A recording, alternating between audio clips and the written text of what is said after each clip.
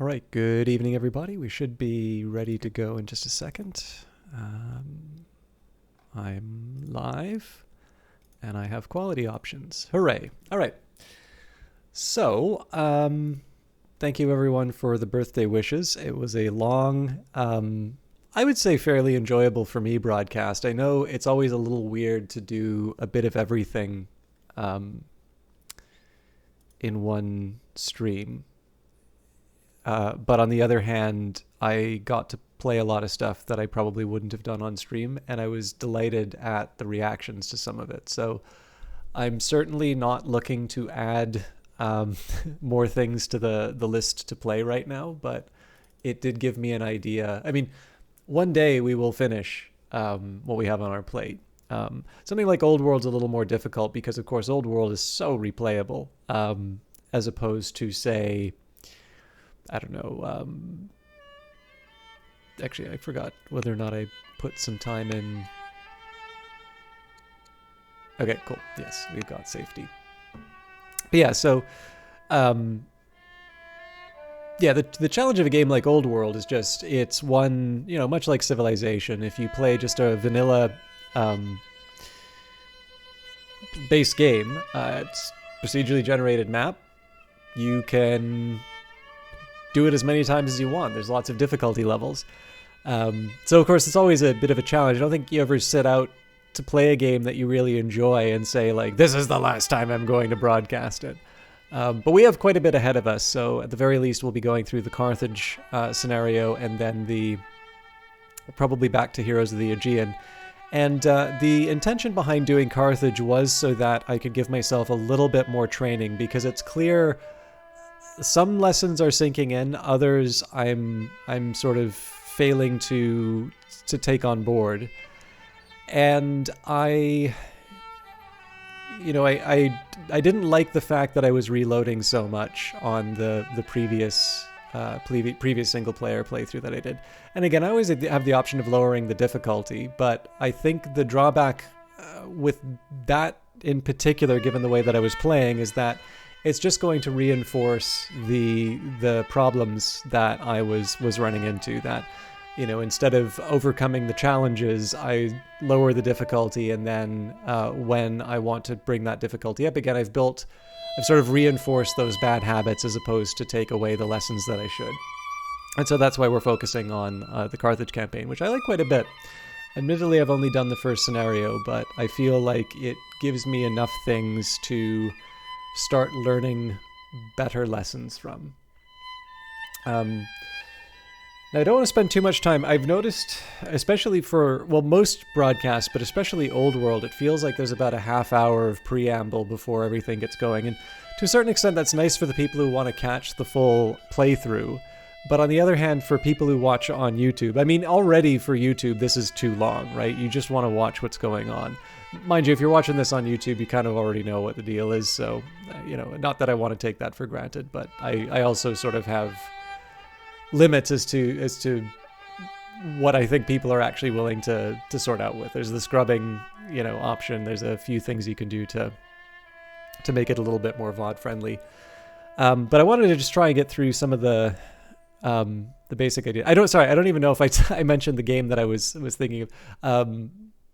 Comparing Old World to Life is Strange, let's say, which is a wonderful game, but it's one which has a very clear ending. And yeah, sorry, I'm a little out of it, so maybe let me just try and reiterate that, because I think I actually started saying one thing and then jumped to another train. Essentially what I'm trying to say is that right now Old World sort of has a semi-permanent place on Mondays, and I enjoy the game very much, and there's a lot for me to learn out of it, so I don't really have an intention of replacing it anytime soon. But that's kind of the challenge of games like this, which is because they don't have a very clear sort of, you have mastered the game. I mean, maybe if you get like every achievement or something like that. But I also think that's a testament to the power of the game, right? It's the same reason why I love playing Civilization and things like that. Of course, because I'm singing the game's praises, maybe now is the time for me to get the disclosure out of the way. I was given a copy of this game for promotional purposes. The Steam version I'm playing here is from Hooded Horse. They gave it a little early to show off Heroes of the Aegean. And obviously, I'm grateful for that. And actually, I think Hooded Horse is a pretty interesting publisher. They just recently released Clanfolk. And more importantly, I'm actually a very big fan of Mohawk. I really enjoyed not Old World, Outworld, Off-World Trading Company.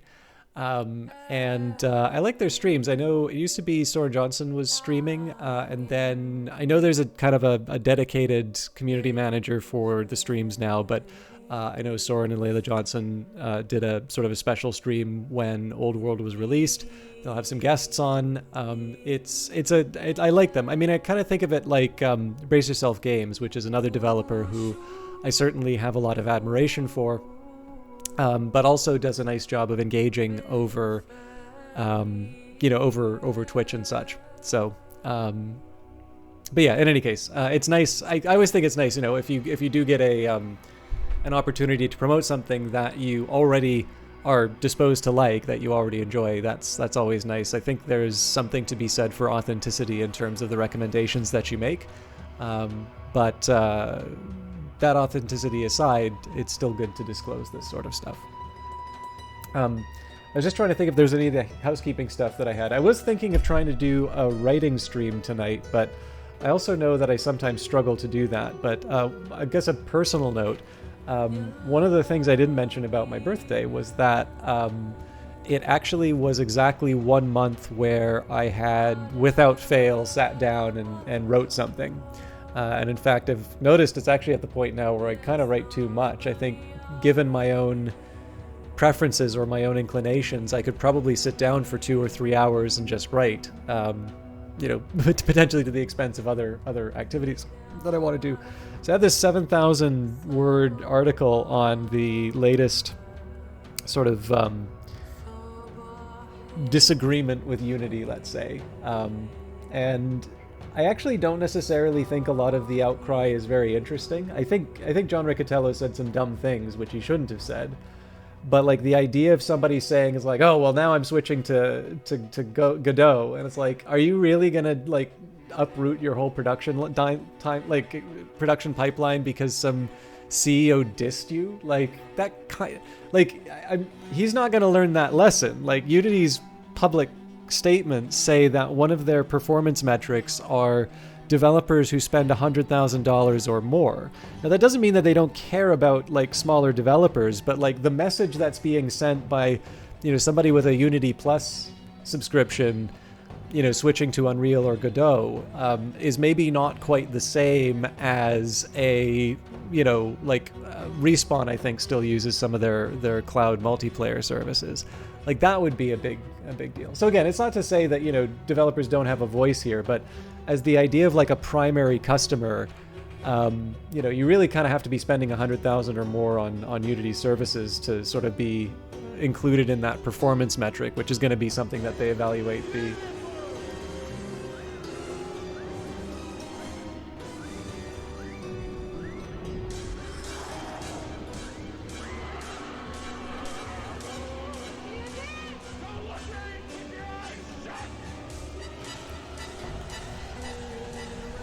Thank you very much, Olaf. It's wonderful to see you. Yeah, sorry, I didn't want to spend so much time on this, but I hope you're doing well. But yeah, again, I don't think it's the case that developers shouldn't express their opinions. I think it's important that they do that. But the idea that somehow you're really like laying down the law on Unity by switching to Godot, it's like, well, how are you, like, a lot of developers are talking about going on Switch now, or just consoles in general. Like, what is your strategy for going on to consoles? Because Godot is not necessarily well suited for that, at least as well suited as Unity. Well, I want to go to Unreal then. It's like, okay, well, Unreal, like they don't make any money until after $1 million of revenue. So, again, I'm sure Unreal's happy to have people as users, but it's not like you can phone Tim Sweeney and tell him, stop your crusade against Apple. You're really affecting my ability to make games by if you're under that, right? And I think the important thing is that the more that people focus on these kinds of things, right? I think to a certain extent, it's fun to wrap yourself up in the I'm a developer skin, particularly, if you're doing this part time, or if you're, if you're in sort of a hobbyist mindset, and I don't mean that pejoratively, but it is very different from the work. And it's hard to do work, right? Like the number of distractions that you can get to move away from something that you're really passionate about, or something that you want to do. Like, it's funny, you say that you're really passionate about it, right? But it's like once stuff gets difficult, like all of a sudden watching movies is a whole lot easier, or reading a book, or whatever. So that's kind of the thrust of the article. But like I said, it's about 7,000 words long. That's way too long for pretty much any subject. So I've been taming it. I think I chopped out like 700 words in the first section. So I really just need to multiply that by 10, and I have the perfect article length. But I was debating on doing that today. But I know sometimes writing streams can be a double-edged sword, and I really like Old World. But other than that, so that was, if you want to see something like that, I would appreciate that feedback. I'm probably not going to do it tonight, but I would be interested to see if that's worth trying again. And then as far as the overall plans for the, for the week, we'll probably be back to Industries of Titan on Wednesday. And then Friday's kind of turned into a little bit of a free day. So I'm not 100% sure where I'm going to go with that. I think I was going to do Out There. But of course, it's also possible we just do more Old World.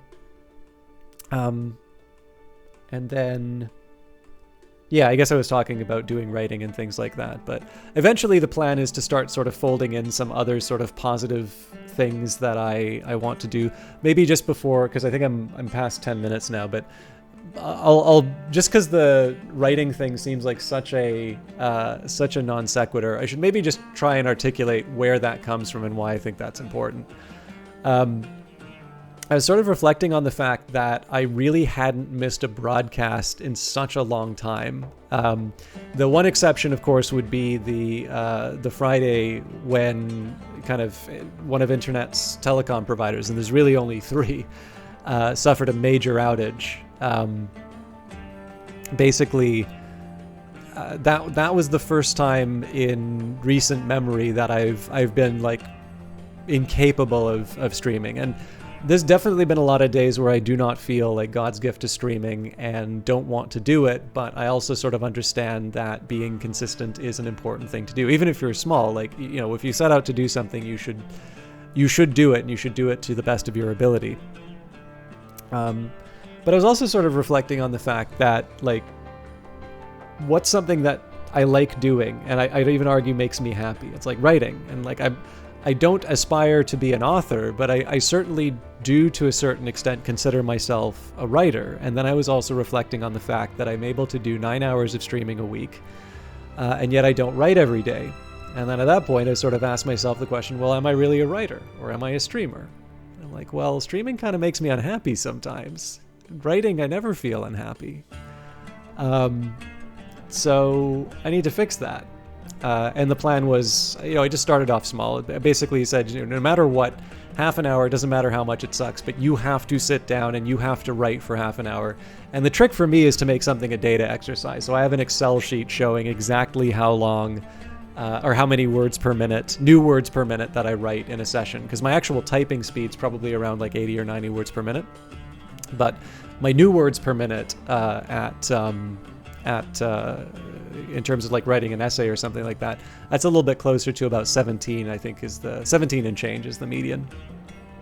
So, with that in mind, being able to quantify it, I mean, I can actually give an estimate about how long it would take me to write a 750 word article. Now, how to edit it down to 750 words is the other question, but yeah, so that's a month, and I mean, it's at the point now where like today I wanted to, I just marked myself as like, okay, get a half-hour session in, and before I knew it, I basically had 3 hours down. And like I said, the plan will eventually be to do that for some other things that I like to do, but I think it's also important to just shuffle those in one at a time. Because if you kind of, as an example, like if you say it's like, okay, I want to like write every day, and then I also want to, you know, well, I've been doing French, but like through Duolingo. That's not really focused study. You know, I want to write, and then I want to like read more history, and then I want to, I don't know, do 3D animation in Blender, and then I also want to make a video game, and then I want to record an electronic track or something like that. Well, that's all going to take time, particularly if, you know, as I've kind of thought in the back of my head, like all of these things would be things that you're starting from scratch, right? So you're like, first thing you'll do is find out what you should download. It's like, okay, I'll get Blender and see how that works. And it's like, this is too hard. What else can I use? So, and the thing is that if you look at it as a basket and you fail on any one of those components, you don't really feel like you've done it. And so you are less about building the habit, and as a consequence, you're less likely to sort of see the positive outcomes. Or maybe what you'll do is you'll say, it's like, okay, I'm going to do one of those things today and then one of those other things tomorrow. And again, then you just don't make any progress on anything. So in this case, it's been a month for writing, and I still actually struggle to do it. Like, there have been a couple of nights where like I'll be up till 3 a.m. And it's specifically because I have not written yet, and I keep putting off writing because blank pages are scary. But I've never not done it, and I'm getting a little bit better at actually making that a first thing in the morning thing. Although sometimes I wake up a bit late, so I gotta do work. But yeah, anyways, that's a small personal milestone which has nothing to do with the broadcast. Let's play Carthage. And to your comment, Olaf, I have played the League of LOL once, I believe, but I don't actually remember it being a multiplayer game. So is there like a tutorial in it, or like a bot game? It's actually very strange to me because I've played Dota 2, and there's so many things that I consider fundamental to Dota 2 that are so different in League, and probably better if I were to be honest, but because I don't think of them that way, I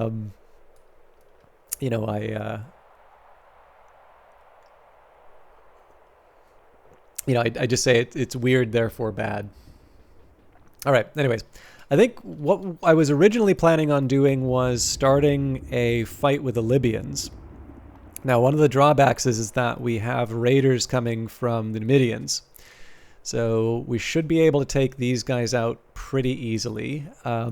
These guys may be a bit of a challenge. And if I want to deal with the raid, it does mean that I have one fewer warrior to use against the enemy cities. So let's just take a quick second here. Let's maybe deal with my remaining orders. So I could take the cultivator for the extra science. Actually, yeah, you know what? I think that works because I do need more military. I don't see a lot of value in reducing the training. Civics are nice, but, you know, again, cost of training, cost of cash. I just think the pure benefit of science is probably where I want to go there. And I could hold court. Oh. Or I could rally the troops. I mean, both are okay, but I think I'll hold off. And then we have dies, so can I buy off? Yes, we can give them to the Meganids. Or maybe I can't. Oh, yeah, here we go. Neutrino V, worth looking at creative process for a certain creativity to see if it's something that you would enjoy doing over a long period. Lots of people say that they want to do something creative, but the process isn't suited to them. Yeah, I agree completely, Neutrino V. It's actually why, I don't know if you were here for the Unity talk, but it's actually why I wanted to phrase, like, it's hard, right? Because, like, who the hell am I to tell developers what they should and shouldn't value, right? All I'm trying to do is offer the perspective on it. But, like, again, I think there is the difference between, it's like the analogy I can draw is writing, because it is something that I do, even if I don't do it professionally. And it's like, there is the wish to have written, and that's fine. Like, no, everybody wants to have written, but you got to do the writing, right? Like there's no way around that. You can't claim credit for something that you haven't actually written. As silly as that sounds, like it's you can really see how people want it to be otherwise. And I have a feeling there's probably something like that for game development, because I have messed around with Unity a little bit, and obviously I helped Valiant Cheese on that economy game, and it's it seems like so many things should be straightforward, and yet they're not, and you have to acknowledge and deal with that, presumably, if you want to make something you're proud of, or make something at all. And so, again, you do the best that you can, but again, I'm assuming that there's an equivalent to, want to have written, for gaming, which is, you want to be someone who's made a game. And I have a feeling that there might be a fairly strong representation of, people who, want to have made a game, who get really invested in, the opinions stemming from John Riccatello's comments, which maybe aren't as directly related to success on, in your creative endeavor as you'd want. Again, that's kind of why I focused on the article. But you didn't enjoy programming enough to make a game, but you have a passion for music, and you prefer the process for learning and making music, and you enjoy reading and hearing about the game making process, though it's fascinating. Yeah, well, that's just it, right?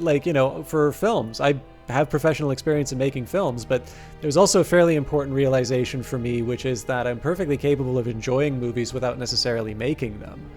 And I mean, that's when I'm already working in that industry. But clearly now I'm doing something that's allowing me to do, to bring a little bit more of myself to the to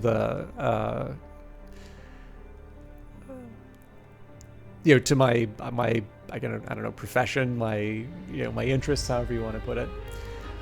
So likewise, I think for gaming, I love following game developers. I like following studios that I like. I think there's a lot of really fun stuff to do, in terms of being a fan of games. And I just think, it's not always about picking out what game engine is the best. I think probably that is not a conversation that happens very often in the halls of game developers. Okay, I'm basically trying to decide whether or not this is the turn I want to go to war, because I do only have 5 actions, and the Libyans are going to retaliate. So maybe let's see what we can do with... So there's a couple of obvious ones, like building the pasture.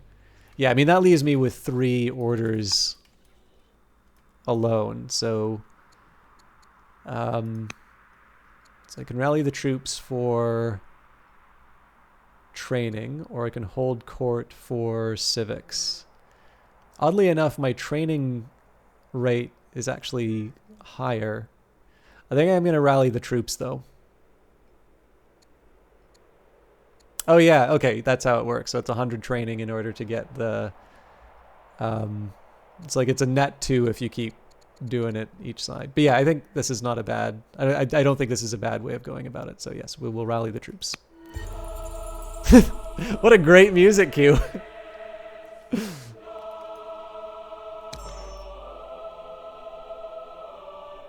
So I'd like to heal this unit up, but I just don't think we have it in us. I could end the turn, but I do kind of prefer just making sure that there's nothing else waiting for me.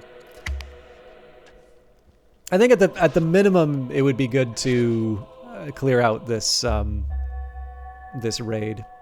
Okay, so the game is recommending the phalanx. It's hard to argue with that. I would kind of like the composite bow personally because of the archers, but that's going to take 14 years. Polearms are attractive because of the number of enemy units that that are kind of coming after us with horseback. But to be honest, I'm actually a little more inclined towards navigation. And that was because I forgot to go over it, but it's because of our goals of constructing 3 biremes. I'm pretty sure we built this in such a way that we had to have the laws and like 7 years, we only have 3 years left to be able to get the law resulting from that. So I'm pretty sure that's how I had everything planned when I left. You know what? That's not a necessary move right now. I need to stop being careless. Okay, so first thing we got to do is take out this unit. Now, this is going to leave this warrior kind of exposed. So, in order to try and run interference, I'm going to get the militiamen up there. Okay. Now, I'm going to tab through them just because, again, oh, actually, first thing we're going to do is buy these guys. It's really expensive now, but... Educating our women. Many of the nation's elderly and elites are starting to voice concerns about educating women to be their equals. They want us to put a limit on how much education we can allow our women.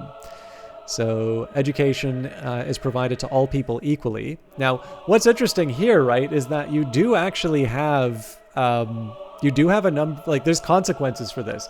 I tend to find that I'm a little bit too much of a softie to play historical games.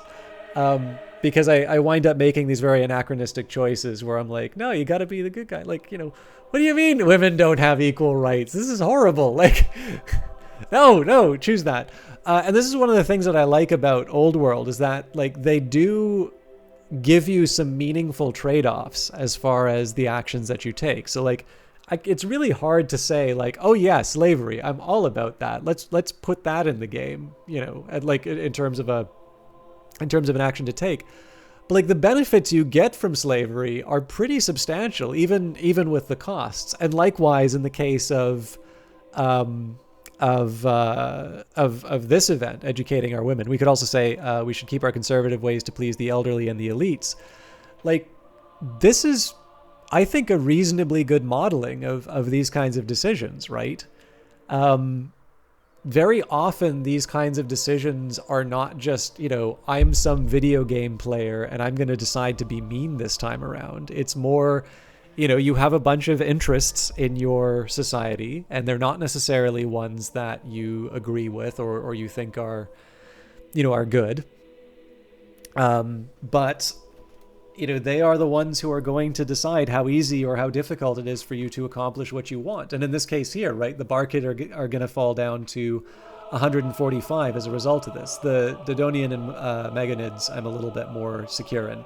The cool thing is that you do get an extra citizen in every city, and I'm assuming that this is just modeling the fact that by having this equality, you have a larger workforce from which you can, an educated workforce from which you can, you know, you can flourish. So even just on economic grounds, I think this is a good one.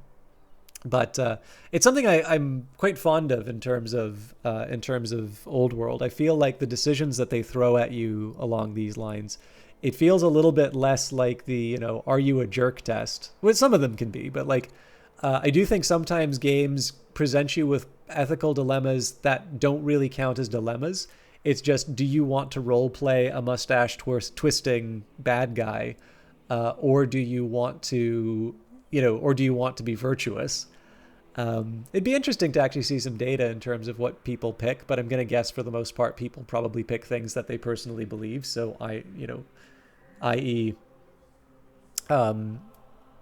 trying to, like, I assume for the most part, people like make ethical decisions. So like the idea that, you know, the player base as a whole is not going to choose slavery because slavery is a repellent institution. And then a subset of people will, you know, pick that because they are trying to optimize for certain outcomes in the game. But I think my intuition would be that most people will default to the decisions that they would make on their own, even though games are sort of fantasies. But yeah, in this case, it's nice to say both for game and personal reasons, we will provide education to all equally. All right, Pride. There comes a time in the rise of nations when wealth and power have accumulated in such great amounts that, the nation's leaders turn their eyes towards achievements of national pride. While the Carthaginian people are not yet so ambitious as to desire to construct unique wonders, they do bear a sense of pride and worth in what their culture has built. There's a desire among the court to undertake a grand project, something both practical and symbolic, which will not only aid the desire to grow the economy even larger, but also serve as a morale booster and a source of new cultural pride among the citizenry. Select one from among these suggestions forwarded by your nation's elite families. So the riders would like a moat in Carthage, or Cart Hadshut. The artisans would like 6 shrines. The statesmen would like 5 archives. So first thing I'd like to do is take a look at my tech tree. I probably did that the wrong way, but...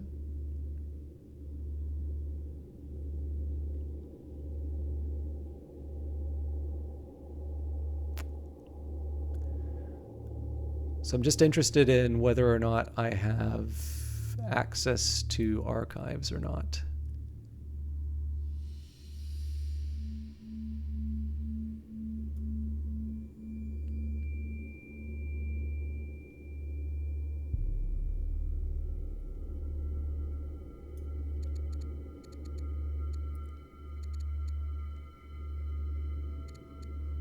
Okay, so sovereignty gets us the moat. Metaphysics gets us the archive. So both of these are pretty far out. We would need to...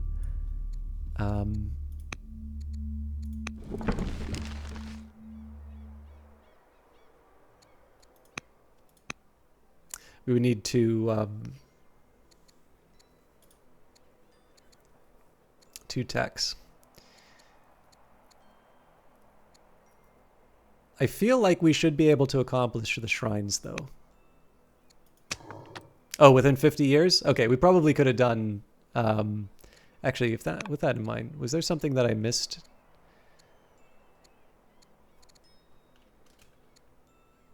Okay, yeah, so if you...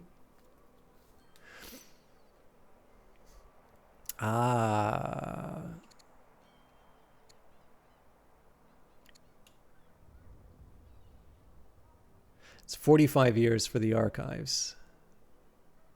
Huh.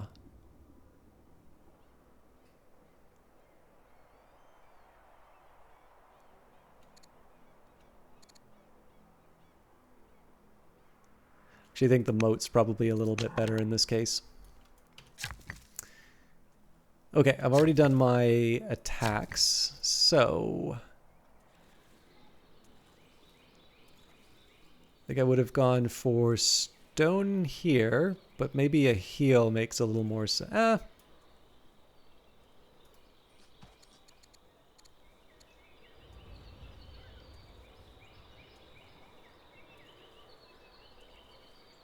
You know what? I'm sorry. I changed my mind again on... Well, no, let's keep going for the moat. Okay, so we'll build the quarry. Not 100% sure what to do with these folks. The barracks is actually something of a temptation.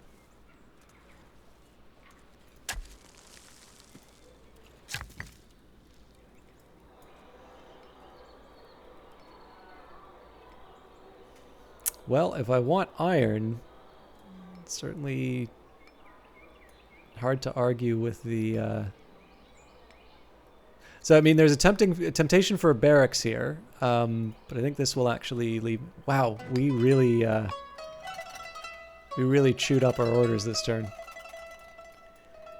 Okay, well, I mean, I'm not too fussed about, you know, delaying the war. I do need to get on top of that at some point, but we are going to get a few more units as a result.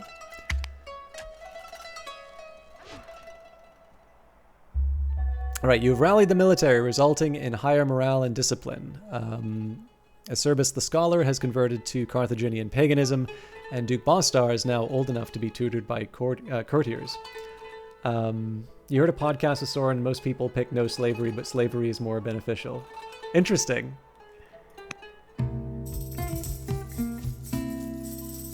The import and export business. Oligarch Osmalek the Witty strides into your chambers late one evening, his cloak waving behind him. I've simply heard the best news. You are familiar with Hippo Regius?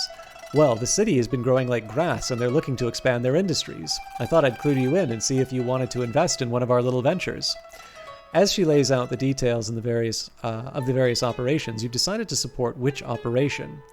So we could expedite the approval for horses on military grounds. We could support the import and development of dyes and will provide capital.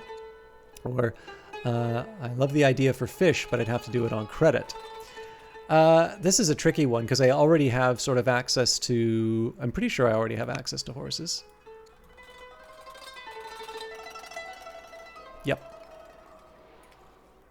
And we've already got access to dyes. That's not really going to get me anything here. So I actually think fish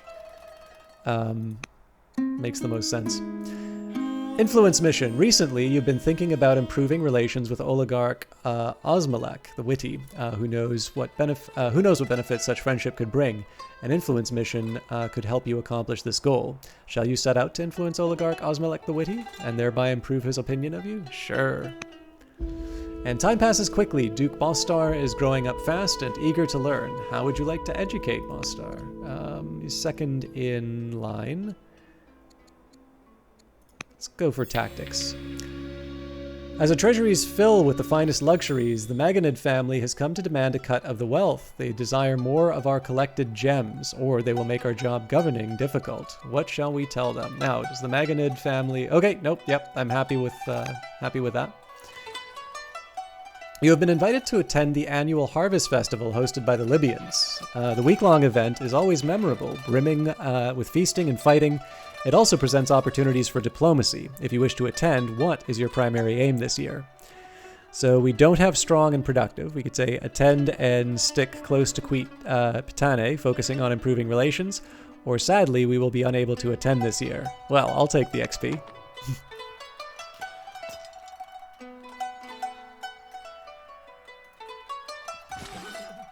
So here I just need to get the health up.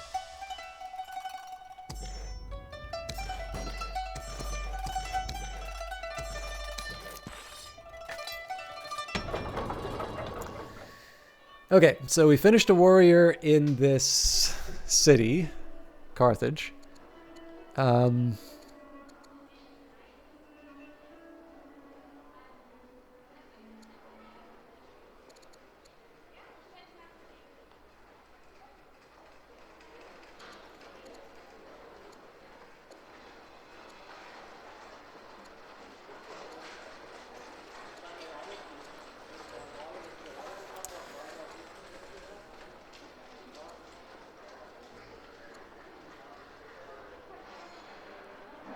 Let's go for a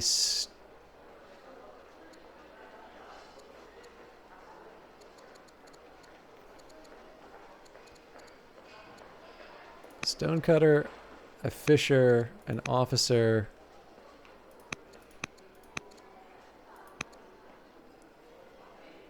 I may change the priorities around, but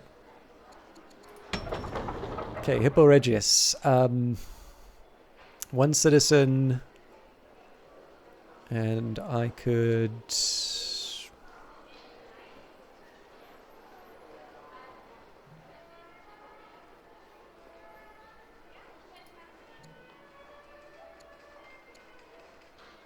Apparently no pearls. I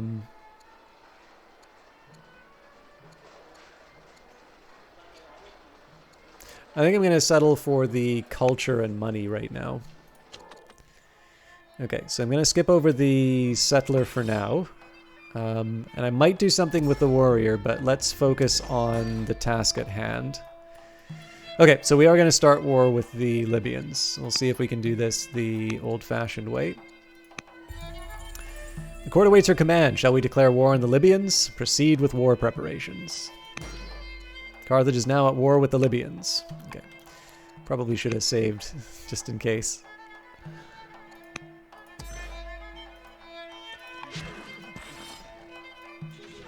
That's a pretty strong attack there.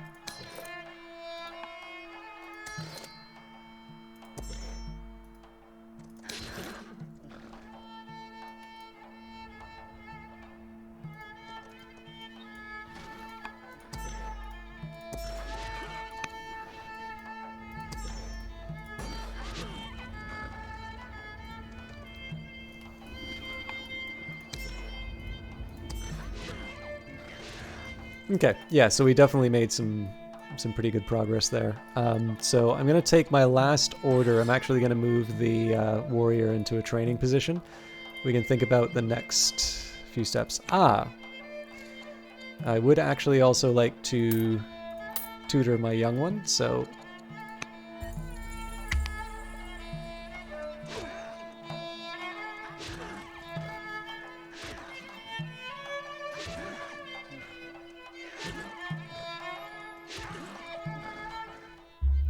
Reports of a tribal raid from a Numidian outpost near Hippo Regius. So that's going to be a tricky one for me to deal with, but if there is one lesson that the Carthaginian court has learned well, it is that peaceful times never last. Once again, the Numidians are preparing to raid Carthage, and the only reason we are forewarned is because of the many Numidians who see Carthage as a partner. All eyes are on you. Will Carthage offer gifts, or will it offer battle? So, money, food, and iron, or... we know how to defend against raiders. Kilgore, how are you doing? You misclicked. Did you misclick? Did you misclick the stream?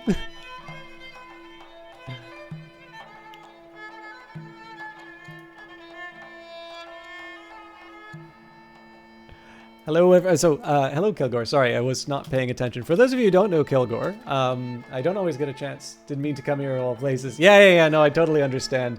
For those of you who don't know Kilgore Trout, he is definitely well known as a retro game streamer.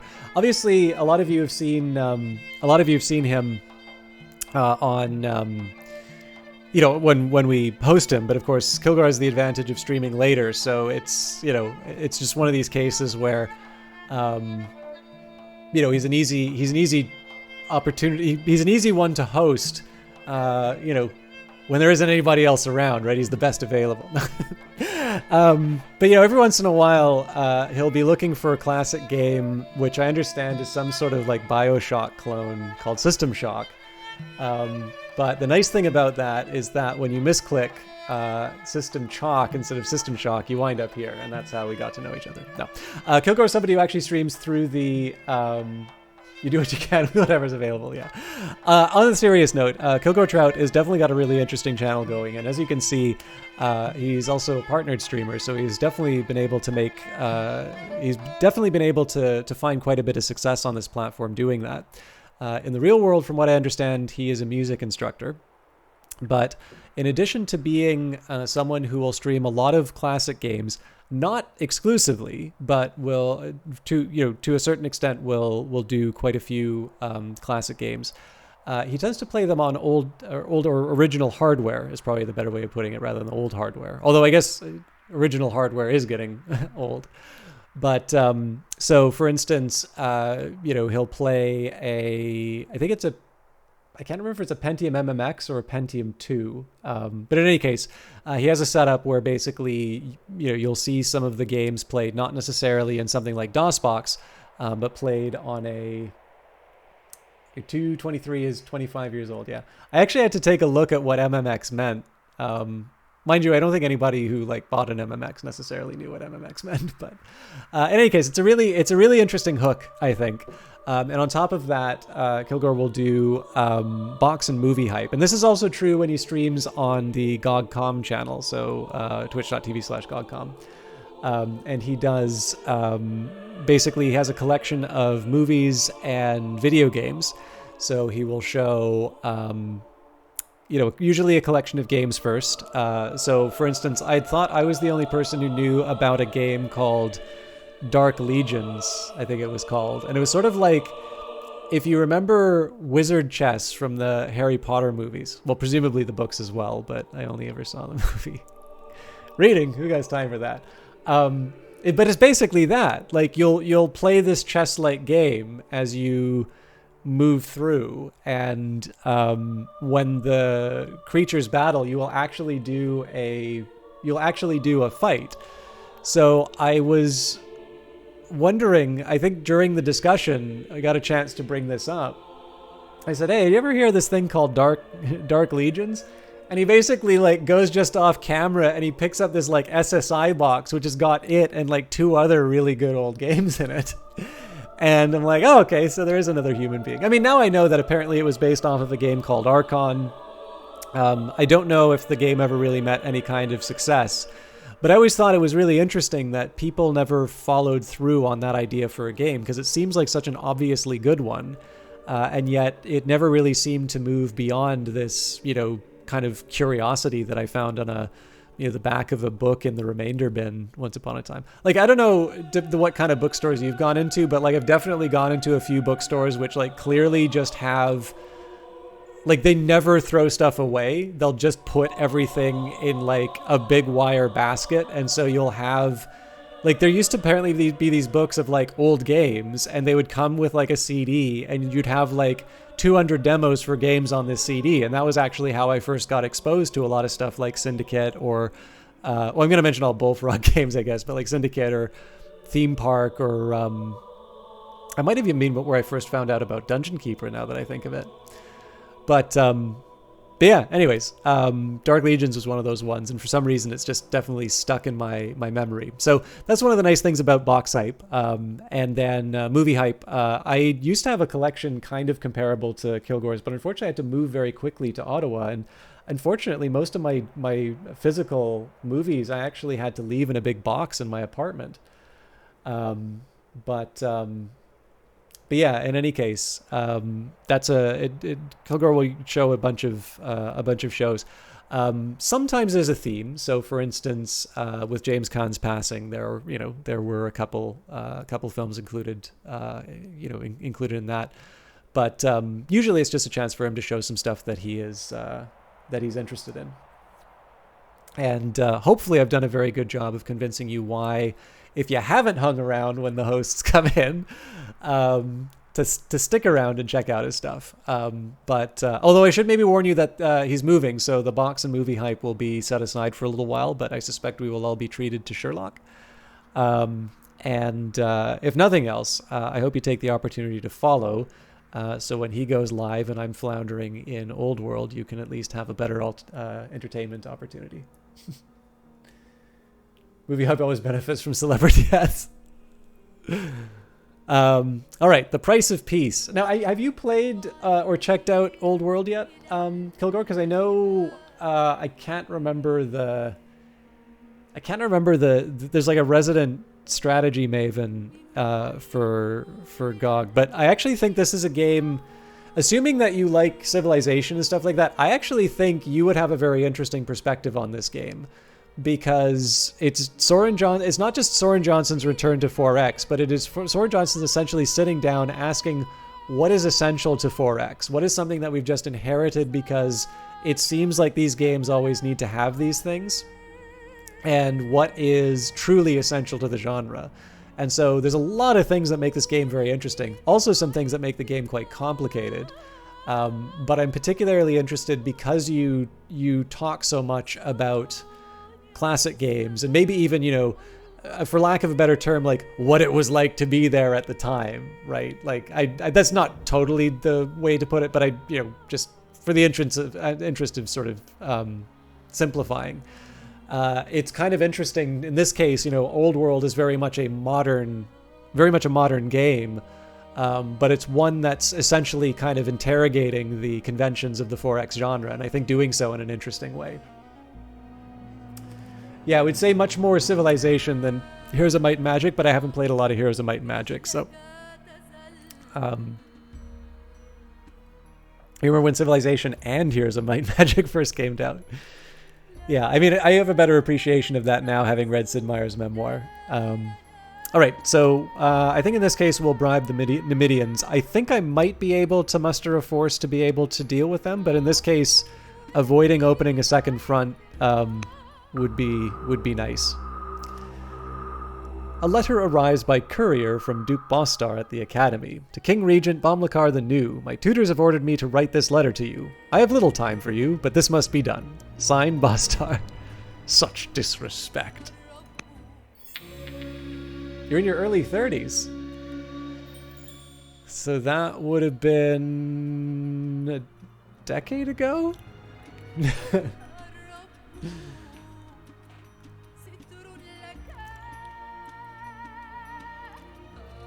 It's also funny too because I know, like, I've played Civilization on DS, and while I've never played the very first Civilization game, it feels like the Nintendo DS Civilization actually has a lot in common with the original game. I could be wrong in that, but like I did do a little bit of looking into Civilization for an article that I've been writing. I'm actually getting paid to write that one. And there was a lot more similarity than I first appreciated. Although again, I have the benefit of like playing a bunch of Civ games that have kind of been refined over time, so I probably have something of rose-tinted glasses as to what the original was like. Oops, sorry. The commander of one of our warrior formations has received numerous reports of raiders prowling the nation's roadways. He seeks the court's support to root out these villains and restore security. So track and kill these outlaws, or we need our warrior on military duty. I'd rather not give up 4 orders, but I think securing our roadways is important. Okay.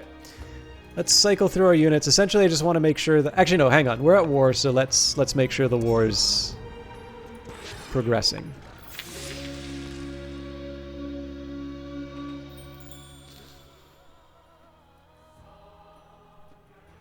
Yeah.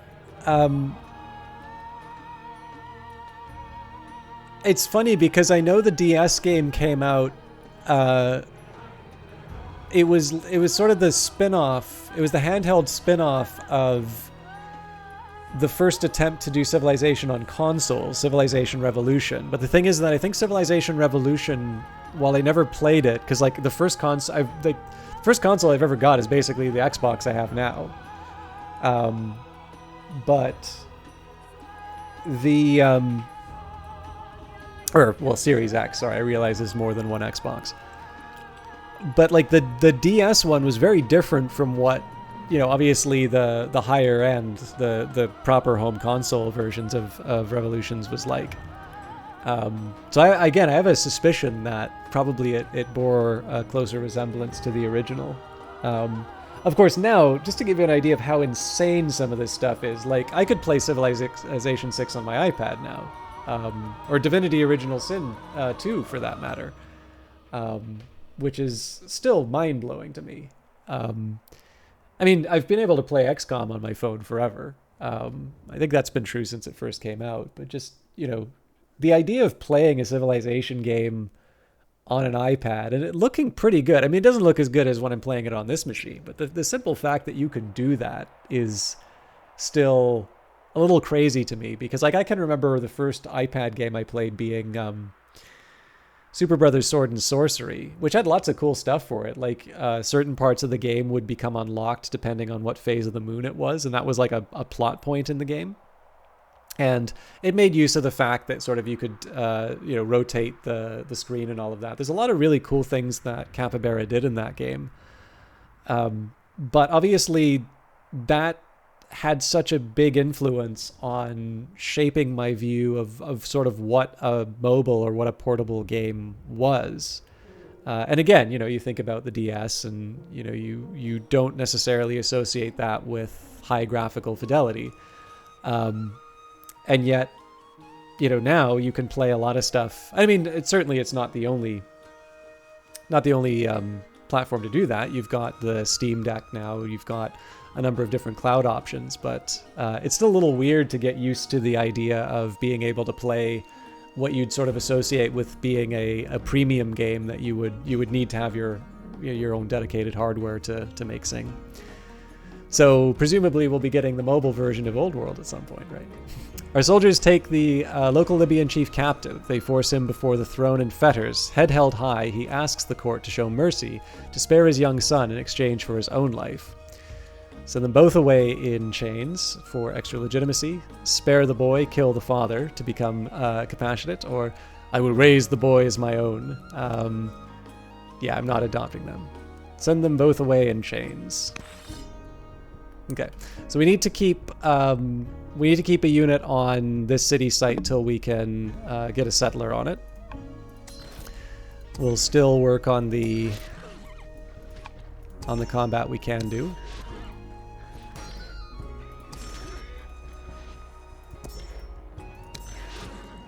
I'm going to need to build a lot of settlers at some point, but... Okay, and then... just make incremental progress against the Numidian raiders. And we're already out of action, so I am going to buy another order. So actually, one thing I'll mention, Kilgore, if you're still around, one of the things that's really unique about this is the order system. It really promotes careful thinking in your turn, rather than like where in Civ you'll have like 100, like you'll have 100 workers and you either automate them or you just sort of, you know, get the, you know, like you just, you run by with what you can, right? Like you don't really think too much about it because it's just like, whatever, I'll build roads to nowhere. I think in like Civilization 2 it might have been. I don't know, it feels like the screenshots just had roads like everywhere. So one of the ways that this game deals with... Sorry, I also don't mean to like specifically dedicate it to you, but you're my connection with like the foundational Civ experiences. No, sorry, I don't mean to... I don't like take attendance or anything like that, but just because I keep coming up with all of these examples. But yeah, I think one of the ways that they dealt with that is to introduce this order system, which I think was a neat idea. Sorry, I won't drag you out from your work. I know you have a stream to do relatively soon anyway. Okay, so I could go for another warrior. We don't have ships yet. We are getting a certain level of discontent though, so maybe a couple festivals? No, let's do a trapper first for the orders. And then let's queue up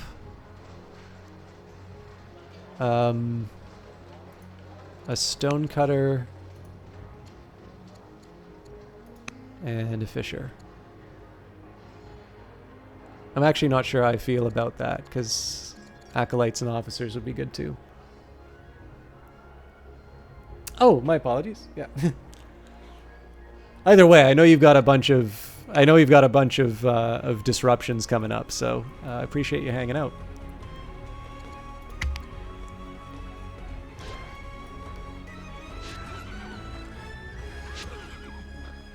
Well, the other thing that's interesting about this is the pure focus on the ancient world. You completed a goal, build 3 garrisons. Okay. You've successfully exerted your influence upon Oligarch Osmelech the Witty. Oligarch Osmelech the Witty was influenced by King Regent Bamlakar the New.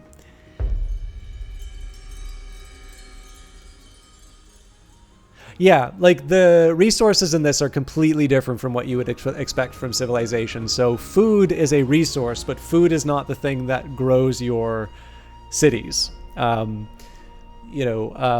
Civics are a sort of an advanced resource where, like, normally when you see a hammer in a 4X game, it's production, and like production is like the super resource, because like production does everything. Well, in this case, civics will give you a very specific set of things you can accomplish, and they're important.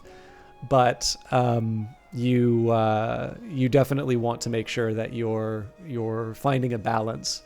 And there's a similar district system to Civ 6, I'd say, like in the sense that you're not just stacking up improvements in one city; you are actually expanding out.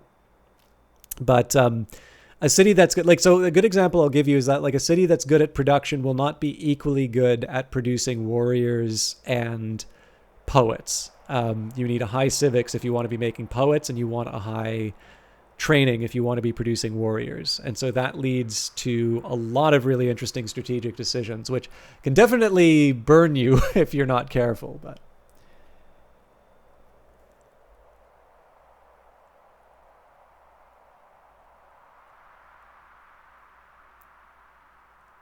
yeah, I think this one actually creates, there's definitely some difficulty in terms, like there's a lot of meat on this game. But I actually think things like the order system help with that. So like it's difficult to describe this game in those terms for the simple reason that I've definitely been burned by a lot of very careless thoughts on my part. And there's a lot to do in this. But on the other hand, it doesn't like, I couldn't imagine taking a turn on this that would be like, half an hour long, except to like do my big long ranty stuff. And there's also chances to learn about history in this. I still kind of prefer the Civilopedia, and that's both from Alpha Centauri, but as well as the Civilization games, where, you'll open up, and when you're looking for the rules of the game, you'll also see the history of the thing that you're building. The way that Old World handles this is that their version of the encyclopedia will tell you about the game mechanics. But for the events that are inspired by history, there will often be like a little wireframe globe. And, well, it's not wireframe, it's like the latitude and longitude. But you can click on that and we'll actually give you a link, sometimes to Wikipedia, but sometimes other historical articles. And it will direct you to the history that inspired that particular event. And so it does this really nice job of sort of grounding the events in reality, and it shows its inspiration. So again, while I have a weak preference for the Civilopedia, and that's possibly just nostalgia on my part, I do think that there's some interesting things that this does to sort of instill a love of history. Yeah, no worries. All right, as designed by the Barkett family, we have established military garrisons in several of our cities. Excellent, we are on our way to becoming a mighty nation. Okay, let's do the local brigands event. In a piece of good news, the formation of warriors we sent to protect the roads has claimed victory. In a heated battle, they killed most of the bandits and chased away any survivors into the wilderness. The threat to travelers and merchants is over. Our warrior unit deserves recognition. So what's nice here is that we actually got over twice as much experience as we would have if we had kept them for military purposes. So even though we gave up the orders, the net result was positive. And then, potentially we avoided a negative consequence. I'm not quite sure what would have happened if we ignored it. Okay, so we could become warlike. That'll improve my military in Carthage. But that may be useful because I'll probably wind up building biremes before too long. Carpenter. Oh yeah, that'd be particularly helpful. New siege and ship units get 100 experience, although they don't build any faster. And then we could improve our discipline, which would give me another 14%. So that's going to translate to another 14.8 wealth in the coffers. I think I am going to go for discipline. It's really hard to turn that down. Okay. Now this militia is going to perish if it doesn't vamoose. But I've built up my warriors enough to be able to wipe out the raider. Arishbal is general of the warrior and the court soldier, so they can become a shield bearer, bonus against ranged units, which is something I'm going to encounter quite a bit. Fierce will get a bonus towards infantry. Most of the tribes in the area have cavalry, so that's not going to help. And then discipline. So discipline will help with income, but the real advantage for a general is just the experience bonus. I actually think I'm going to do shield bearer just because I do know that a lot of these barbarian units have a range. Okay, before I move the settler, let's take care of more enemy units. Weapons of war. Our forces arrived in the Libyan stronghold just in time. Signs suggest that the Libyans were preparing for a massive sustained invasion of our lands. Luckily, most of the weapons remain in an unused stockpile. What shall we do with this discovery? Arm our soldiers for the coming wars, or break the weapons down for materials? Now, 140 wood is not something to sneeze at. Wood is hard to come by. One thing you might want to consider would be, sorry, I'm thinking of the right way to put this. I can buy the wood, in the form of little blue pills. Sorry, at 4.6 a unit. That's going to go up as I buy more. So, multiply that by, multiply the 150, I think they said, 140 by 4. So in this case, we're saving, roughly 500-600 gold, depending on how much it goes up as we buy. More importantly, we acquire, I think, 20 wood per forest we chop down. So if you think about that, orders are the thing that are always the most scarce for me. And so if we say 140, well, you know, actually I should probably work that out. So seven orders saved by picking up that wood. So, you know, again, that's definitely not that's not nothing, right? Like I do want to use my workers for other purposes. The thing is, though, a lot of the actions that I want to be taking are going to be things like building biremes and just general production.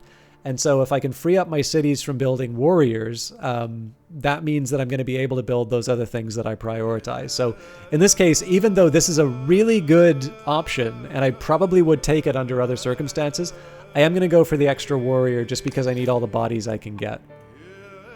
So I am also going to need to build another settler, but we'll worry about that later.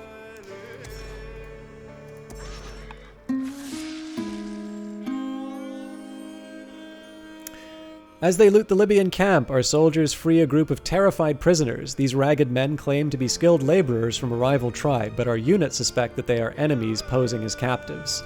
So we must be prudent, execute the prisoners. So we become vigilant, or if they are laborers, they will labor for us. And in this case, we would gain a citizen, but at the cost of discontent. So execute.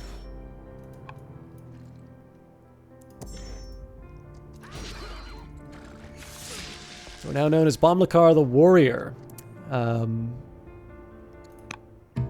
crumbling prison stands in the Libyan settlement. Scores of soldiers and citizens from Carthage have been languishing here for years, most believed dead by their loved ones. The release calls for celebration. Let them return to their families, or arm them and put them to the front. Nope, we will let them return to their families. And this probably won't be enough to take out the Libyans, but obviously we've just freed up so many orders for the next turn. To do what we want. We still have 4 orders left over, so let's see. We'll pick a governor. Not a lot of options here. I think I'm gonna work with Amatilcourt. We do lose a little bit of money out of this, but we gain training in science.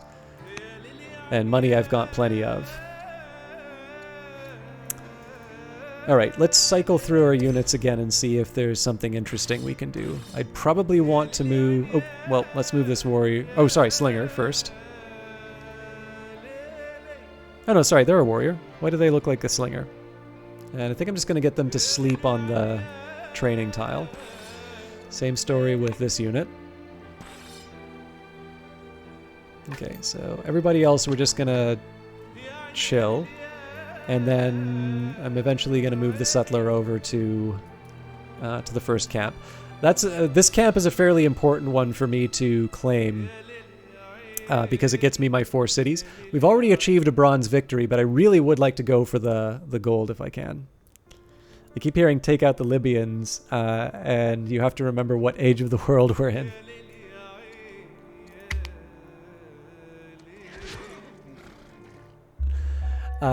Ishpakti the Libyan has tutored Duke Bostar, improving his charisma. Oligarch Malchus of Carthage has died, and Duke Iboam is now head of the Dodonian family. Okay, let's make sure that we've got good relations with everyone. And as always, we're going to start by claiming what we can.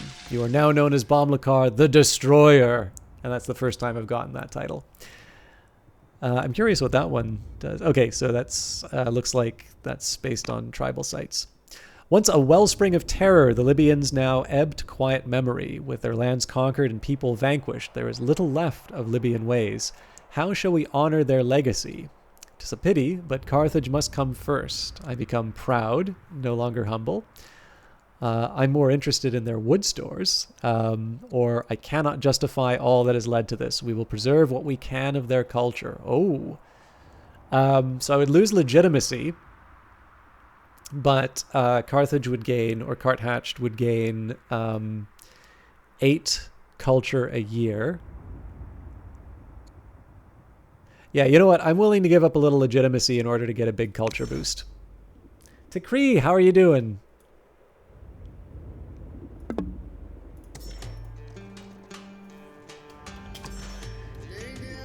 Okay. So before I go too crazy moving these units back to my territory, what I want to do is heal.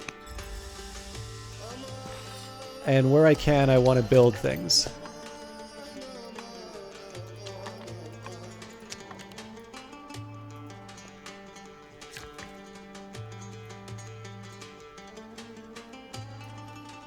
Okay, the Shrine of Eshmun. I guess there aren't any groves nearby, so that's not really going to help me.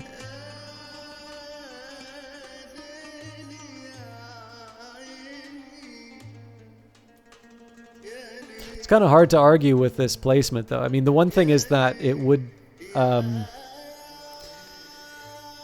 if I were to put, like, mines and...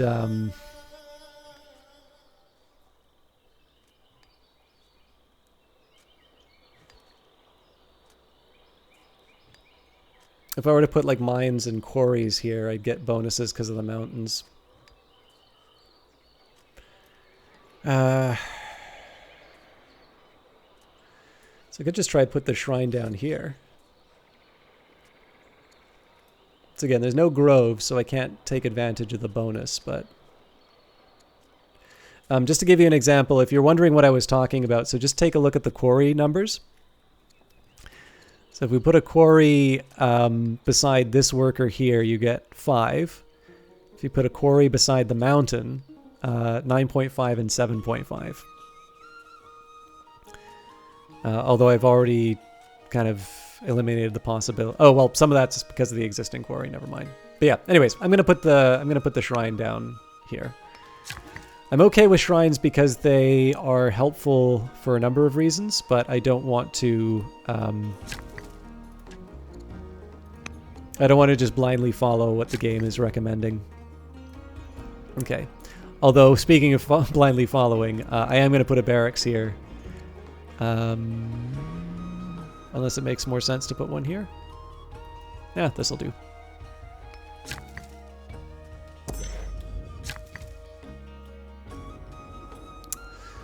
Okay.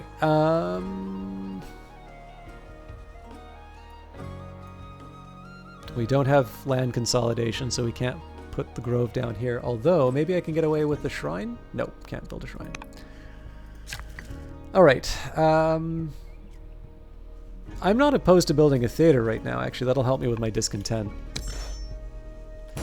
So I think the rest of this is all military. So I gotta be a little careful about how I do this, because if I completely abandon these sites, then they'll just turn into sites for troublemakers. But with that in mind, like, I don't need to keep the entire army over here, especially because we will want to make a move on the Numidians where we can. And in fact, given the way they're clustering up, we either want to buy these guys off or we want to take them out quick. And I think the plan was going to be that we take this site and then this site, and then we sort of move 2 by 2, assuming that we want to take out the Numidians. And why not? It's a chance for us to expand. But now's a chance for us to sort of heal up and make things better. Also, I can tutor the ungrateful kid. Okay. Let's take a quick look at the list. So yeah, Duke Bostar is actually not that favorably disposed to me. So let's take a minute here and influence them.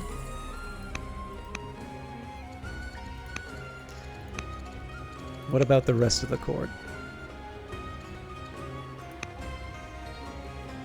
Hannibal of the Barkid family apparently isn't too happy with me. But yeah, I'm gonna just try and do a little bit of a charm offensive where I can. We neglected that for a while, but seeing as we're not at war, now's the time to sort of pay some of that debt back.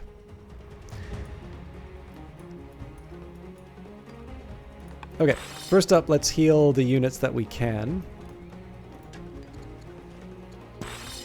Well, actually, we're already out of orders, so... Landmark discovered Sicily. And Governor Hanna the scientist is converted to Carthaginian paganism. The mongrel. On the day on... sorry. Yeah. I've got...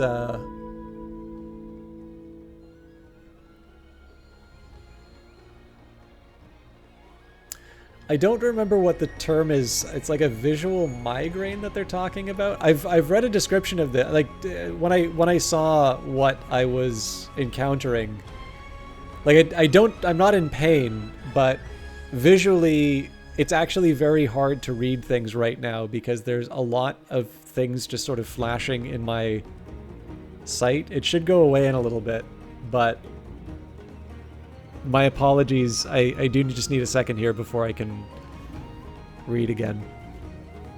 Other than that, Takri, I'm doing all right. I was debating on trying some writing, but I don't know if that would be any more exciting than... I don't know if I don't know if it would be any more more interesting than Old World. Old World has the virtue of being a fun game. Whereas my writing, well, that's another question. Okay, let's try this again. Oh, it's still kind of hard, but one day on the training grounds, Duke Bostar notices a lame mongrel begging for scraps.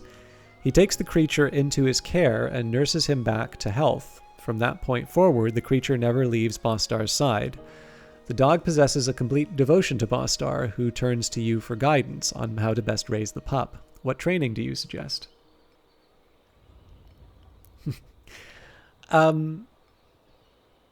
Sometimes it's helpful to have some back and forth, but what I have noticed is that, and like this is, like, okay, this is going to make me sound like a complete jerk, and I'm sorry. One of the things that I found sometimes frustrating about doing writing streams is that usually when I've written something, I've spent some time thinking about the topic. And so what will tend to happen is the comments that will come up in chat will be what are sort of very obvious first step considerations. And it's not bad to have those. I think it's really important to be able to do that because that's the process of thinking of something. But it also sometimes feels like that's being brought up as like an objection to what I'm writing. And I'm sort of like, well, no, like clearly this thing that I wrote here is specifically designed to deal with that. Now, sometimes there's some value in seeing that feedback because it means that the point isn't coming across as well as I thought it would. But it can sometimes be quite frustrating to retread over that territory again, and for really no reason other than the fact that it's contemporaneous thoughts shared at the moment. Whereas I think sometimes presented in the context of sort of a full written argument, it might be a little bit clearer that it addresses that thing that comes up. So again, like I don't mean to be one of these people who's like, oh, if only people were as smart as me, they'd understand the stuff I'm writing. No, the point is when you're writing something, you need to be persuasive and try to bring someone over to your type of thinking, or at the very least, give them as good of a representation as you can over the point that you were trying to bring across. But if I sort of feel like I'm treading old ground, then in the end, it's not a good way of presenting the material, and I'm not necessarily any further ahead.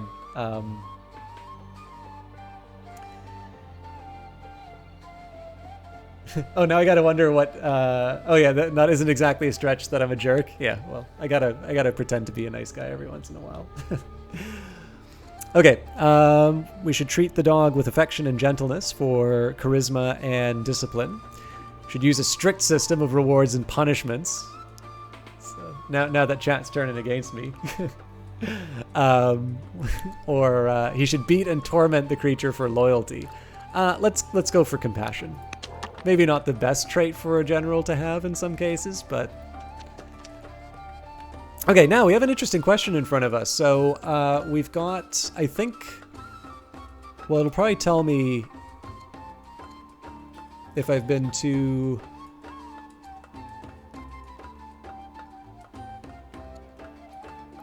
So we've got a Barkid, Dodonian, Yeah, so we've got an even number of cities for each family. There's a mine. So I think the artisans, the Magonids, would be. There's a mild bonus because they give mines. I think the Barkids don't really get a bonus. Oh no, mounted units start with Saddleborn, so there's not the same worry about not getting...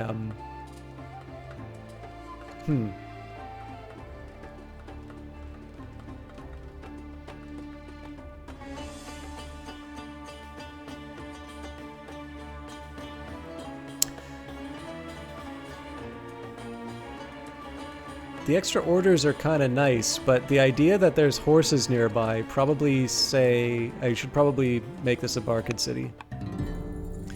All right, so we've completed the goal of 4 cities. We're hopefully on our way to 2 new laws.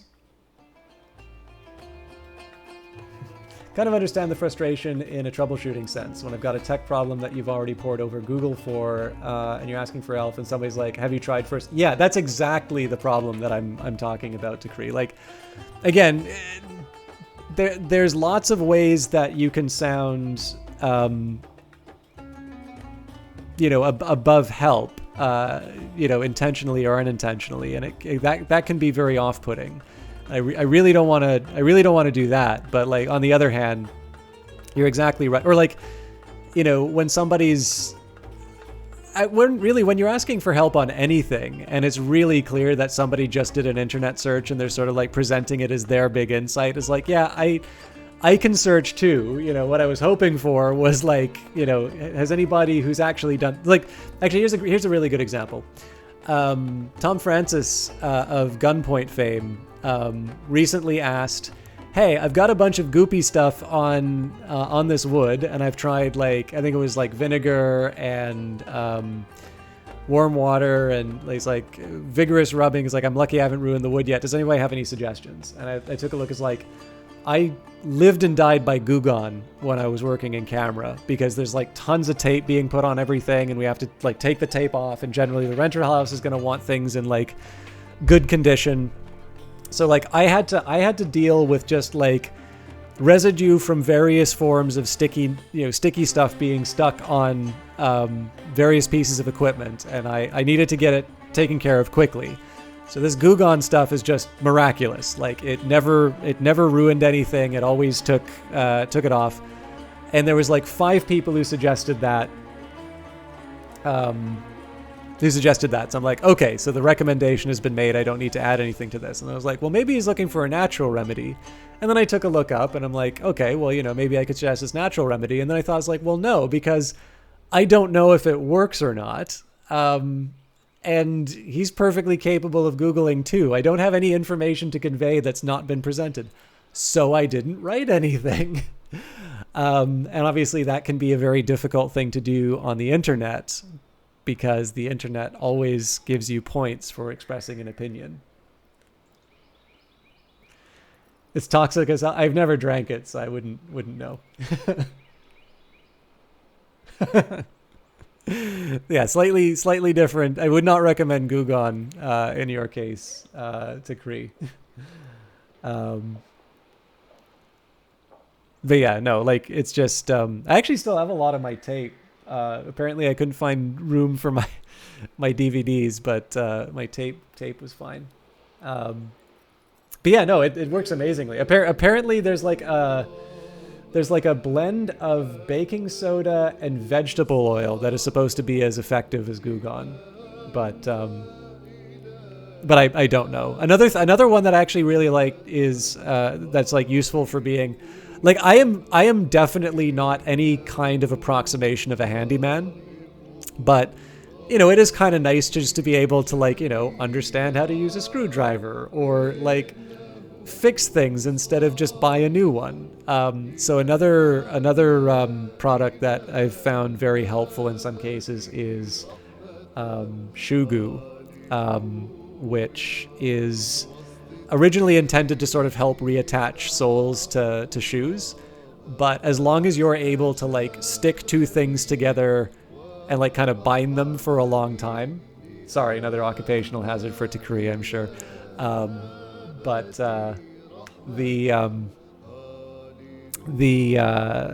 like, as long as you're able to kind of keep that stuff bound in place for enough time for it to work, like, I could not find a better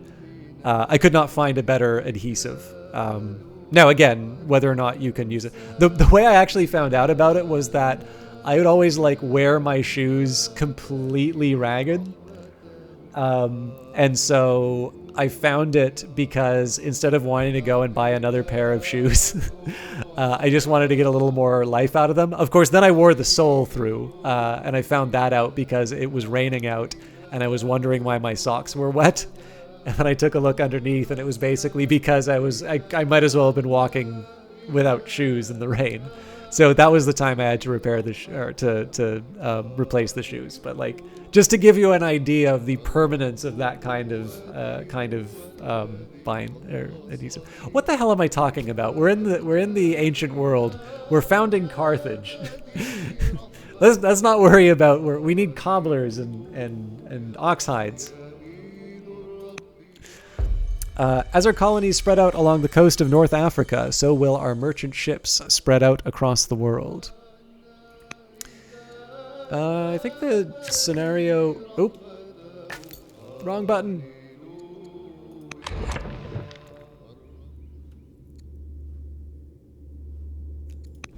Where's the goals? Oh, it says it here. So 6 for bronze, 8 for silver, 10 for gold. So we're 1 away from silver. I'm assuming we're going to get that through 2 laws. Now the biremes and the moat might be a little hard to achieve, but all right. But let's take the production. Okay. So traditionally, I always start with a worker in these cities. I could sort of press gang a few of the workers that I have from the other regions, but that takes a bunch of orders to move them. So let's just build a new one.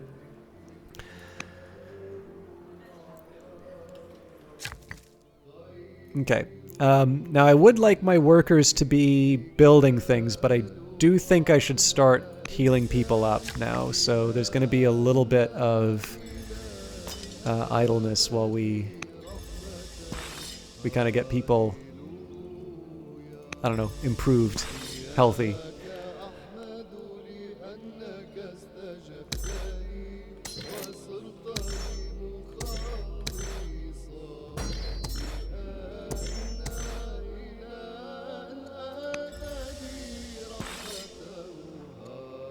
Okay, we get a free promotion here. Bloodthirsty's kind of nice because usually we wind up damaged no matter what. Oh, sorry, it's versus damage, not when damaged. I think I'll take Strike, though. Just make him a better fighter. Okay, now I do want to start moving these scouts out. Given the fact that really it's to our advantage to get some intelligence on what... There's a good example of something I want to keep an eye on. We don't really have any warriors nearby. This'll do.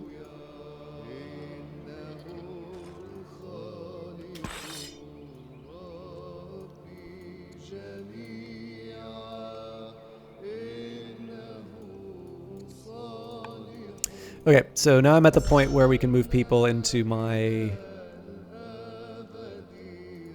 First thing I'm going to do is move the military units closer to where I want them to go, and if we have anything left over, we'll move the scouts.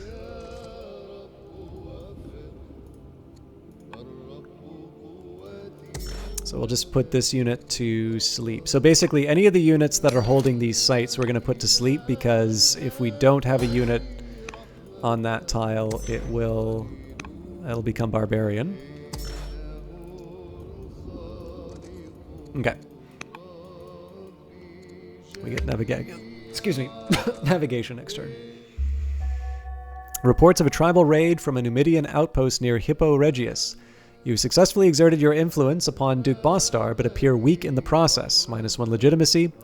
The intercession mission of Queen Dowager Yasmin the Younger to Hannibal the Pious has led to an event, and Amatbal the Younger has converted to Carthaginian paganism.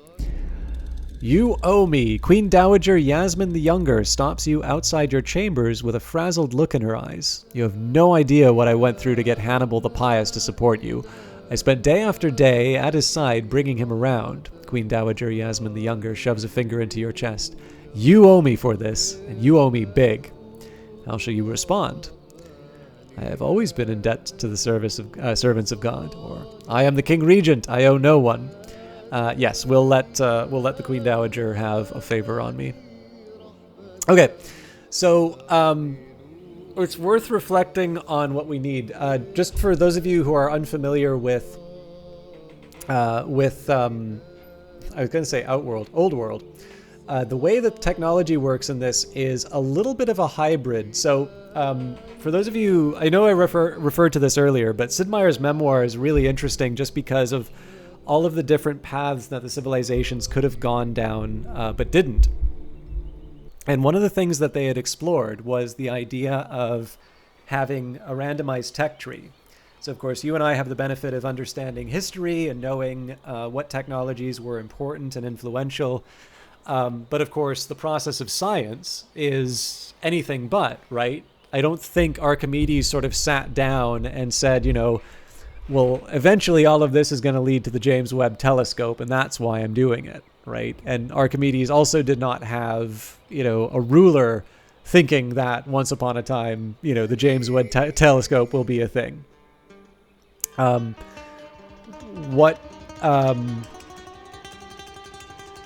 There's a whole question in terms of why certain people find certain problems interesting and why they work on it and so on and so forth.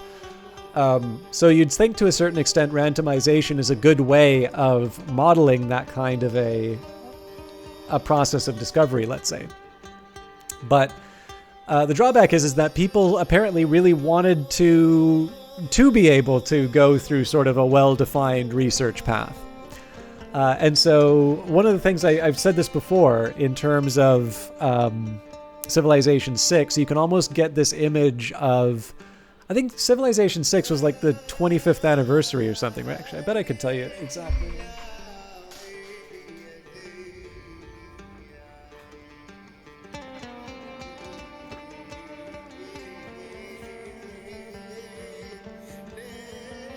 Yep, 25 years.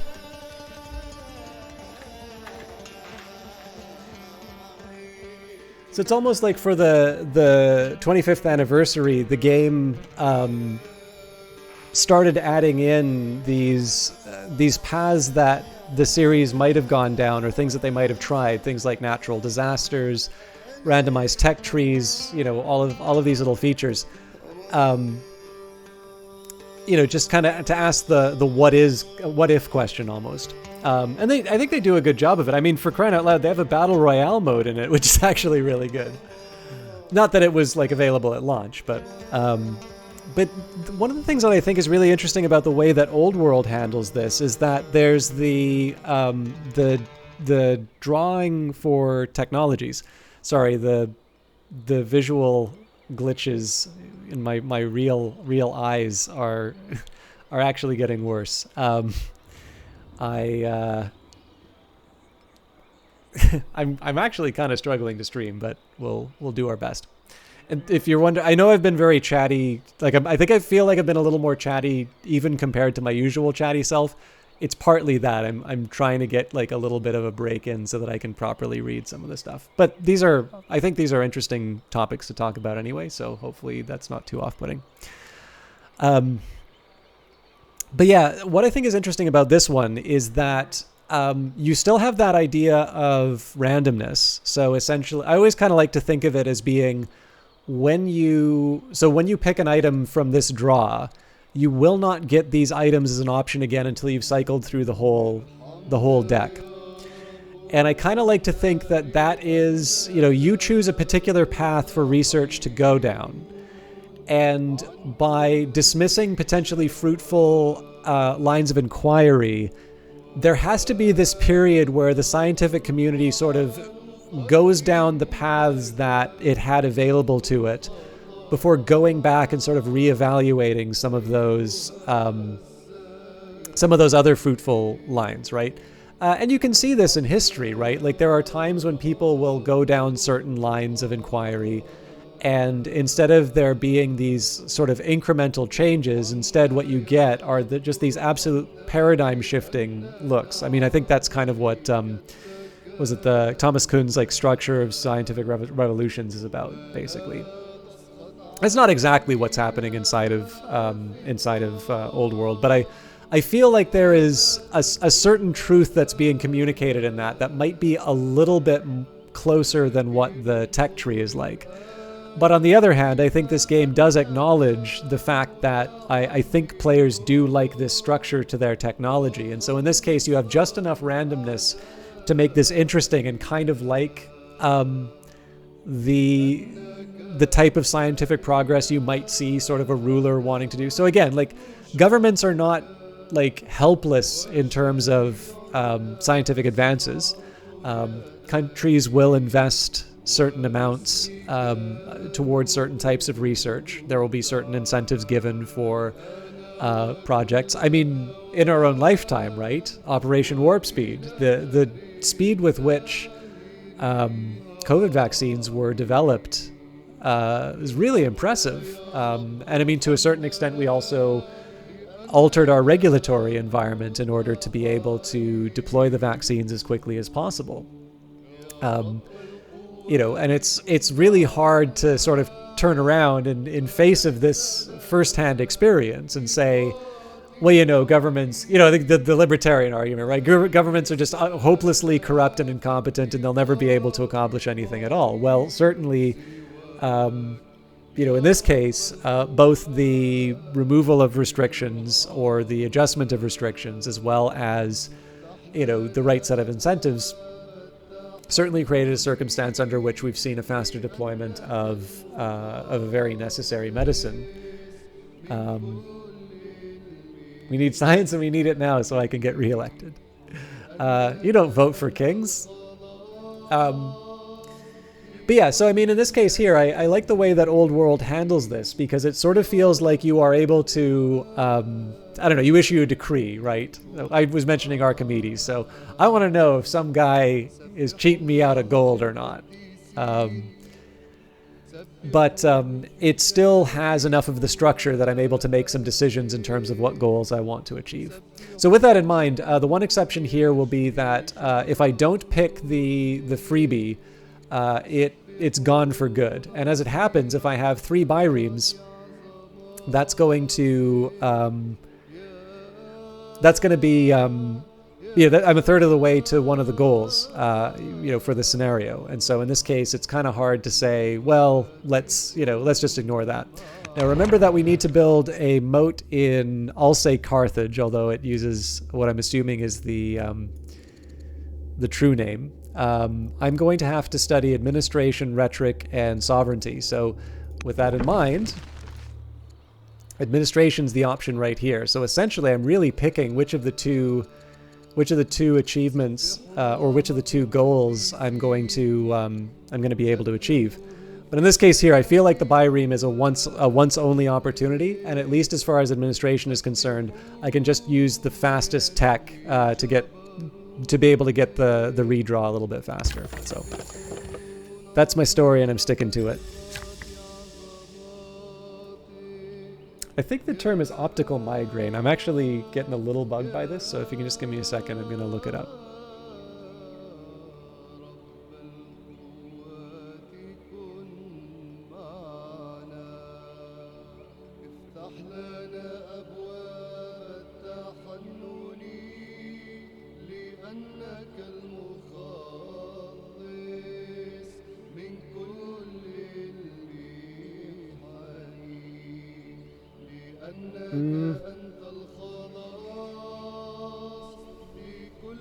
That doesn't seem to be it.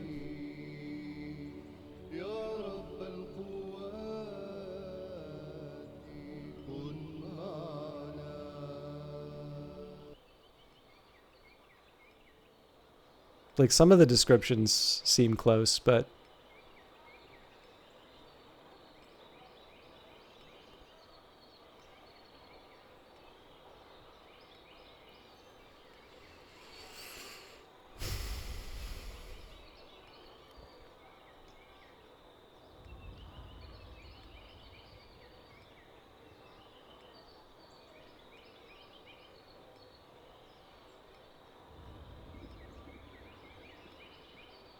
Yeah, it's like, I don't know, it's like a borderline case. I don't think, based on the definitions I'm seeing here, I think I'm probably just being a big baby, but it's uncomfortable, and it is making things a little hard to read, so I apologize.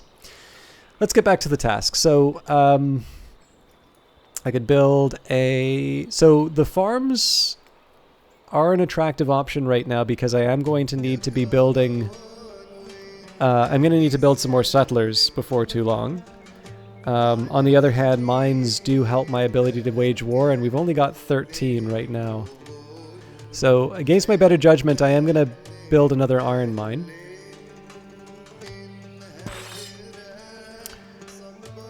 I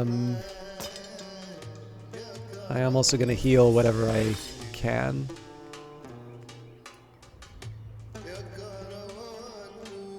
Okay. This is a melee marauder, which means that I don't necessarily want to... engage these... I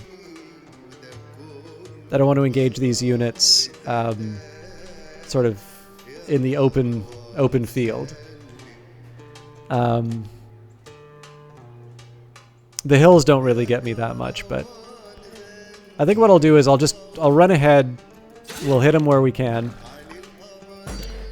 And let's hire some elite nomad marauders. I don't think I'll be able to afford the skirmisher, but...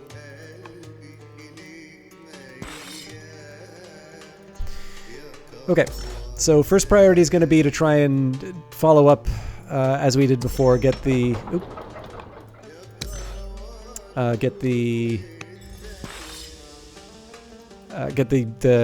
stragglers, the other units inside my borders.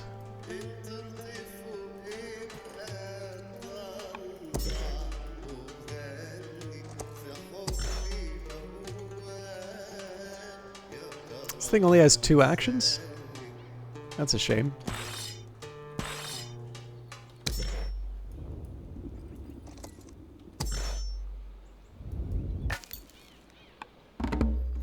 Nobles in the court insist that we clarify our stance on economic systems. Do we support policies of colonies abroad, or do we explore serfdom here at home? So we could say the nation must grow and expand. So that would give us colonies. We would reduce our training, but our diplomats would be happier. Would also allow us to buy tiles. Alternatively, we could do serfdom. Now, serfdom is going to give us a nice big bonus to our orders, but it does come at the cost of higher discontent. I think in this case we'll say our people should work their own land because of the extra orders. We just completed the goal. As desired by the Didonian family, we have enacted 2 of the most enlightened laws within the known world. Our culture shall become known for its civilized values.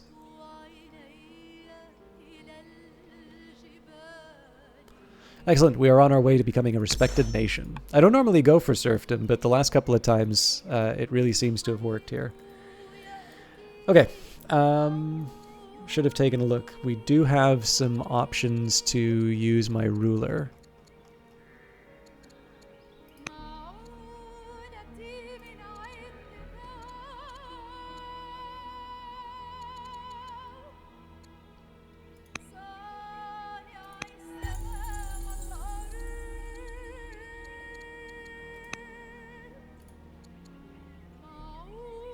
And we don't have the orders for more actions.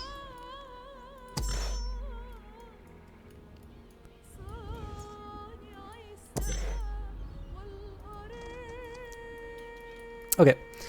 I do definitely need to get my cash reserves up so I can start buying out some more tribal units.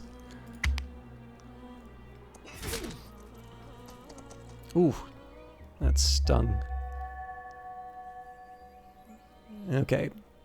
Ishpakai has tutored Duke Bostar, improving his charisma.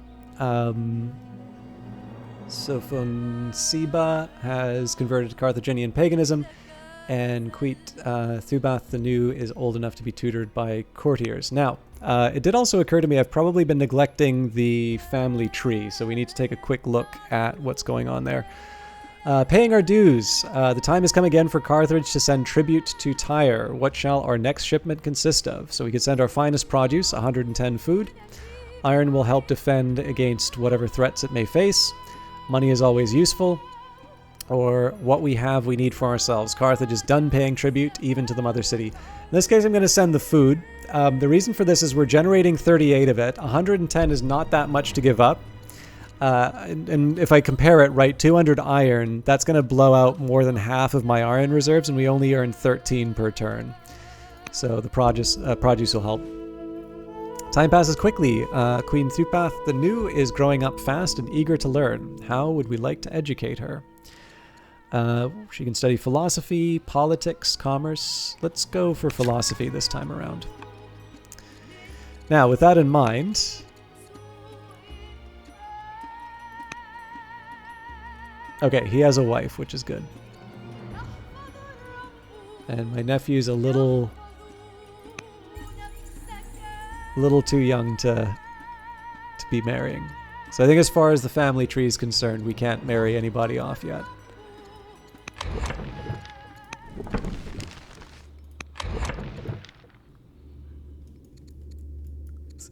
There's Dido.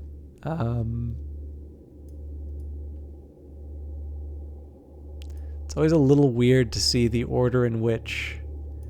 So I believe this was one that we played as. And technically, I think it was Duke Bostar that actually inherited.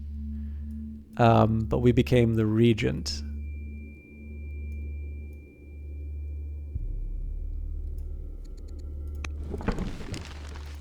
Anyway.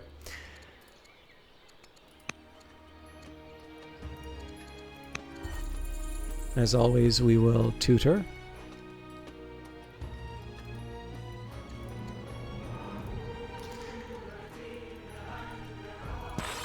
So I'm probably going to have to think about how I'm going to run back and protect myself, but let's do whatever damage we can on these units.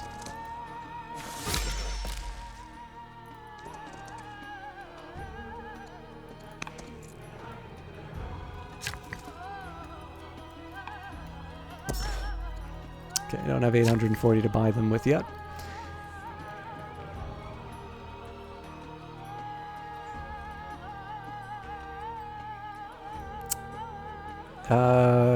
So under normal circumstances I would have built a quarry, but I actually need to build a pasture now because I'm going to be building a lot of settlers. As for you, it's recommending an iron mine here, which I don't hate, but I suspect probably building a... Well, okay, no, I see the logic. I'm actually going to start by building a farm here because it's beside the pasture.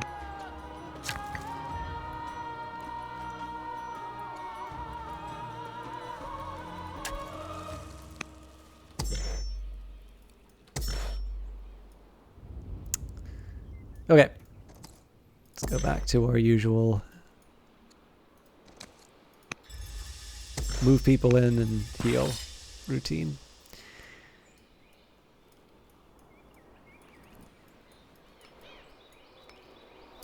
Also kind of need to think about how I'm using some of these other, like, so this militia right now is not really doing a whole lot. I may want to build some better guardians in different regions.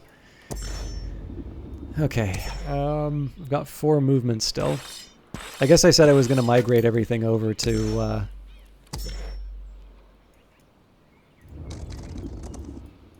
kind of my home.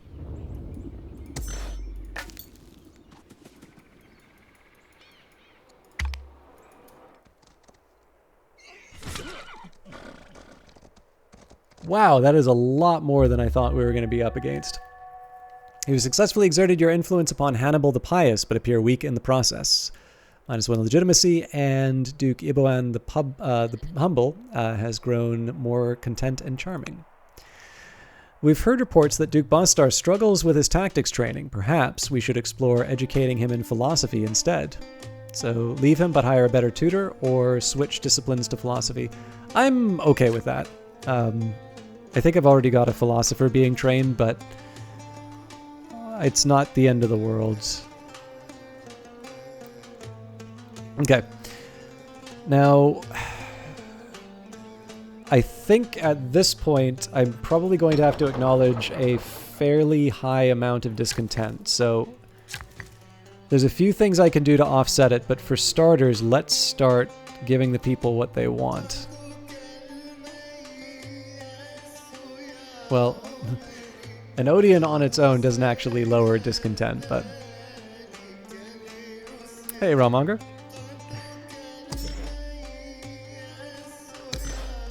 If you're studying at university, any philosophy is too much philosophy. If you're on your own, there's no such thing as too much philosophy. Actually, that's not true. I really like my logic courses. I probably should be dealing with this this batch of raiders before I go too much further.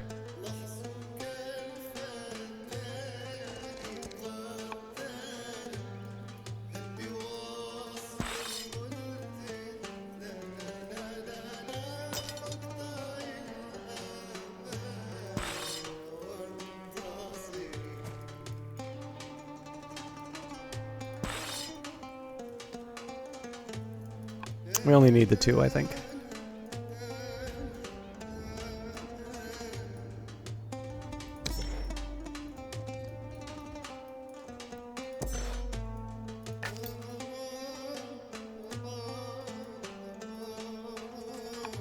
So yeah, I didn't take my king's action, but I think in this case, saving the money to be able to buy up some more Numidian units from under them is not a bad idea.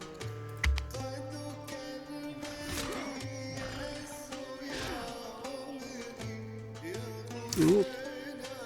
I gotta be very careful with that warrior unit. Duke Iboham the Humble, your brother, general of the warrior and third in line, is feeling ill, lightheaded and weak. Queen Consort Ashtart is likely to fly into a rage if she does not get her own way. A most spoiled person. Okay, so we got our Byreme. As you can see here, we're 1 of 3. So it is worth remembering we have some specific goals that we want to achieve with our... There's some specific goals that we want to achieve with our tech. So aristocracy will eventually lead to monasticism or sovereignty. Oh, actually, you know what? I think aristocracy on its own... I can't remember if you need both or just one. But it would seem to me this is the only option if we want to pursue a moat. As it happens, it only takes 3 years, so I would have picked something like this anyway.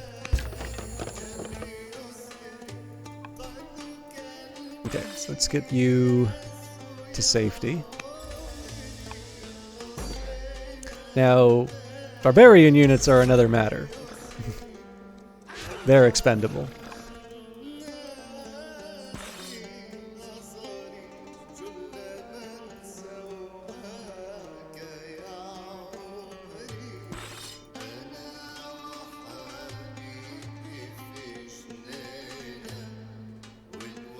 There's actually a way that I can... Yeah, let's go for it.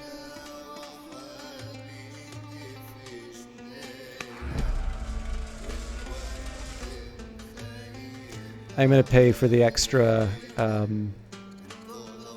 the forced march. Oh, maybe I can't. Okay, never mind.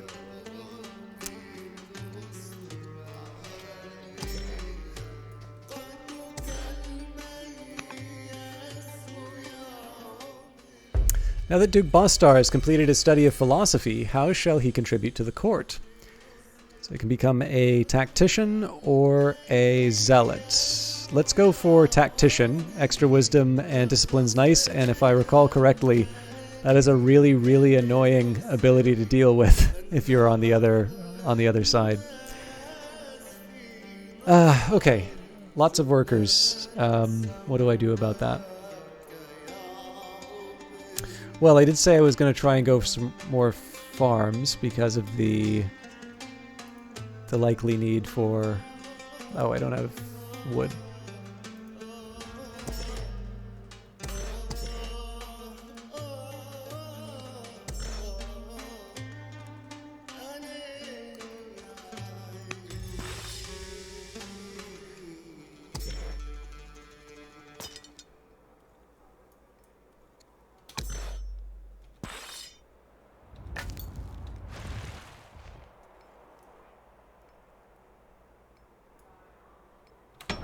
I'm not 100% sure what unit I want to be moving quite yet, so...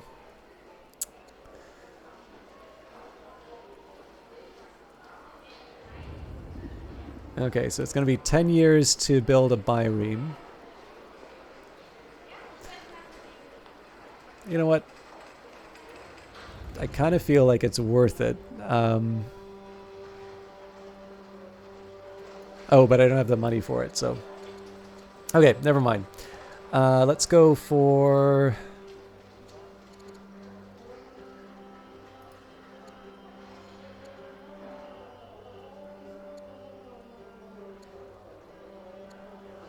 Rancher for the orders first, I think.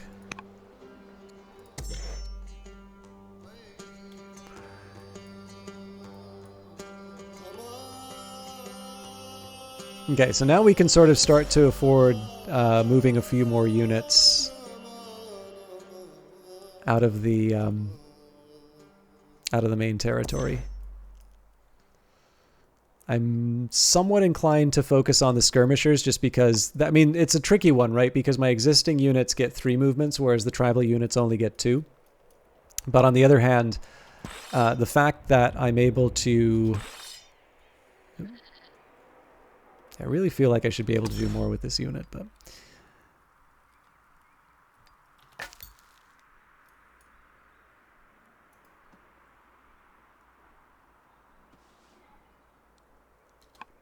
Anyway, even though I do get 1 less movement, I don't know, there's just something, they're ranged units, they're expendable, there's lots of reasons why I want to throw this thing at the enemy. I am also curious if my costs for taking tribal units will go down as a result of this. The tutor mission of Ishpaktai the Libyan has led to an event. Duke Iboam the Humble is severely ill, suffering from high fever and constant shaking, leaving him barely able to walk. Mutanbal the Educated has died, and Duke Bostar has reflected on his recent experience and absorbed many important lessons. He has gained +1 wisdom. Money management. Ishpaktai and Bostar asks Bostar to accompany him to the market for a lesson in money management. While browsing the stalls, Ishpaktai encourages his young charge to get the best bargains. What shall he teach Bostar? So he can haggle with merchants to bring prices down. This will improve charisma, or to search carefully for the very lowest prices. Our civics is sort of sagging a little bit, so let's talk about haggling with merchants. Okay, we have a tutoring mission that can happen, so... And Duke Bostar should be old enough for a marriage, so... And the... Okay, so oddly enough, even though we've given Maganids all of the resources, they're actually the least content of the families. So we'll do a family marriage with the Maganids to just try and improve relations a bit. All right, values. A great debate rages through the Carthaginian court. What are the core values of the nation? The oligarchs of the elite families do not agree. King Regent Bomilcar, the Destroyer, seeks to settle the matter for all time by declaring a new policy. The nation shall dedicate itself to its greatest pursuit yet, one that may take as long as half a century to see to completion. What shall it be? To conquer the Numidians to their last rider, their last encampment, to generate from scratch a new industry for the cultivation of olives and their precious oil, to build the grandest marketplace anywhere along the shores of the Mediterranean, and to reserve its wealth to our national treasury, or to build a grand courthouse to fill the halls with the adjudication of the most advanced and productive laws in the known world. Choose your nation's destiny. Classics of tactic. I need to reduce military costs. You, insignificant unit. Special mission deep into enemy territory. Go! And no problem, Tikri. I hope you have a good evening. And I hope you get some sleep. Okay. So, send olives to 3 families and train 2 elder specialists. I'll probably have the elder specialists done in a reasonably short period of time. Actually, you know what? Send olives to 3 families and train 2 elder specialists. I think I can achieve this faster and more reliably than building a courthouse in Carthage or Carthage and build an onager and conquer all the Numidian forces and encampments.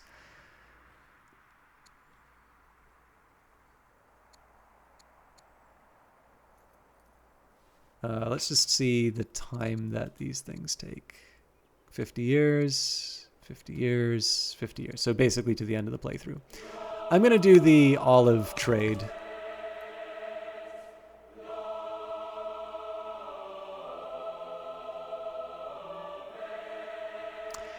And I'd really like to put down some more farmland, but at this point, I'm going to build another barracks, because we also still need to build those ships. Okay, more iron mines down. I might just take this unit and get them to chop down some trees for me, because we are going to need those for...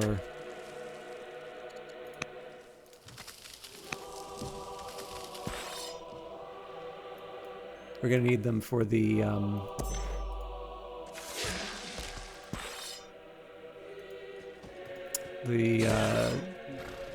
biremes.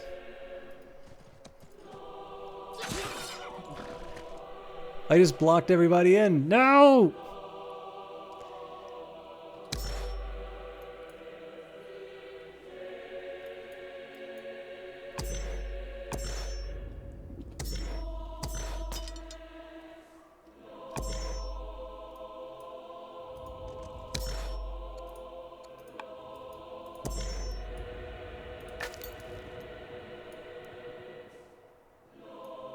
It's going to be very hard to find places to put my spies.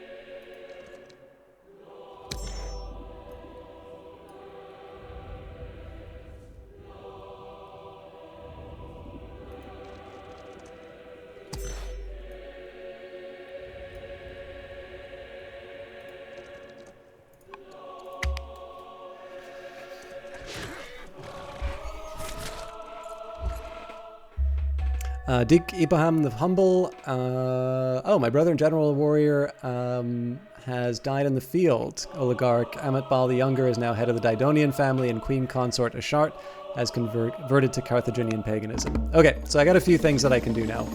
A new marriage proposal from the Magonids has arrived to your son, Duke Bostar. What is our answer? So if we go for Ildash the Younger, so 24 versus 19. So Yisbal is closer to the age of the groom. Discipline or high charisma, negative discipline. Dowry gives us iron. Okay. Both are pretty decent. But I think we'll go for...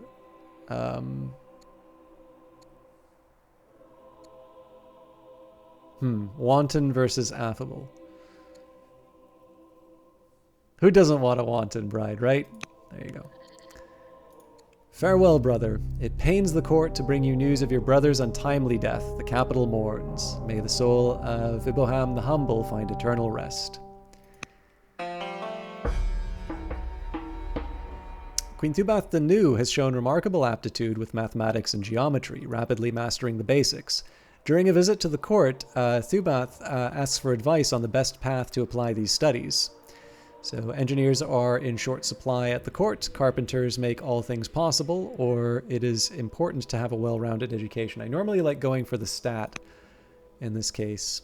And choose a new general. My hero queen consort. Encourage women in STEM. This is the reason for all my philosophy events. Okay, so we completed the worker. I would prefer to be building the bireme at this point. It's 10 years, but let's go for it.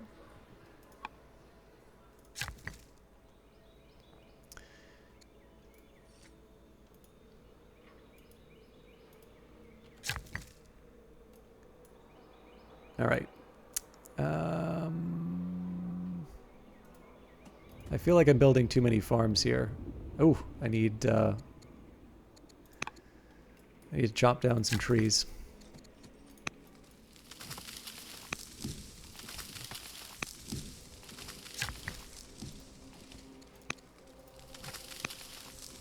I think it's fair to say if we wind up with lumber mills,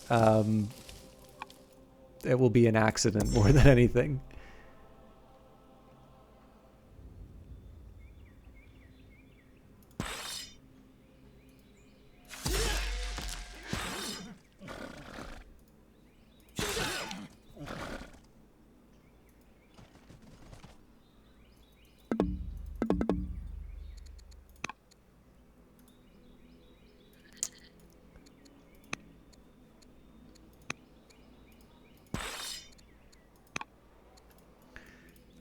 It is a little ridiculous, but I think we may actually wind up losing this unit just because I can't get a warrior there in time.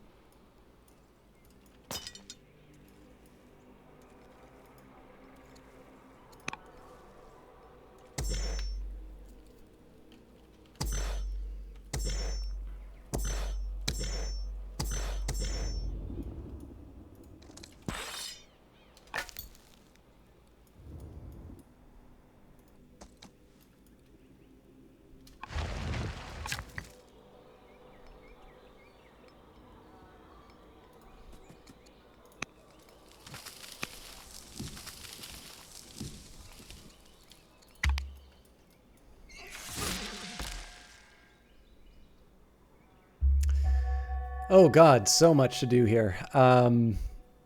So I think... And the spearman is the more... Oh, no, sorry. Only one of these is a freebie.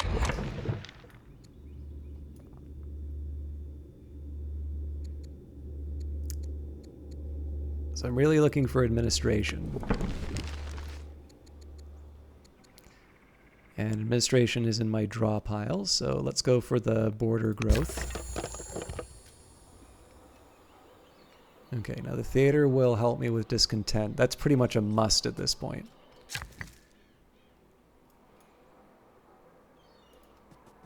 I am going to chop down a few more trees. I think I've probably overcompensated as far as trees are concerned, but I don't think it's terrible to have a stockpile at this point, especially because my workers are going to be...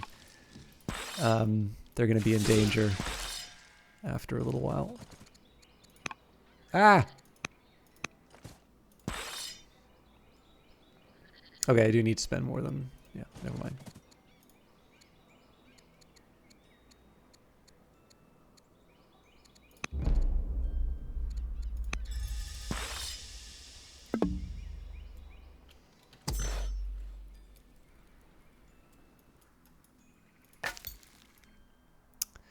I think I'm going to sneak this unit off to... Oh.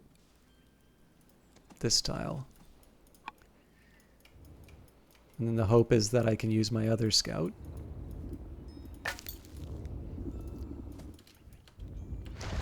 Before we kick off the war. So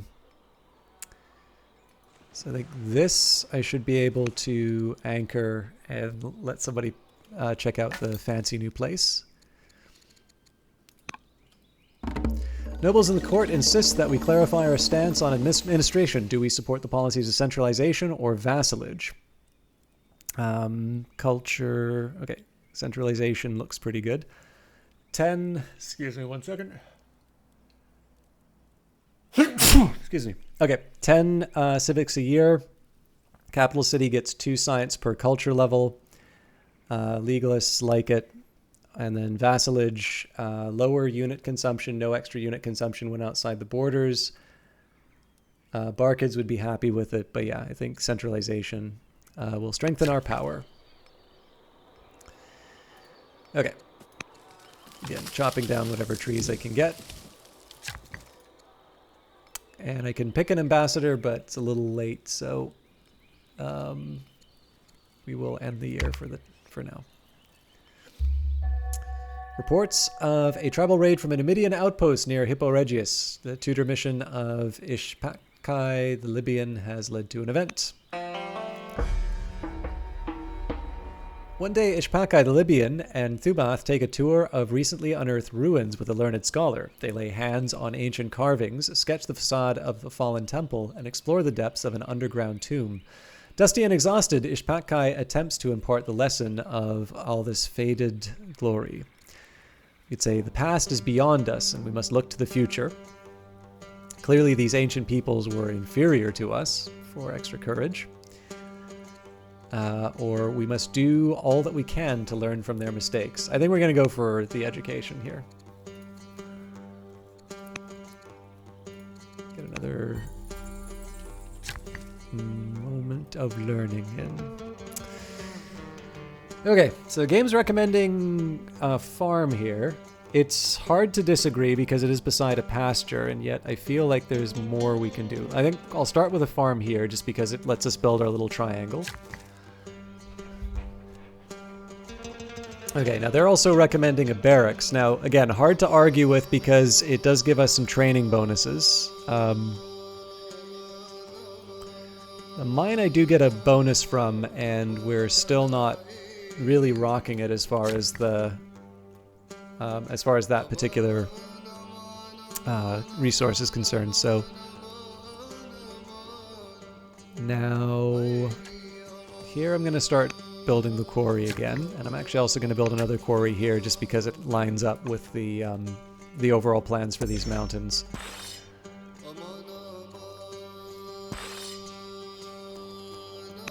I need to get the healing in where I can. Again, the intention is to go to war with the Numidians pretty quickly, but I don't want to be too quick about it because then, you know, I won't have the opportunity to buy out the units and such. This will cost me 920 to get another one. Actually, with that in mind, I suppose it wouldn't hurt to pick up what I can.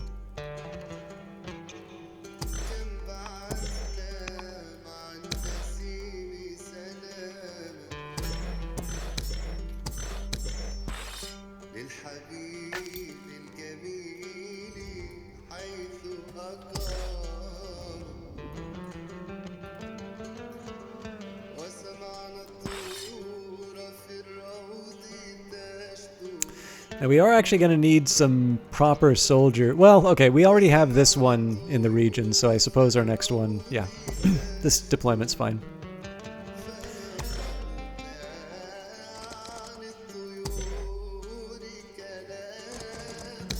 Just trying to get these guys in a slightly better position for future conflict.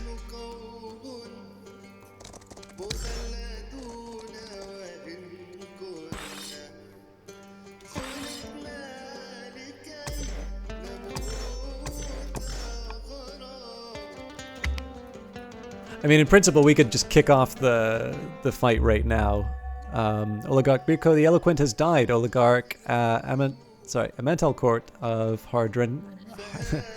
Hadrumentum is now head of the Barkid family, so we need to make sure that we get along with them. And I think administration was what I wanted, yes, so that we can work our way up to sovereignty and its moat. Okay. Let's assign our ambassador. I meant to do this earlier. I am not that worried about negative tribe opinions. This is tempting for the culture, although it does make the religion upset with me. I think I'm going to have to learn to live with it, though.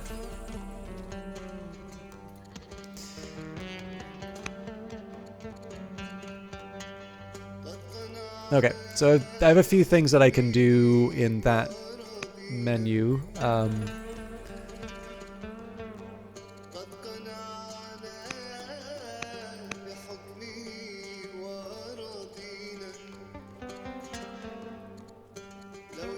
Ooh, we're really short on civics. Okay. We're just going to leave that be then.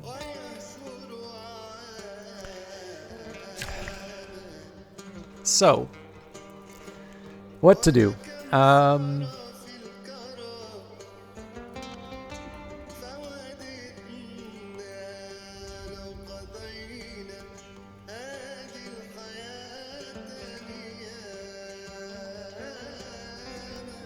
I feel like I need to be a little more careful about how I'm... Yeah, you know what? I'm gonna opt for the mine here.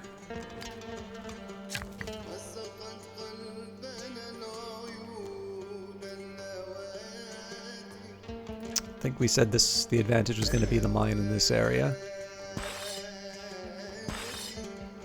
As always, putting a slight priority on the workers just because it lets me, it just gets me more stuff. I will move this, so that warrior unit I'll move if I don't have anything else to do. Reports arrive from the Academy that your daughter, Queen Thubath the New, shows willful disregard for her studies and instead is becoming known for her flagrant romantic escapades. The Academy tutors are growing frustrated, leaving you in a rather delicate situation. So we can reprimand her. She becomes disillusioned and will either be debauched, exotic, or infamous, or reimburse the Academy for their troubles, at which point she becomes extravagant, wanton, or eloquent. Well, we'll pay up, and she becomes extravagant. Alright, well, can't have it all.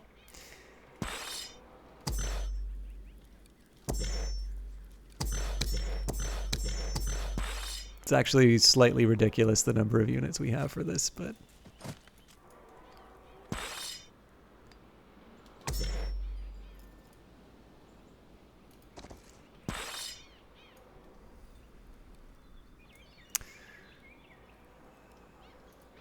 I'm just gonna take them on, engage them head on.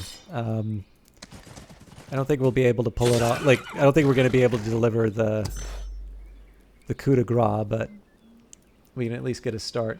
Seeing all these different traits, you wonder if there would be a merit to a playthrough of going as extremely corrupt as possible on your governing people.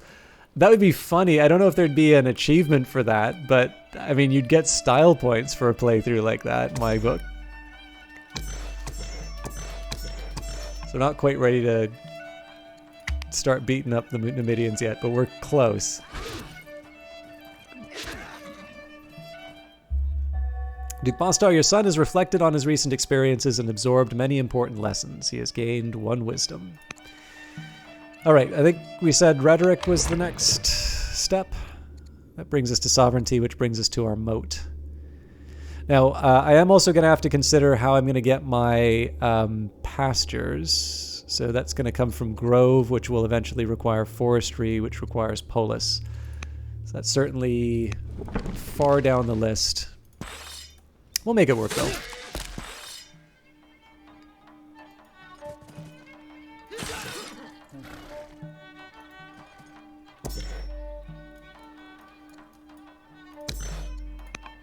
Can buy up what we can. I don't quite want to go to war with the Numidians this turn because I've got too many units exposed to retaliation, but we're getting close. Tax surplus. Karthash's treasury overflows with gold. The city's leaders call for an immediate funding of key projects. What should they do with the excess funds? We could save the gold for later and gain 340. That would be good for buying up units, but I think in this case increasing the wood supply will help us for our biremes. While passing the chambers of your daughter, Queen Thutbath the New, you overhear her criticizing the court, specifically your leadership. Interrupting politely, you offer to explain your choices and to educate her in the challenges of governing. Skeptical, Queen Thutbath the New listens to your philosophy. So, the people are ours to rule as we see fit, and they become strict. We must try to seek justice for everyone, and they become a judge. Or all that matters is how you will lead, and she'll become inspiring. Yeah, let's go for that. Now that Queen Thutbath the New has completed her study of philosophy, how shall she contribute to the court? She can become a scholar or a tactician. Both are tempting. I think I'm going to go heavy on scholar because we need science to be able to get the tech that we need for our final goals. In the morning light, Queen Thutbath the New sweeps into the court. Your courtiers gasp and gesture meaningfully among themselves. The distraught young leader who left the throne to her regent has matured into a majestic woman. I thank you for your fine efforts on my behalf, Thutbath says to you and the court, but the time has come for me to retake my rightful inheritance, the throne you now sit upon. How shall you respond? Alas, I found the throne rather comfortable. At which point she begins plotting against me, or, welcome back, the throne is yours. So, welcome back, the throne is yours, my queen. Let's see what that does to my legitimacy. Oh, only lost 10. I can work with that. How did that affect our relationships with the families, though? Yeah, that's a little more rocky. Okay, Carthage. I'm gonna spike the office. No, I'm not.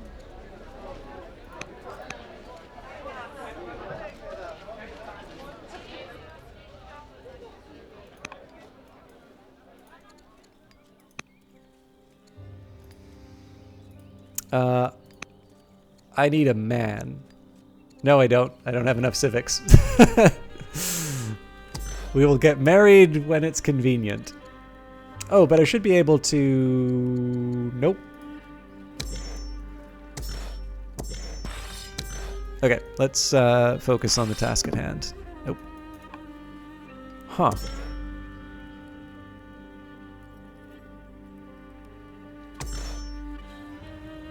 I mean, I'm almost tempted to move some of these units to the other Numidian cities, but something about being able to just wipe the city out in one turn and then move on is a little too appealing.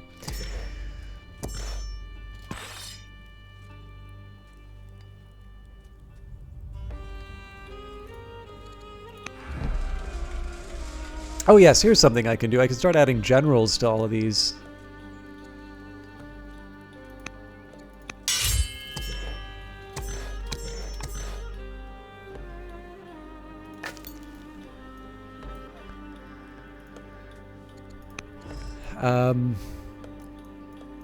Now if I'm looking for places to stick my scouts, probably some of these woods would be best just for the kind of the deeper access.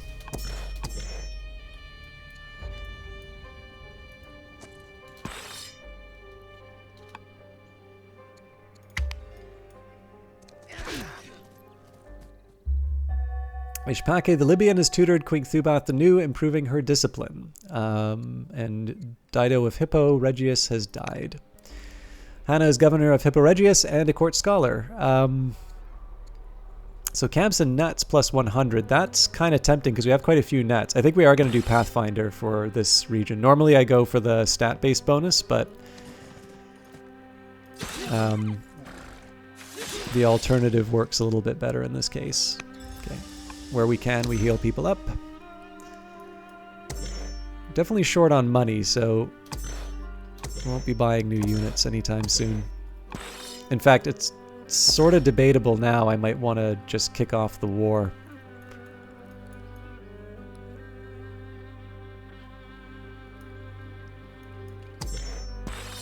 Okay, I'm going to tab my way through things.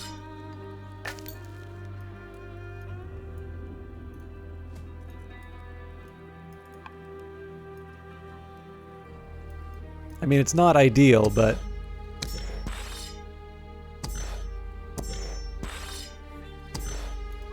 Okay.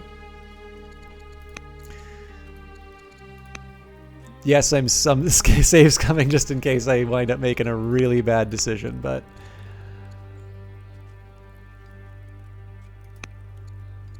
Proceed with the preparations. Carthage is now at war with the Numidians, so... Start with as many ranged attacks as we can manage.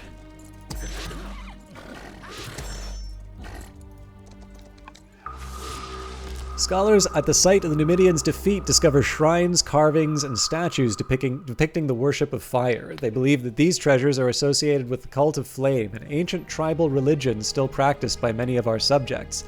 The cult's icons are sacred to its followers, so we should proceed with caution. So we could install them into a city to show tolerance, would lower discontent, and the Barcid opinion would go down with monotheism, or deface them and smash them to dust. Yeah. Smash them. I mean, sometimes it's fun to learn from the errors, but I don't want to be too reckless.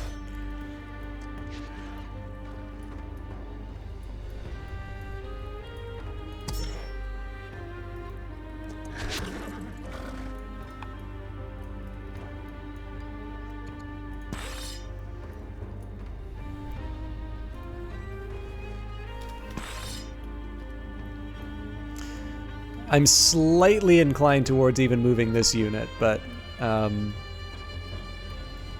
think we'll leave it be.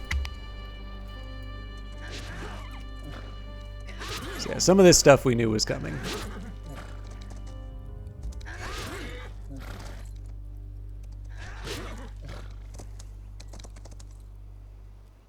Queen Dowager Yasmin the Younger, your grandmother has died. Matriarchs Sophonisba the Younger is now the head of Carthaginian paganism, and Prince Bostar, your brother, has converted to Carthaginian paganism. So I think Polis, 2 years brings us on the way to forestry and land consolidation, and we still have the option for sovereignty.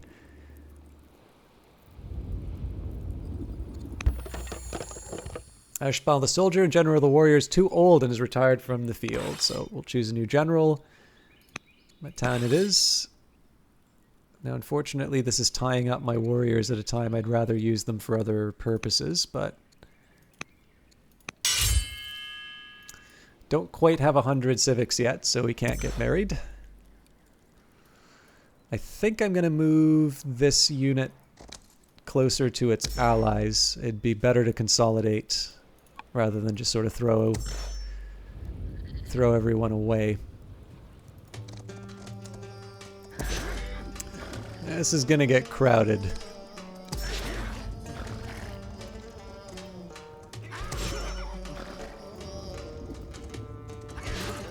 Now remember, we can't move every unit because we need to keep each site.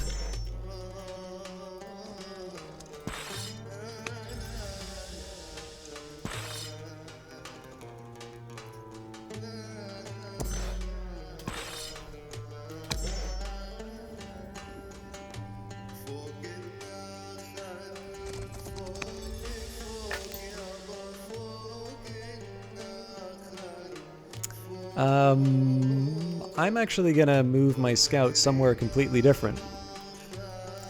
Paying our dues. The time has come again for Carthage to send tributes to Tyre. What shall our next shipment consist of? So finest produce again, iron, money. Nope, we'll say produce. And time to end the year already.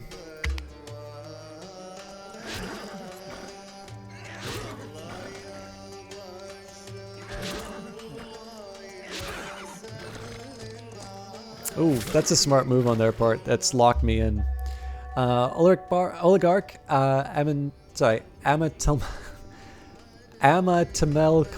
of Hadrentum has died in office. Oligarch Matan is now head of the Barcid family, and Arshbal the soldier has died. Today we grieve the death of Aristbal the soldier, a member of the Carthaginian court. Her spirit will be venerated and her deeds will be remembered. She will serve us well. Okay, let's pick a new governor. Apparently the only strictly positive governor. I think I'm going to handle military affairs before I worry about alright.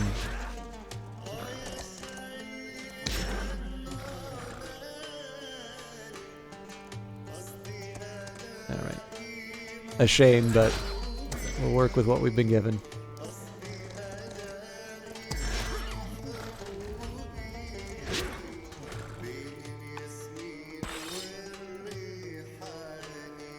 I think this cavalry will be able to handle itself, so let's... I think we'll actually make our move on this region. I'm going to be a little more careful with...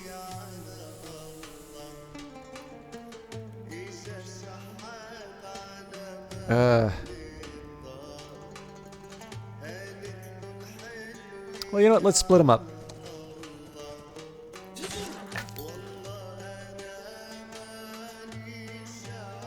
Okay, so I want to move, again, I want to try and get whatever I can off of that location. Hipporegius, I can actually set them to work on a bireme if I want. Also slightly more inclined towards a settler. Actually, it only takes 5 years for the bireme. Yeah, I'll build a settler. Okay. Good lord, what do I want to do with my workers? I do like amphitheaters.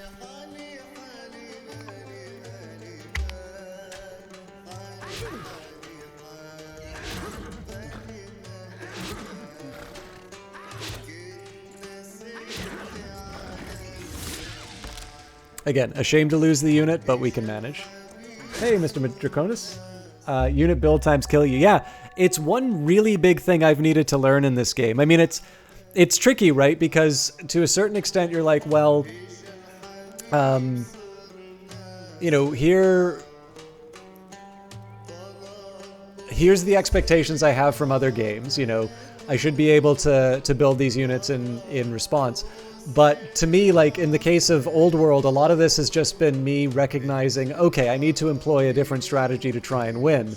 But it's so easy to forget some of this stuff sometimes that I sort of pratfall and shake my fist at the heavens for the game being a little unfair. Do all the workers have an auto mode like Civ? I know scouts do. I don't know about workers. The thing is, if you automate your workers, you can find yourself without orders really quickly. So I wouldn't necessarily recommend automating workers, even if you had the option. But we should be able to find out in a minute here. And I think that's one of the reasons why the order system exists, right? Because to a certain extent, like, I think the logic behind this would be if you have a mechanic that essentially you're just leaving, like most players are just automating away, most players are just, you know, hitting the automate button for, it does raise the question as to why you would you have that in the game? If it's something that players are already going to be ignoring, that's probably an indication that things could be better. But if you can just give me a moment, I really need something to drink, and I kind of need to... I think I kind of need to just kind of clear my head a little bit. So I'm going to just take, say, no more than 5 minutes. I'll, you know, put the kettle on, and I just kind of need to, I don't know, deal with what I've been up to. So my apologies, especially for those of you who are just joining the channel, but I need to just try and get myself back into shape. Shouldn't be too long. And yes, for those of you who've been sitting and watching me this whole time, maybe it's not a bad time to get a glass of water and stretch yourself. But yeah, we'll see you all in a little bit. I'll try to keep it like less than 5 minutes or so. Not that one. Not that one. That one.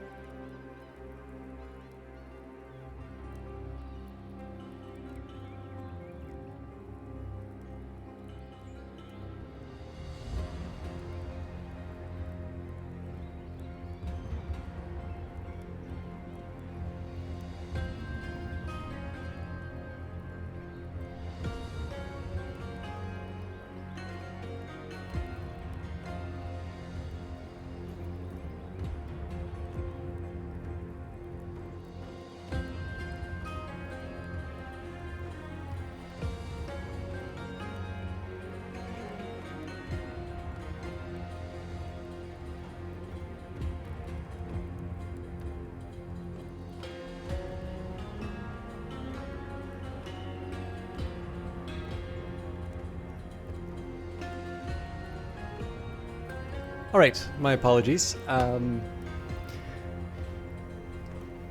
I can't say that I've been sleeping any better, even without, like, even after dropping the caffeinated teas in the evening. And I don't mind, like, a tea that's not, like, sometimes you just want, like, a hot water with some, like, leaves stuck inside of it.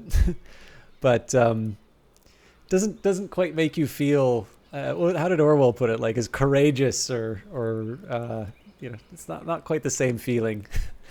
But yes, thank you all of you for hanging out, and hello Jetpack. So, reports of a tribal raid from an Numidian outpost near Hippo Regius. Well, we went to war to kind of stop this nonsense, but Hannibal the Pious has died, Thulath the Younger has died, and Governor Hasdrubal the Younger has converted Carthaginian paganism. Also, we're back down on the civics, which is not so good. We'll figure it out, though. Okay, tech tree. Ideal is sovereignty or forestry, none of which we have. However, we are an educated ruler, or specifically scholar, I think it is. Yeah, so we get to redraw.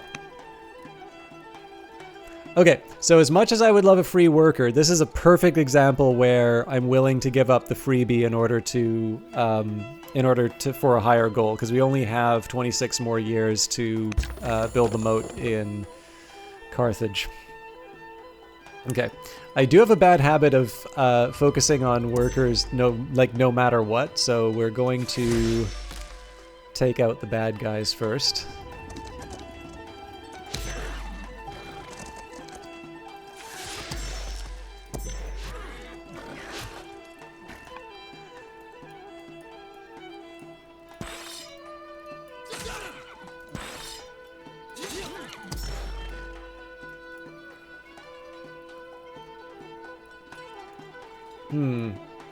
I think I'm going to try and heal up this unit.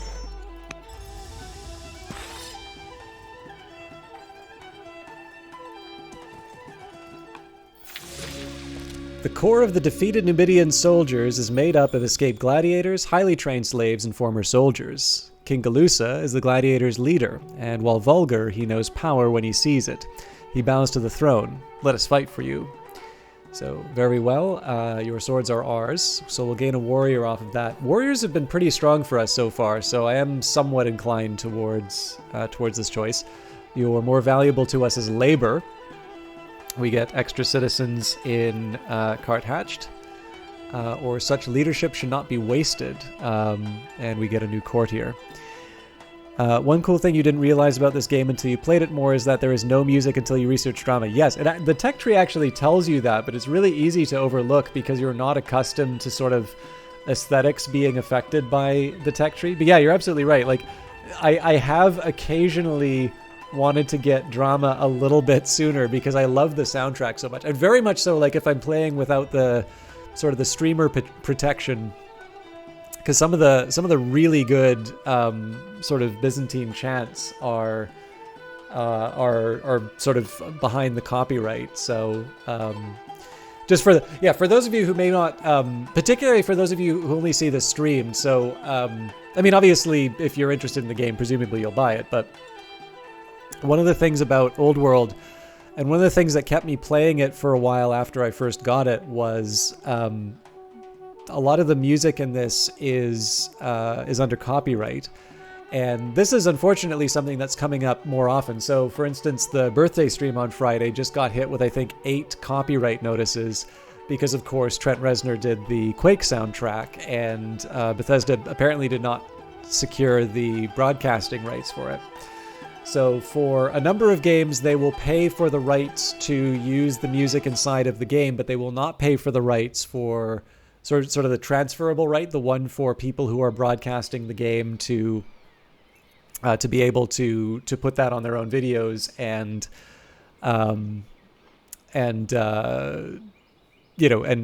monetize them. One thing actually that Rebel Galaxy Outlaw did really well, they do have like a restricted list, but they actually specifically secured the rights. And I notice actually some of the rights holders are still trying to monetize those videos, like take the money away from me, even though they've actually accepted money from Double Damage Games in order to allow people to be able to do that. So it's a really, really scummy practice. But in any case, one of the things that's really nice about the way they've worked with Old World is that they've retained all of the really great music that they've made and used for this game. But because the restriction for the first version was actually really strong, like my video was just simply not playable in certain regions, I really appreciate that they took the time to actually include a streamer-friendly mode. But unfortunately, there's the trouble, which is that some of my favorite tracks are ones that I can't necessarily share with you. If you are a broadcaster, definitely go into the settings and enable it. But it does sometimes mean that the experience that I get when playing this game is a bit different from, or when I play the game privately is a bit different from what I share on stream. It's tempting to get a new court soldier, but I think in this case more bodies for the cause is the right call. We can actually throw them straight after the... Okay.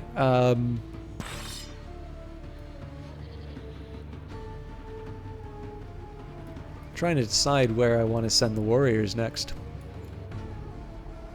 The woods wouldn't hurt, because it definitely is a more secure place to put them. Okay, we're going to put these guys to sleep until we can get a settler there. And that's going to take a while. The Watchers. In the center of the ruins, high atop a hill, stands a ring of monolithic human figures. The faces gaze out over the nearby fields as if to watch over those below. According to our explorers, the towering figures warn against incursion into these ancient lands. Local tribes are known to keep their distance. So we shall avoid these ruins to be safe, where we become timid, or the stone and ore are too valuable to waste. I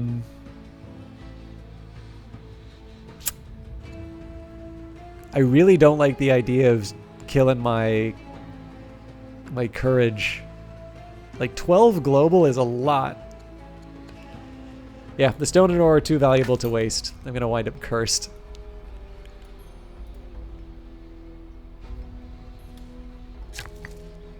Okay.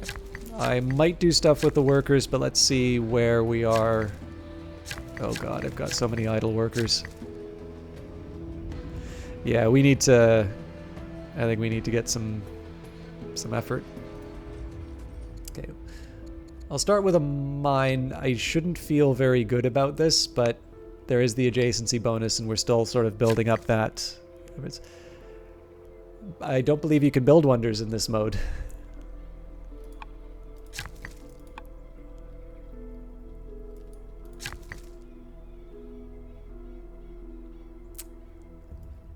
It's a little weird to build a pasture so far from the city, but I don't hate that option.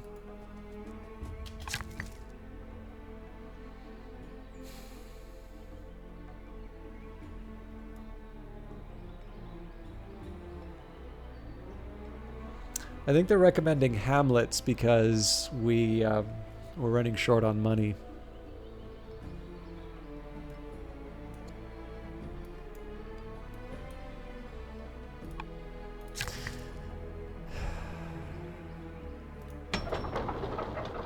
Should probably be building some more entertainment-focused buildings around here anyway, so... Well, that's culture. Oof, yeah, I did not do myself any favors in Hedrentum.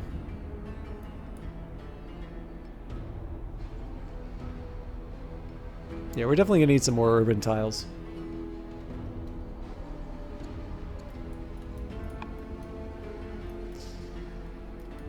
Alright, let's see the madness that happens next turn. And again, I've been waiting for 100 civics so I can tie the knot.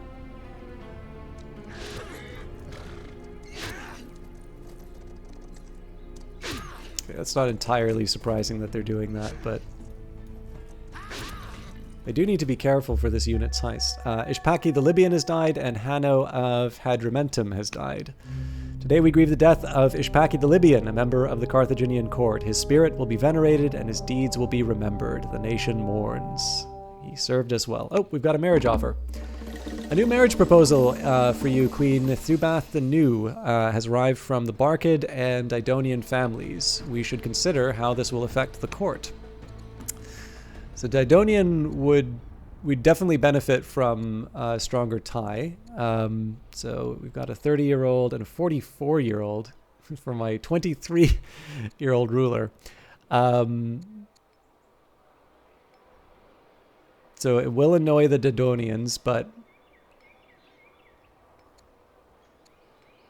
Well, I mean, there's a lot of wisdom and a lot of courage to be found for this. He's uncouth, though. I think I'm going to go for Hasdrubal the Younger. All right. Let's wrap this up.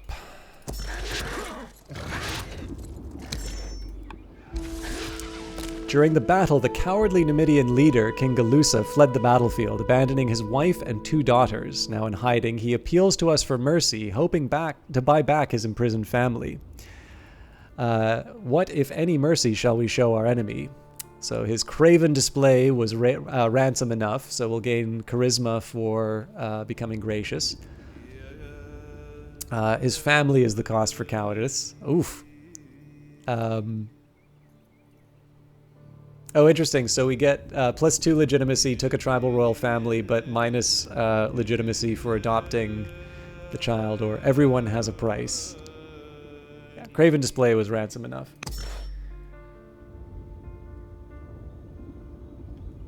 Well, I mean, I'm not crazy about backseating, but I've got 40 turns left on this. So I just don't see why I'd build courthouses so I can get 100 civics for marriage, right?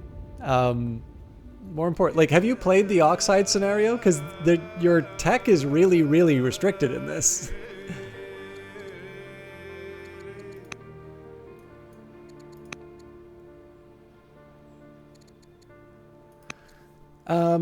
Okay, I do have... I mean, a lot of these orders are going to get taken up by workers, but let's start with the influence. No, it's just, I mean, there's something about... I mean, I just generally don't react well to sort of backseating and proto-backseating, but yeah, definitely anything that you have taken for granted. Like, there is also a benefit to just being able to explain stuff on this, and I'll say for sure, if you haven't tried the Carthage campaign, it is very different from what the base game is. So I think if I... this is the scenario info. So you only start with divination. There's a 50% bonus cost for technology. You don't start with military units. Military units that cost training take longer to produce, so it incentivizes you to buy stone taken for granted.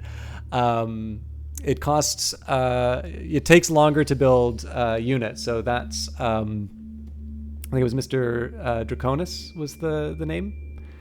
I was going to say Mr. Dragons, but it's Mr. Draconis, sorry.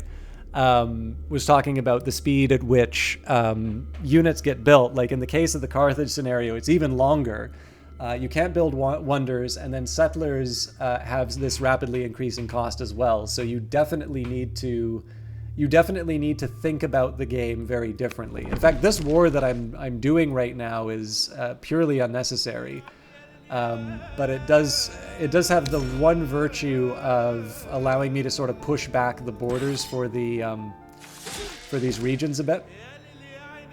I'm now known as Thubath the Warrior. In an act of supplication, the surviving Numidian nobles offer you a wealth of jewelry, fineries, and icons representing their culture. As conqueror, you are expected to wear this traditional raiment.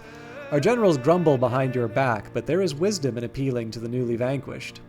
So you can say, I will not be tainted by these savages. We'll get extra legitimacy. These prizes are mine by right and rule. I become exotic for extra charisma, which will help with the civics. Put these treasures in our nation's coffers. It's a tricky one, right? I don't mind the Numidians getting mad at me. I like the idea of getting the extra charisma, though. So these prizes are mine by right and rule. Now, my unit here is under threat. They are going to be able to put some serious damage on this unit here, so even if it means potentially losing my the one that I bought, I want to try and balance things out a bit.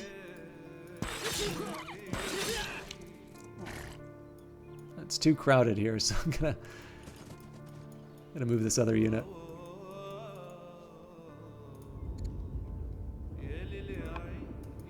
Okay.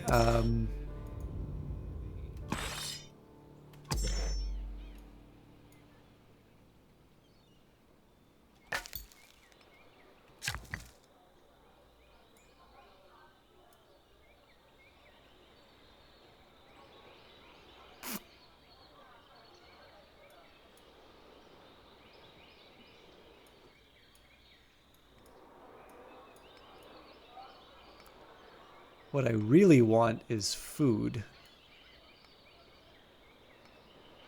Or not food, but growth. Actually, I guess food also helps. Okay, well, I'm actually going to start... I don't know why it wants me to build the hamlet here as opposed to here, but I am going to try and get the extra cash from the hamlet. It's recommending a farm here, but honestly, I need some more urban tiles. So I guess I'll start with the Odeon, although I would have preferred some kind of theater. We can definitely put the pasture down.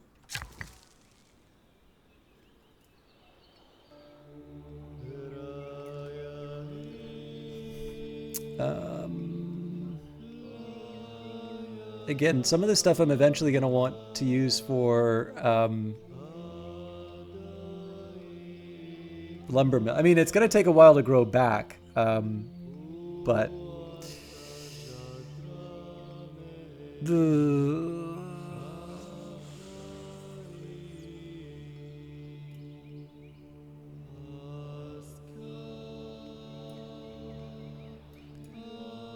here's a slightly more interesting question. Do I have any cities not connected? No.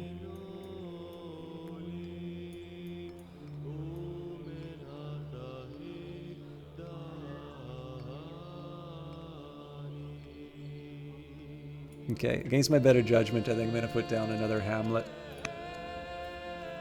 I haven't tried any of the scenarios yet, still getting a handle on the base game. It never was much for scenarios in Civ, though role-playing aspect of this game does lend itself more to it. Yeah, so I'm actually going to recommend one of the reasons why I'm doing this. So I started... okay, so my reason for trying the scenario was a little unique to broadcasting. So if you're given an early look at a game, being able to stream something that fewer other people can is obviously like it's a nice advantage, right? Like clearly you want to take advantage of that when you can. So with that in mind, when Hooded Horse gave a copy of well, it was a Steam copy, but it had Heroes of the Aegean and the ability to play that,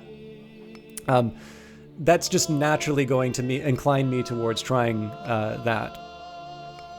And it's a really good scenario pack. In fact, Heroes of the Aegean does different things than what Oxhide and the Carthage campaign does. So on its own, I actually think Mohawk's done some really interesting things with the scenarios. And I'm very much like you. I don't think I've ever done a scenario in Civilization.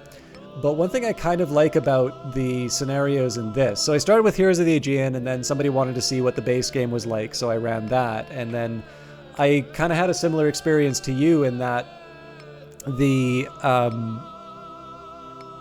base game definitely requires quite a few sort of reloads as you work your way through the challenges and some of the unique aspects of Old World. And so I've actually gone back to this Carthage campaign because I think it's a decent way of focusing your attention on sort of a subset of problems. So obviously we looked at the conditions for this playthrough, and they're pretty strict compared to what you can do in the base game. But with that in mind, it also helps you learn certain things. So as far as military is concerned, we've been doing much better than what I normally do in Old World.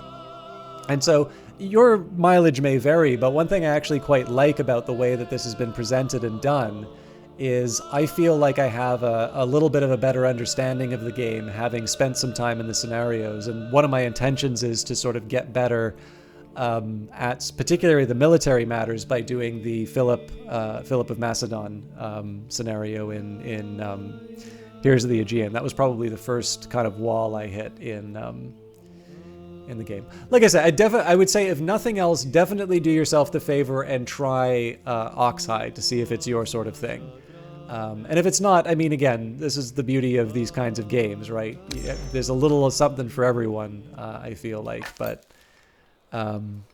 being able to, being able to just experiment with some different restrictions, I think, leads to a very interesting way of playing this game. I'm really trying to think about what to do with this worker here, because if I uproot any more trees, then I'm not going to be able to use the lumber mills on them. The pasture is something that we're going to take care of later. I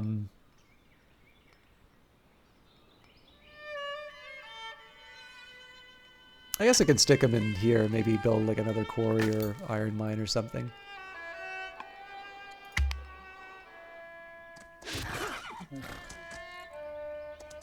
Hey, we hung on by our fingernail. Nope, never mind. Oh my god, we got it. All right. More lowborn achievers have captured the attention of the court. We should raise one of them up to serve us in a more influential role. Whom shall we choose? So, vigorous commander for a new court soldier, the wealthy vendor, or we cannot afford to pay that much. Now, I probably would have bought something. I probably would have tried to buy a unit. I don't even know if you can buy a unit when you're at war. But I'm actually going to go for the court merchant in this case. We seem to be doing well for training. A new court merchant, Azrubal has joined the court. His keen attention to economic affairs will help Carthage prosper. Look at that bonus. Okay, as before, I want to focus on military matters before domestic. So we'll start by clearing out the riffraff. So these warriors are definitely quite a bit more flimsy than the alternatives.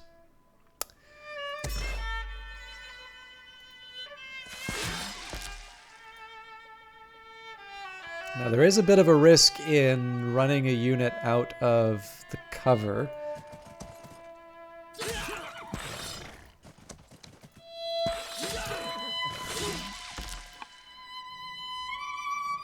So definitely I need to get another unit claiming this site. So obviously, for those of you who haven't played this game, if I don't have a unit on it, it's going to kind of decay into sort of barbarian territory. That's not good. But I also don't want to keep this warrior on it because that's basically just gonna waste the tile. Now, one thing I just want to check here, it's possible that this warrior feels weaker because it doesn't have a general or experience. Yes, okay. So I should probably start thinking about assigning some generals before too long.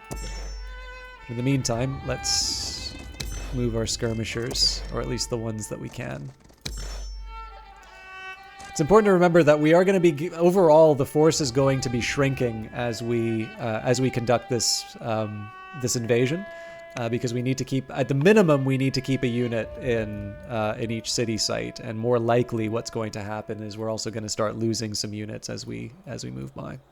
So, for instance, this warrior probably doesn't have to be here, but I'm saying it's a nice to have because I don't know what's going to pop up, right? And definitely the way that the game works, it definitely feels like this game rewards having little pockets of military units to sort of, I don't know, perform your tasks. Now, yes, you need walls to build a moat, so I should have actually started those walls in Carthage a lot sooner. That's my bad. So let's start with pearls. We definitely can use those. But let's go back to cart hatched. Now, to be perfectly honest, rushing the elder officer is not great. Oh, I already built the walls.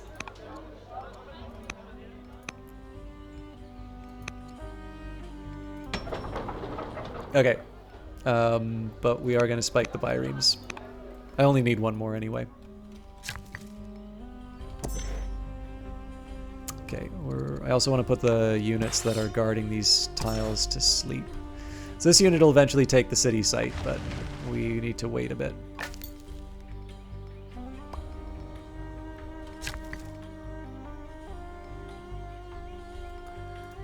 Okay, I'm gonna build an iron mine just because 48 compared to 70. Oh, and it's only my scout left. Okay, so that means we can start doing some diplomacy as well. Let's start by seeing who in my court doesn't like me. Vanguard Master, how are you doing? Alright, so definitely I want the Ranger to like me. Oh, we probably don't have the civics though, right? Oh, we're already active. Okay, then we really don't have that much to do. I mean, I could try and make peace with the Numidians, but why would I? I kind of have the upper hand. Oh, here's another thing I can do. Does everybody have... Wait a minute. Are we really that short on family members?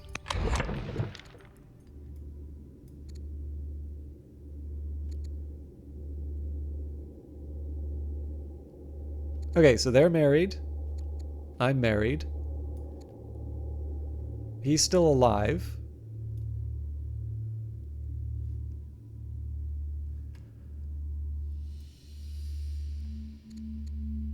It definitely feels like there are fewer people in the line of succession than there should be. So I need to start popping out some babies.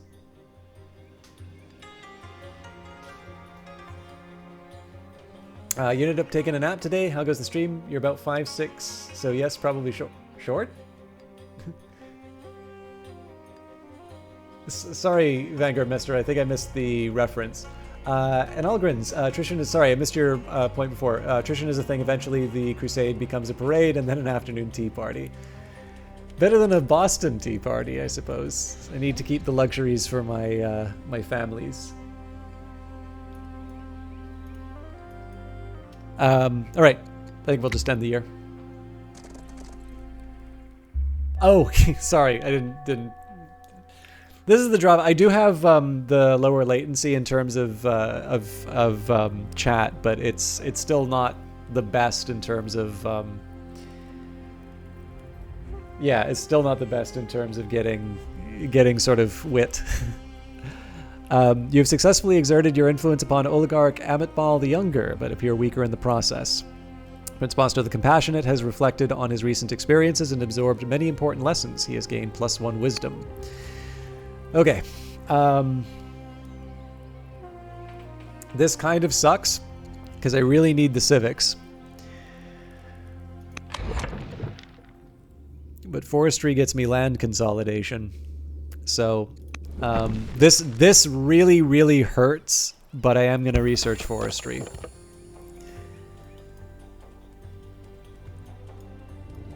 Okay.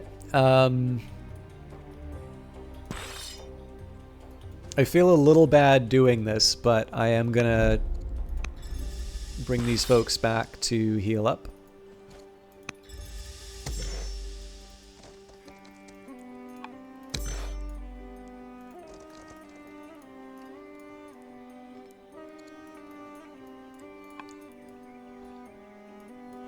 Now, you'd think that I would also kind of protect my warriors here, but I'm totally not going to.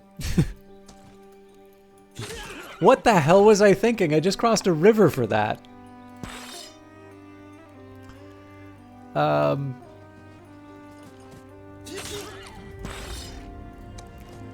It's like I just kind of saw it in the back of my mind. No, System Shock, don't do that. Snappy comeback requires snap. With Twitch chat has more sag than snap. Yes, I need to work out my paid my paid Snapchat for for the real fans. I'm trying to think whether or not it's worth it for me to... I mean, if anything, I should probably be moving this unit back to heal. Yeah, you know what? It's worth it.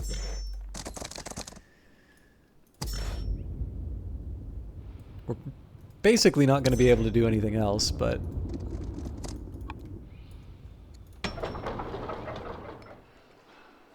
Only chat?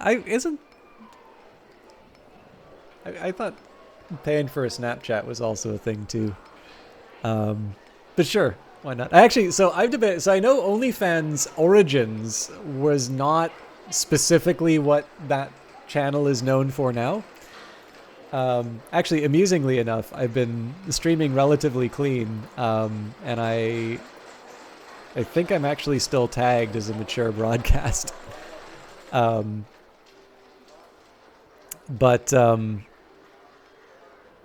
Premium Snapchat, $5 per month when you just need to send a sharp retort. Exactly. But yeah, so my... Uh-oh. Sorry, I'm just gonna mute this for a second so I don't have a copyright problem.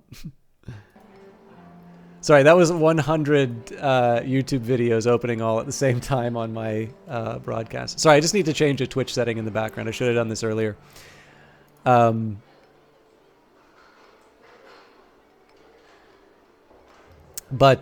was I going to say?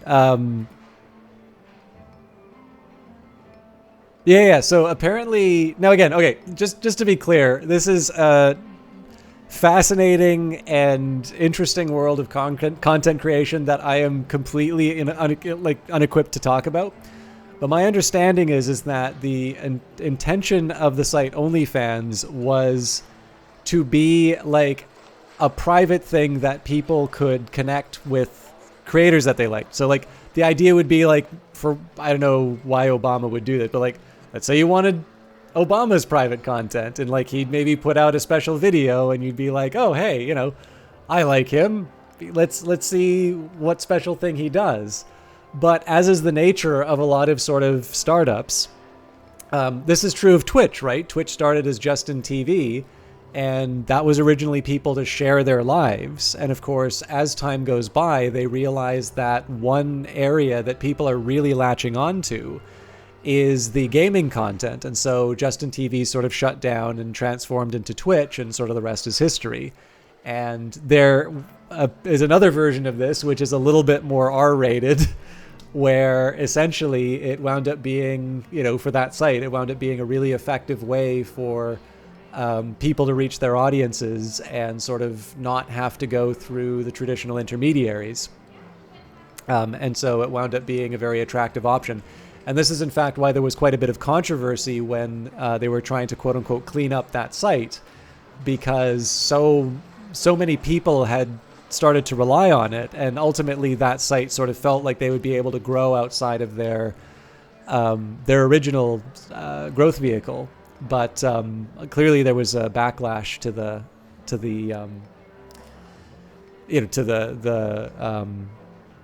policy change they were talking about.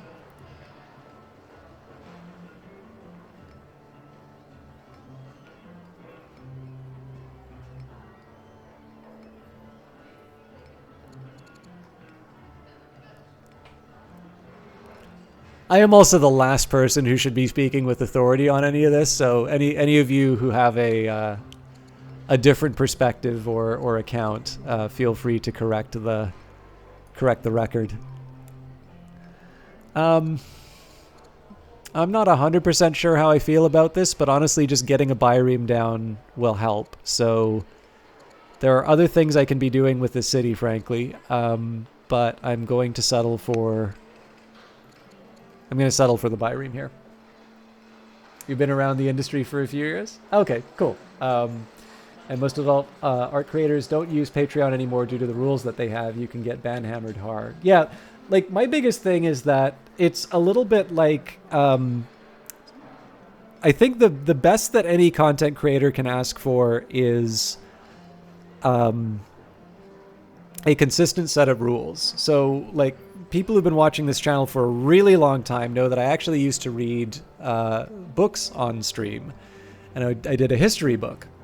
But at that time, there was not the just chatting category, and so someone who wanted to cause trouble came in, reported the channel for the reading stream, and the person who was dealing with the request basically said that it violated the terms, but the terms were under the music category, which had just been introduced to Twitch. And I'm like, well, this doesn't apply. Like, this shouldn't result in I was banned for, like, I think 24 hours. Now, my inclination would have been to dispute that, right? But the way that Twitch sets up the rules is that if you do a dispute, they actually reserve the right to extend it. And so I was facing 24 hours where I couldn't broadcast or watch channels, or this indefinite extra period of time just for simply saying, I do not feel this is a consistent application of the rules. I was not streaming under music. The really frustrating thing about it is that a partnered streamer friend of mine actually did the same thing. They said, I really like that idea. I think I'm gonna do that myself. And again, like, just to be clear, this isn't the partner stole my idea. No, like, ideas are cheap. If it's a good idea, everybody should go and do it. And all I can rely on is my ability to generate good ideas, or my ability to deliver more reliably on them. And yeah, absolutely no problem for the partnered streamer to do it. It was just me. This is before even affiliate existed. And to me, like, it definitely makes life really, really hard to try and do interesting and new things, because obviously this is the direction that Twitch went. And we've had a couple of streams now which have been very successful in terms of reading material. But for a very long time, I simply could not do that for fear of the channel being banned. And, likewise, if you establish a presence on a site and then that site kind of overnight says, oh yeah, we changed our mind and, like, your type of content isn't allowed anymore, it's really hard to set yourself up in another place. I mean, it's essentially kind of what Facebook did, right? Encouraged a bunch of businesses to kind of come on, and then essentially said, if you want any of your posts to be seen by your viewers, you need to pay us.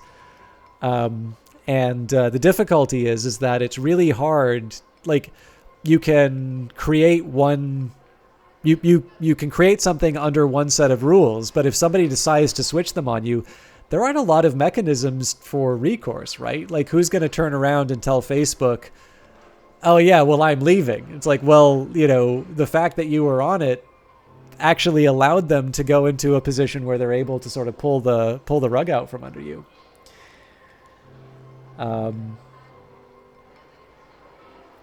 Yeah, absolutely. It's a different, like, so Twitch. So here's one thing about Twitch is that they have learned through their experience. I will get back to the game, but Twitch has definitely learned through its experience that it has a lot more power over broadcasters than I think anybody really appreciated at the time.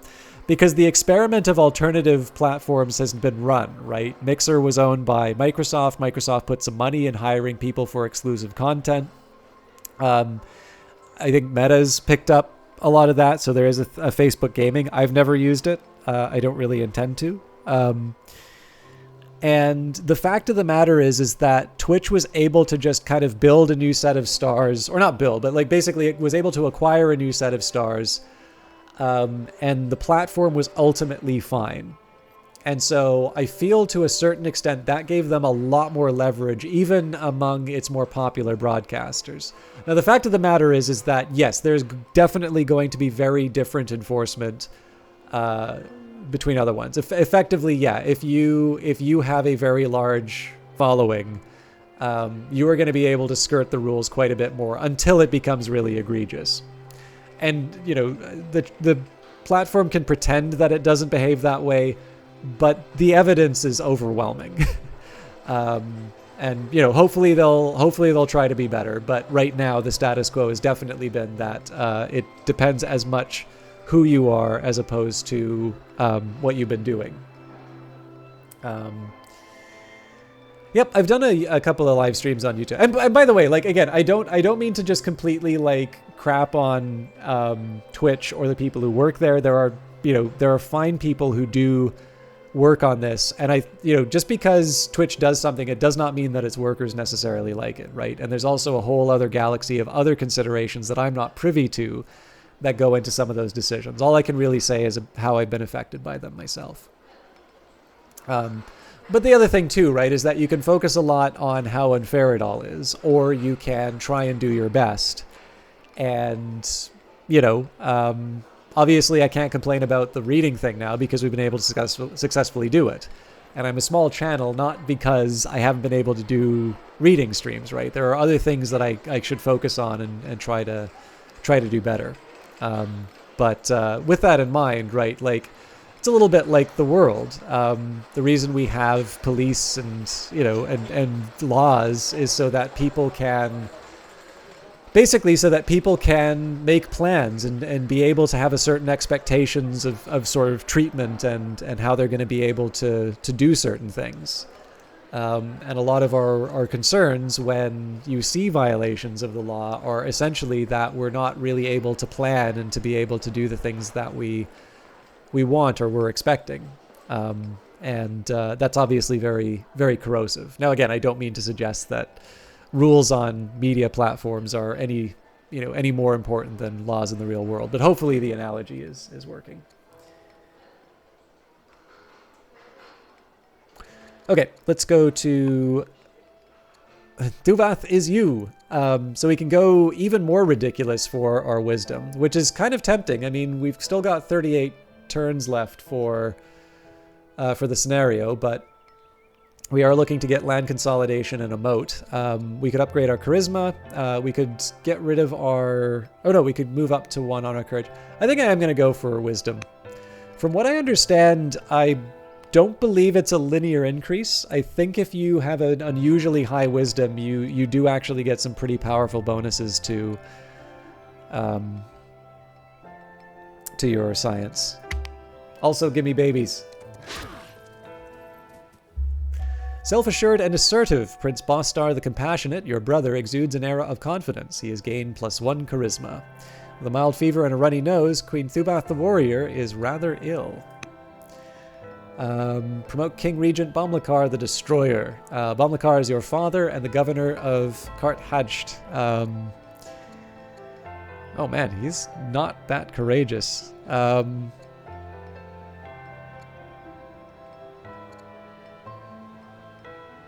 I think I'm actually going to go for the cash on this one. Or discipline.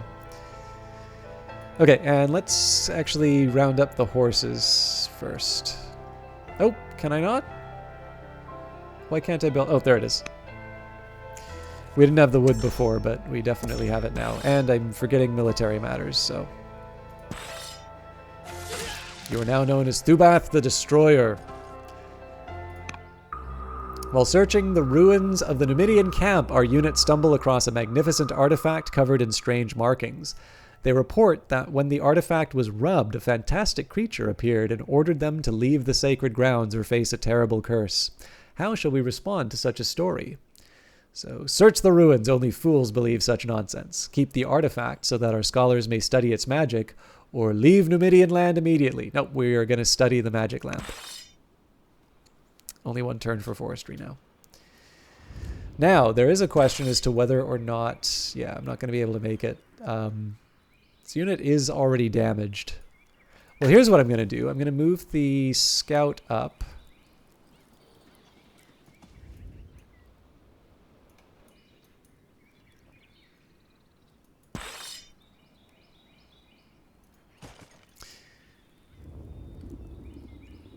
You know what? This isn't that good of an idea. I think I'm just going to fortify. I need kind of some screeners for the... So, like, if we can get some people inside the woods, that's great. That's going to reduce the damage that they do to us, but it is going to... I'm going to need to plan a little bit better. Okay, still a little more healing for these guys. I will add a general, but I'm going to move them out first. Ooh, adjacency bonus is always nice. Okay, we're going to put you to sleep.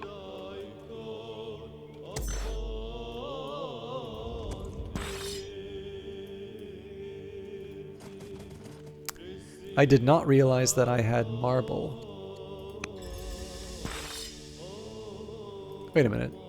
Okay, no, that's fine. By the way, you are getting a GoFundMe started probably sometime at the end of this month or beginning next month. Before I do that, do you mind if I DM you on Discord to take a look at it and give you some feedback on what you think of it? I need a couple of outsiders' perspectives, so I was going to ask you and Valiant to do a proofread of it, layout, pictures, etc. Absolutely. And Vanguard, if you have a link, I mean, I know you usually ask anyway, but if you want, feel free to put that up in the channel. And if your Kickstarter is still going on, I know with the GoFundMe you're sort of expecting to seek funding elsewhere. But if you want, I'm sure you can also get some feedback from people based on, just simply based on the existing page that you've got set up for that. Now, I think you kind of already know a few things that you'd want to do differently on it, but if you want to put that out in the channel here, right? By all means, like don't be shy in that regard. I'm happy for you to try and find your audience. The only thing is, I also kind of acknowledge that, let's face it, my audience is probably not going to be. Probably not gonna be the thing that decides whether or not your game gets made, but that doesn't mean that it's not worth promoting. But yeah, no. Simply put, absolutely feel free to DM me however you'd like. And I think Cheese would be even better because he's an old hand at this. Queen Tubath the Destroyer is feeling much better now and is no longer ill. And Azurbal the Merchant is converted to Carthaginian paganism. Okay, so just a reminder about what we're trying to do. We've got sovereignty now. So we'll be building that moat, which means we're even closer to our goal. However, for our long-term project, we did want to build some pastures, or not pastures, some groves, groves, for olives. And that requires land consolidation. Now, we're a bit lucky because we're a scholar. So if I wanted, I could try my luck with the existing, with the existing techs. But if I take a look at my deck, I believe if we redraw, we actually have a small possibility of getting land consolidation. So it's a draw of 4 from what should be a pile of 6. I think that's worth trying, especially because I think it's pretty likely that we're either going to get the Free Court Scholar or land consolidation. So if land consolidation isn't in the pile, the Free Court Scholar should be relatively inexpensive time-wise. And there's the consolidation, and we don't have to give up the Scholar. So 6 years, and we can start building some olive groves. Now, let's get some... Decree is gonna be sorry she missed this. Let's get some wood. No, let's build some lumber mills. It's quite a bit of trimming that you've done from the KS to GoFundMe. Absolutely, as long as you're okay with it. Even if you guys take a look at the GoFundMe right now, that would help as well. It's missing a lot of pics and videos. No worries.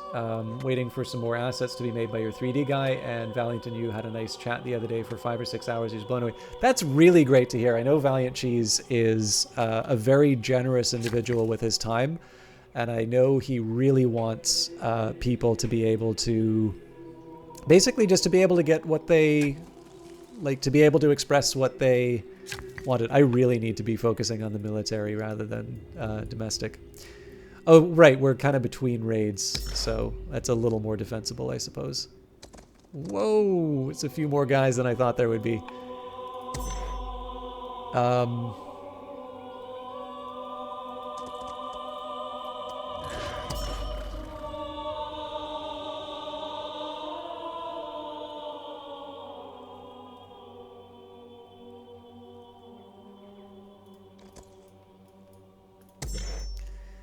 But yeah, no, I'm really glad that you were able to connect with him and get the most out of it. Man, fighting a strong melee cavalry unit in the open plains is not my idea of a good time. I should have focused up north here.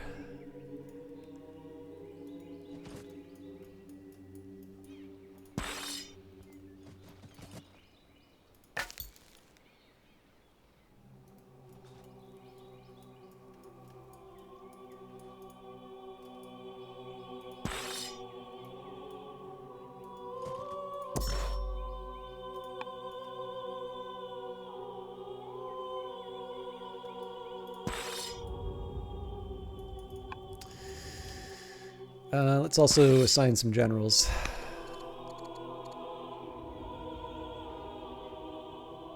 Oh man, put my ruler at... That's tempting. Oh, but I don't have the orders. Okay. Origin of the state. Cato, the great thinker and politician in Hippo Regius, comes forward with a text chronicling the story of Carthage. His account includes all the major events in the nation's history, both inspiring and tragic, and spares no one in his critical assessment. Should we make this document available to all, or should we prohibit its distribution to protect the state? So make the document available to all, which will give us a big culture bomb. Bury the document to protect those involved, or recruit the politician Cato to the court, and we will get a minister. Let's recruit a new court minister. Cato has joined the court. His aptitude in matters of state will keep Carthage moving forward. That's boosted our civics up to 69. Welcome, Cato the Compassionate. The Didonian family stages a contest of politics discussing the merits of our highly centralized state. They request that the court send a royal scholar to defend the status quo. Despite appearances, the Didonians assure us that their interest in the matter is purely theoretical. So hire a master orator to speak on our behalf, or refuse to subject our policies to debate. Yes, let's pay up. Okay. How badly are we going to get clobbered?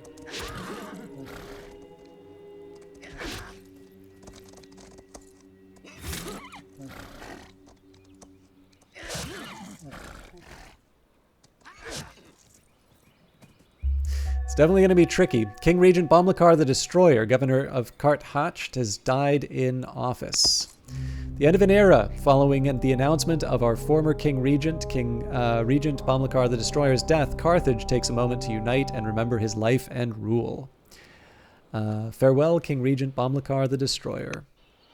King Regent Bomlakar the Destroyer, your father, governor of Carthage, has died in office. So I will... Generally, I like assigning myself to these. So we'll lose some money for it, but otherwise... Well, we could also put Cato the Compassionate in. No, we've always had the ruler rule from the leading city. We probably should keep that tradition.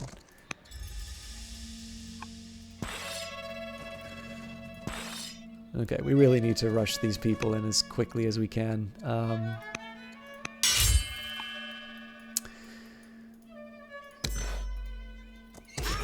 So one of my best options right now is to take out the melee unit. This is mostly because my own melee units are going to be pretty good at taking out...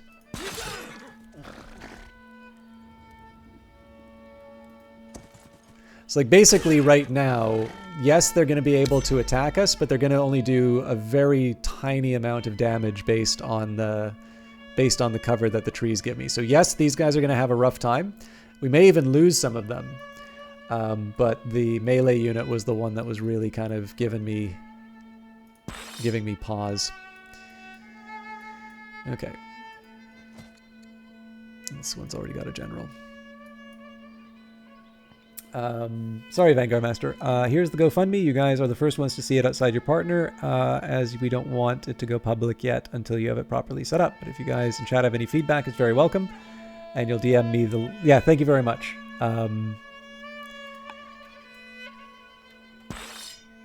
And yeah, no, I definitely...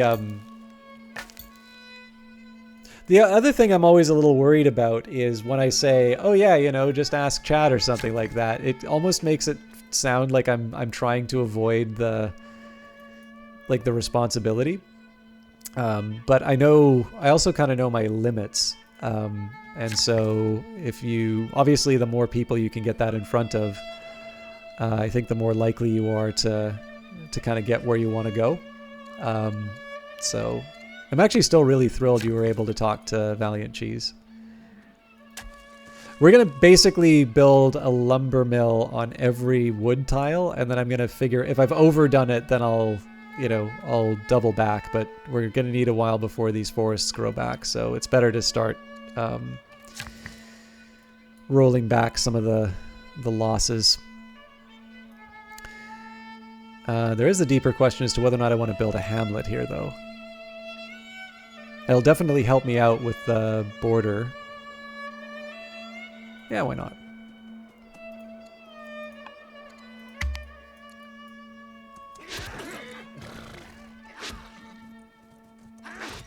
They're focusing down one unit. Okay, so yeah, they did try to take out one. King Consort, Hasdrubal the Younger takes deep pleasure in his own achievements. It is no lie to call him proud. How about producing a male heir?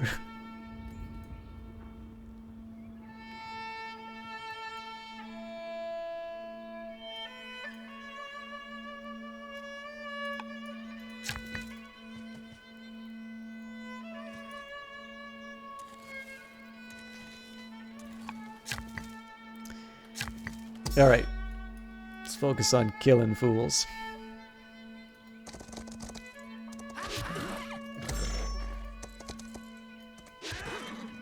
I should probably reserve one just so I can get that city site again. Bastar is your brother and general of the warrior. So Bloodthirsty's kind of tempting. I'm actually going to go for the wisdom because that does give critical hit chance.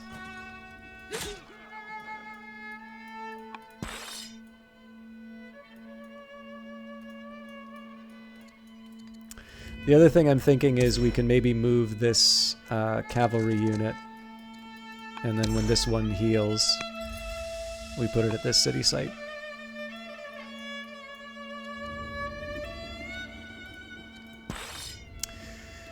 Okay, keep you running ahead. It's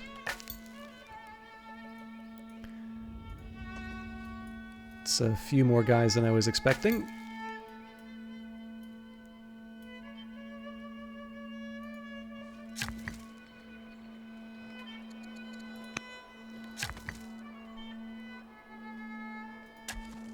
One day you will build that hamlet.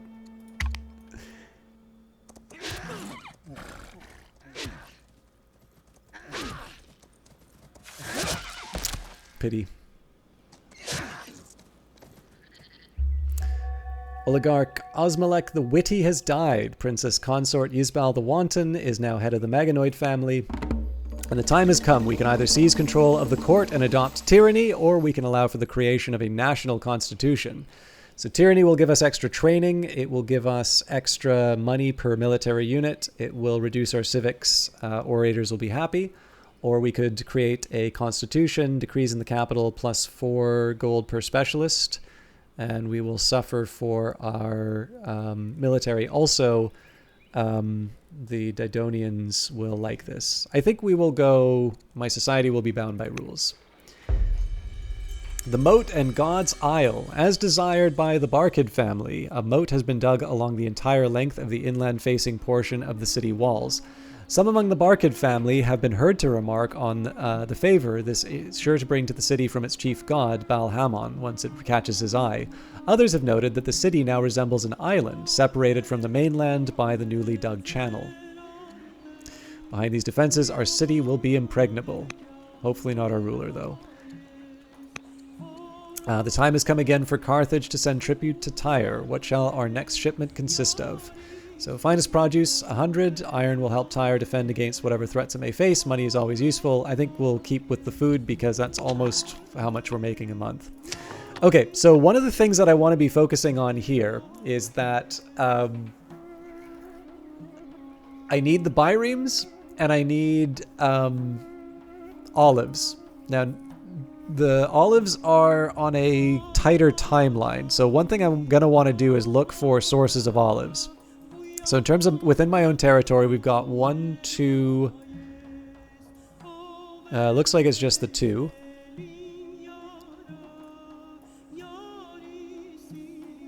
I really thought there were more olives in this area. Yeah, so it's not even a competition. Either we succeed or...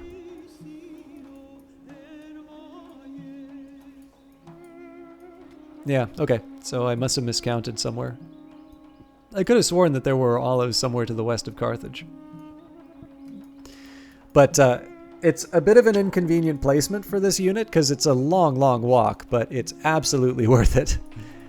We're also going to get our Byreme soon, so... Oh yeah, actually with the Byreme it doesn't really matter what we get, but we'll see it through to the end.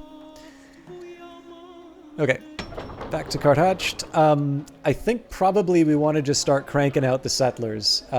It would be nice if It'd be kind of nice if I did some other things. I mean, festivals would be great just to reduce the overall discontent. But at this point, I think...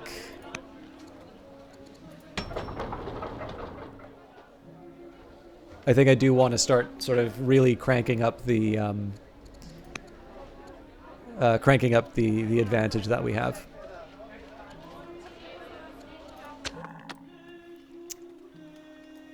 I thought we moved you already.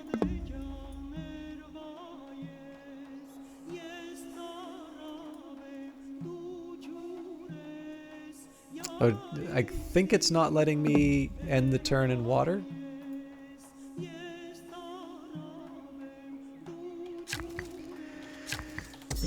Okay, as before, we do military matters first.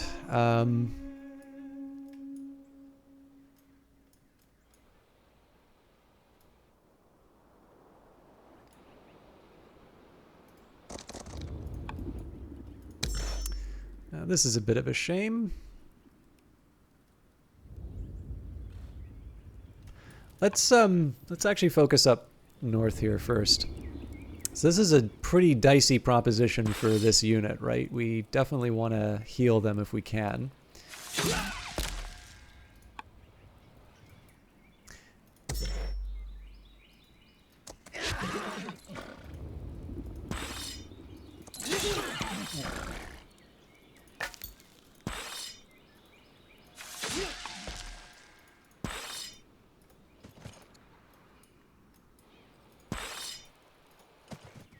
Okay, so it's possible we lose this unit. So this unit on its own isn't enough to damage it, but they may try and bring some of these folks along.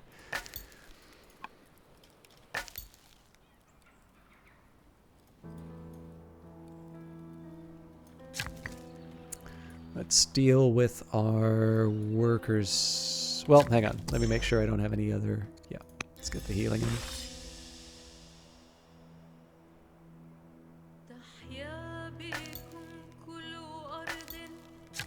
Okay, yeah, so we've got workers galore. I am going to make an exception to the wood rule and build a stronghold. Let's build the stronghold here? Nope. So what does a stronghold need? Urban, lush, temperate, or arid.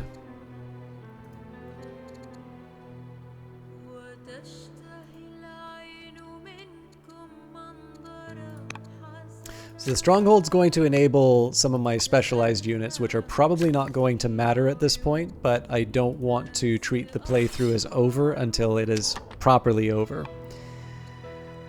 I'm also very, very tempted to just start moving this. Yeah, you know what? This is late in coming, but I think we're at a point where we kind of need to start throwing some more bodies at the fight. Okay. I'm going to keep the unit here for now. Actually, you know what? Looks like I can get away moving them here, and then... Alright. The other thing I could do if I wanted is I've got so much training that I I can actually find some more things for my units to do.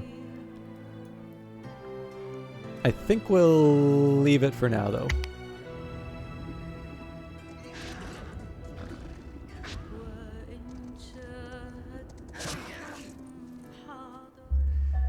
Alright, we've completed the goal. Construct 3 biremes. Ildash the Younger has died, and I've given birth to a son, Prince Melak. The right answer. As the wealth of the new city grows to legendary heights, and word of this wealth spreads around the Mediterranean region, the need to defend what has been built, what has been earned, increases. Now that Carthatched has built a formidable navy, a new need has emerged. How can this navy be deployed without dedicated crews for the ships? Deploying only some of the ships, while others remain in reserve, could allow for the great city to call upon citizen volunteers in times of crisis. However, there is still the matter of who would crew the ships that are put into use. Rotations could be set up, with military service required for a period of time, but this approach risks losing the knowledge gained by those who serve when their time of service expires. The city cannot afford to dedicate all its citizenry to martial service. There must be an institutional answer. And we need to adopt the professional law. When do we invade the council? Oh, sorry, we've got to be or not to be Hamlet. Do or do not, there is no try, Green Philosopher, and Immortal Velity is asking when do we invade the council. The council is a little thin right now. Okay, so how do I get a professional army? Usually it tells you the requirements.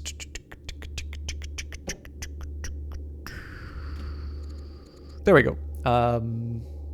Requires manor.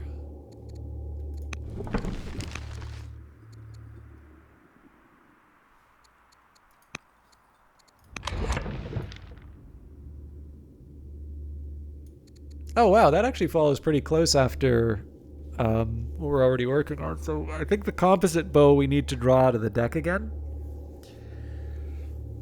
But it's not outrageous to think that we might actually achieve all the scenario goals in one go. I mean, we've already achieved gold victory, right? Darkened moon. On a still night, the moon moves into the shadow of the earth. The only light reaching its surface glows an ominous bloody red. Our soldiers believe this to be an ill omen, and they express anxiety about their fortune in coming battles. What shall you tell your officers? So this is a sign we will have fortune in battle. Our wise men say it is a natural occurrence, or give offerings to the gods and pray for daylight. As much as I want to reduce the discontent, we are going for the science. Haha, the day is mine. Okay, I'm probably most inclined to Free Court Scholar, given that it's only 1 year, and we will then be able to get another draw. So just a reminder of how the logic of this works. By taking the Free Court Scholar, that's only going to take me a year. Then I'm going to be able to take from the draw pile. So we know we'll get Metaphysics or Machinery. Those are 2 that we don't need. And then we'll get 2 of Steel, Camel Archer, Composite Bow, Coinage, or Free War Elephant. Now, if we get more than 1 freebie, I'll be a little sad about that. But what's nice is that we also will get the option to redraw. So I'm going to take this Court Scholar. It's just a nice one to have. But we'll see whether or not we can get a bit lucky. The other important factor is we have a chance to... sorry, just working out the angles. Our troops discover a series of burial mounds outside the conquered Numidian camp. The contents are lavish and richly ornamented. Many in the ranks wish to loot the ancient site, but some worry that such an action would bring about dark omens. So we could loot everything, extra money, and minus 20 opinion from the Numidians, or we must not incur the wrath of the spirits. We actually get extra discipline for that, so there's more of an investment in our economy over the long run. So we must not incur the wrath of the spirits. So I'm not quite sure how I'm going to wind up healing this unit, but that's a tomorrow me problem. Okay, now... Okay, so I do have my options. This is a terrible place to engage this kind of unit, but I just don't have any other options. So first of all, we'll wipe this one out. And now we're just going to beat the crap out of Fairuz is your aunt and general of the warrior, or aunt. Horsebane's actually very tempting here. I think we're going to go for that, even though I normally like to go for the bonuses. And honestly, why not use the units I have available? So the reason I structured the turn the way that I did, number one, I want to eliminate units. Obviously, taking them off the board is really important. And then number two, so this unit's definitely going to do damage to one of us, but it's not going to be enough to kill. I am, however, going to be able to kill it next turn. So this unit will go back. This unit will be healed, so it'll be able to take this city site. I'm going to need to think a little bit about how I heal some of my other straggler units, but, you know, that's, again, a future me problem. In the meantime, this is also one of the reasons I'm dragging some of these guys over. I think I'm just going to make the Bireem sleep.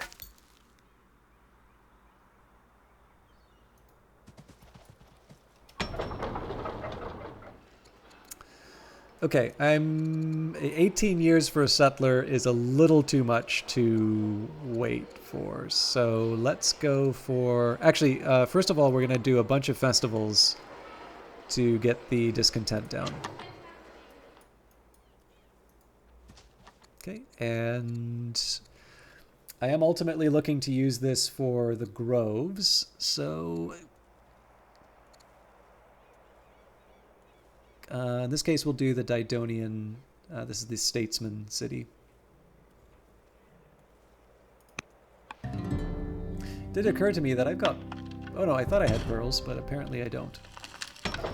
And as always, we'll start with a worker. The worker is particularly important here because it'll be the source of my my groves. All right, and we've got a lot of free orders. So with that in mind, let's find some people to butter up. Okay, first things first. Let's influence.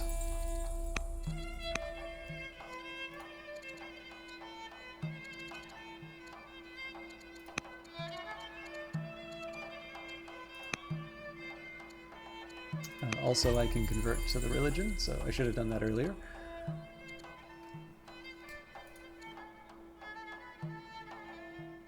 And again, I don't have a lot I want to do with my ambassador right now, so I think we're just going to leave that be.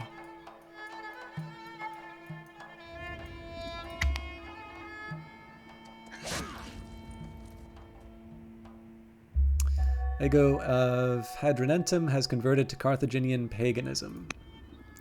A new court scholar, Ildash, has joined your court. Her curiosity and insight will aid Carthage on unraveling the mysteries of the world. Welcome, Ildash the scientist.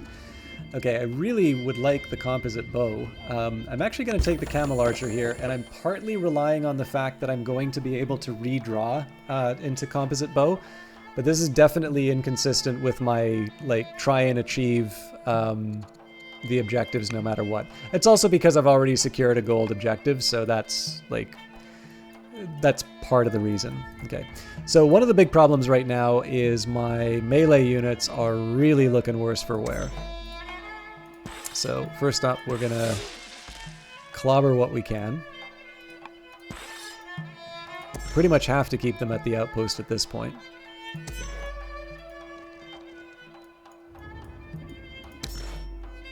This does free me up to make a move on some of the other enemy units. I think in this case we'll just go straight for the city. So this will have some consequences. They're probably going to come down on us like a ton of bricks. But I've got some backup in the form of some nasty melee units that I want to try and double these up as quickly as possible because this general gets a bonus for adjacency. Let's also get a bonus against range.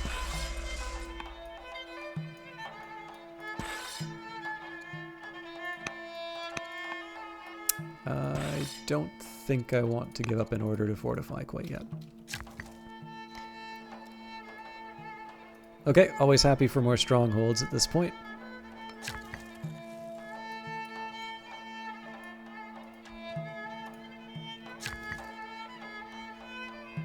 should probably get going on these groves sooner rather than later, but...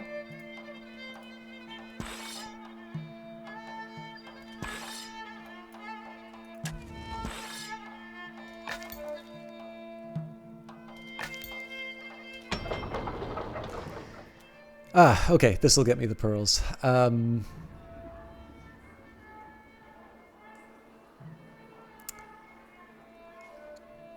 I'm almost thinking it might be an idea to start building some more military units, frankly.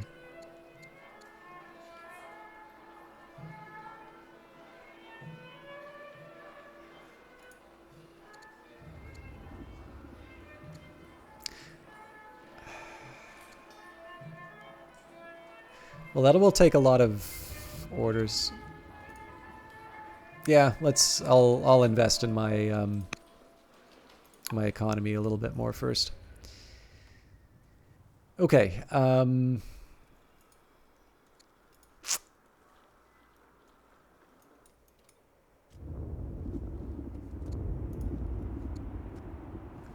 Who wants pearls? Didonians.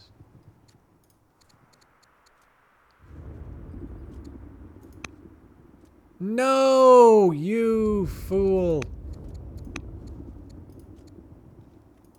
There we go.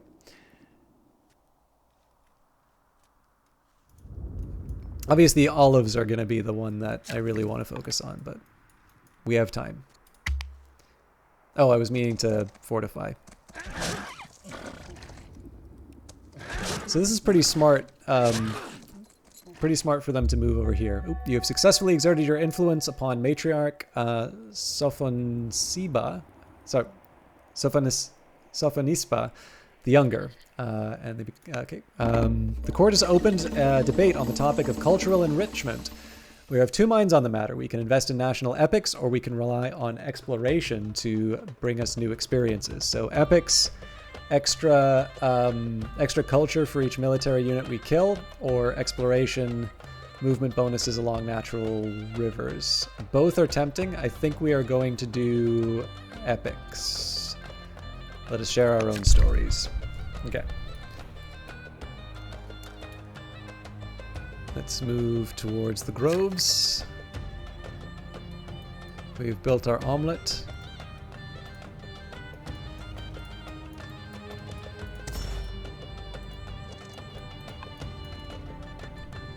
Okay, let's think about how we're going to try and take these guys out. Oh!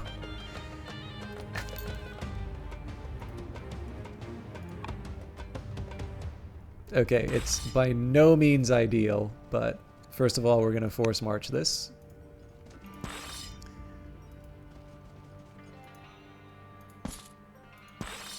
I should get a quick view.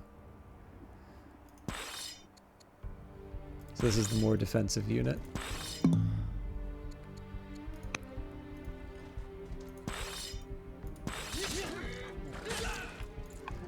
Okay, so that sort of changes the calculation. Oh, no. No, it doesn't.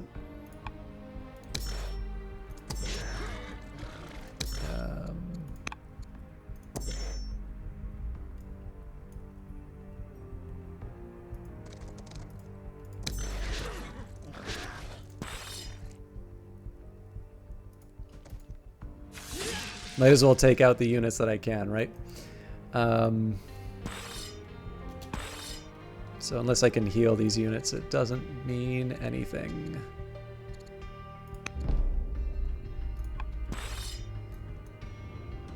Wow, I really ripped through my my orders there.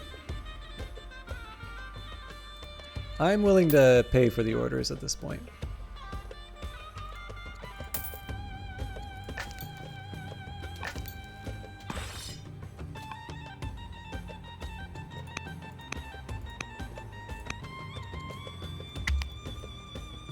Okay, let's see what the cost is. Not as much damage as I thought there would be, to be honest. Okay, so remember we were talking about how we'd be able to read... Okay, actually the funny thing here is I'm going to take the free roar elephant. I know I am. So let's just acknowledge it and redraw. Oh, beautiful. We didn't get the composite bowl. All right, Firuz of Hadramentum is too old and is retired from the field, so we'll definitely choose a new general. Although I think... Yeah, we're not going to let them... We need to kill stuff first, so...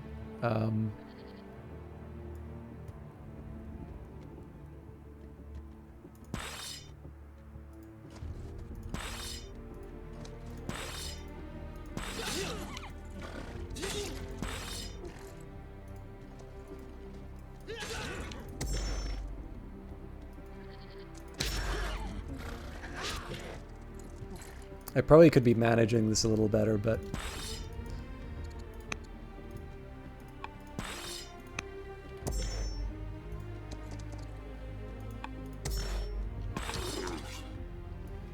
Okay, we'll save the camel archer for later.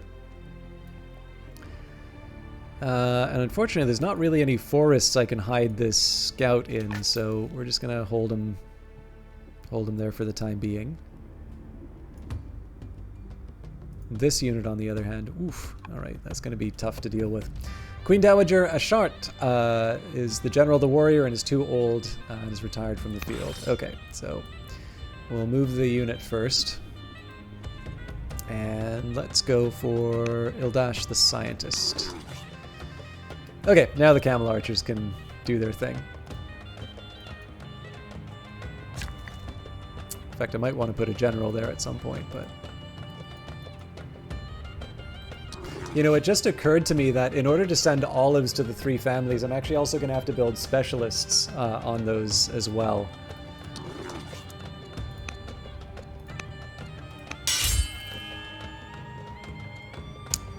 You know what?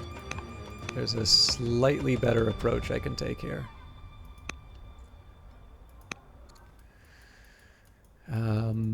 Okay, so we are still going to assign a general, but I'm going to put Azerbal the merchant. And that's because the camel archer will be absolutely devastating with the crit that the scientist will give it. So just a slightly different arrangement. I'm a little surprised I have so many orders left over, so let's just make sure... Okay, so the skirmishing units can't fortify. And unfortunately, I can't heal these units in foreign territory. Well, that's fine. Can't have it all.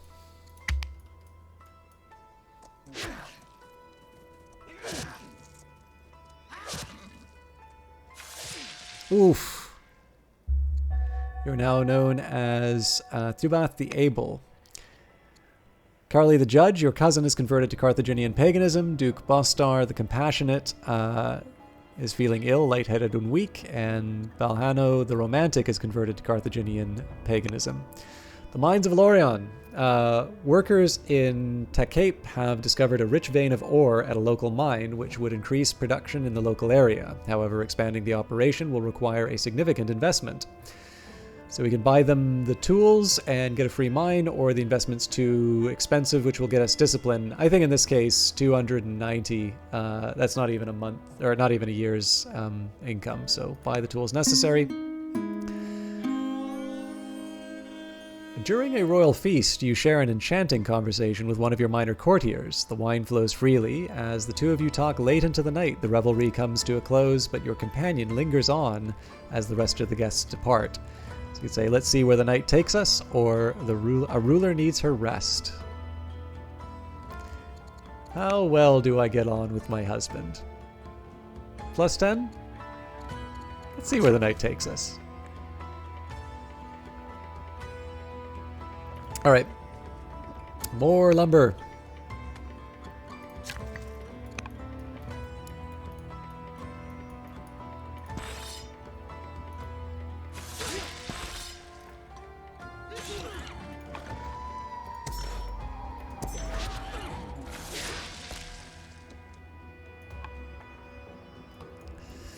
So the good news is there's really only 2 more cities for us to take out. There's going to be a big fight for this one for sure.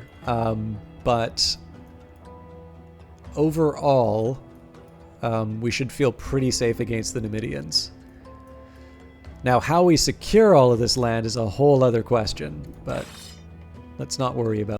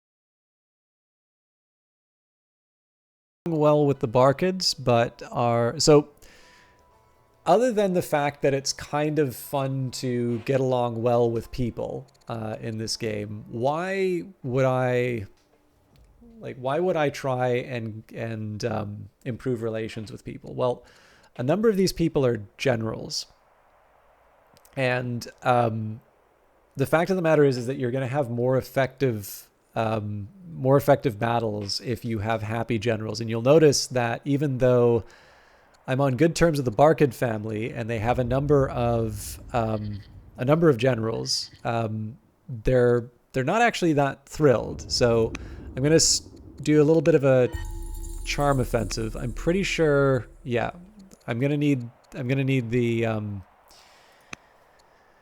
this guy to like me. And I have the civics for it, so we're gonna get another order with training. Why am I not able to? Ah.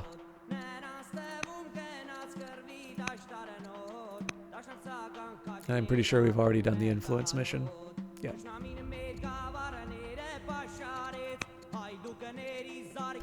Okay, that's gonna require some thinking.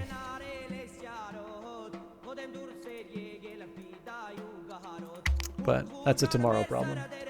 Vanguard Master's gonna have to head off for dinner. You'll be back a little bit later. Have a fun stream and a good night. Yeah, I mean, I'm already an hour over, but we're so close to wrapping up this scenario.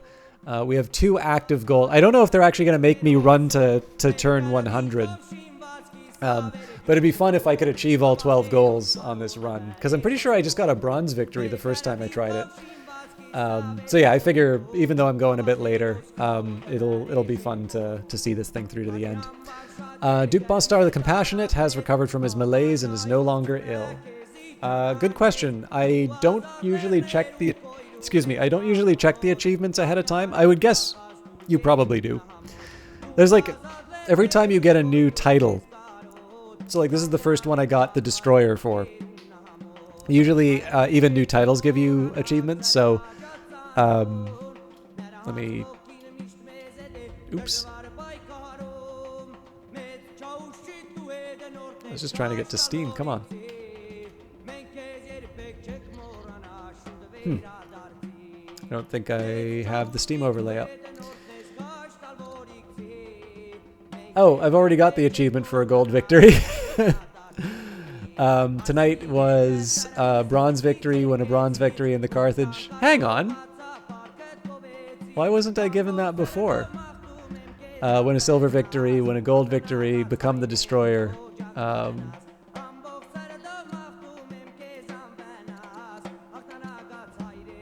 Anyways, I want the composite bowl. We know we're going to get this from a redraw. And just to verify, we're doing that so we can get Manor.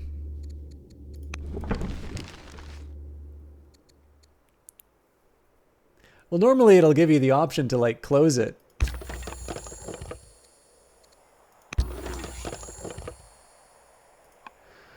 Okay. Again, I want to rush my Camel Archer in if I can.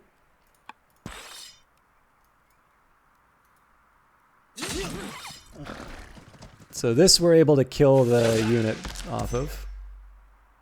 Now, unfortunately, this unit I'm either going to need to spend some points. I actually think holding them here... So again, just because I'm a little bit short on manpower,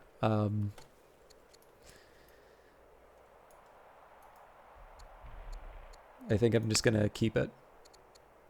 And Cato the Compassionate will use the elephant.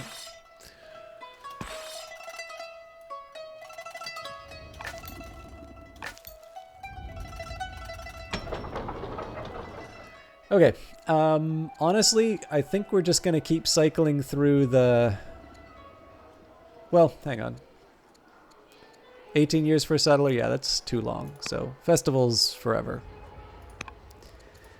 Child of Prophecy. As servants carry Thalula, the newborn heir, to be bathed, a strange old beggar wanders into the court from the busy street. He falls to his knees before the swaddled babe, weeping into his cracked and filthy fingers.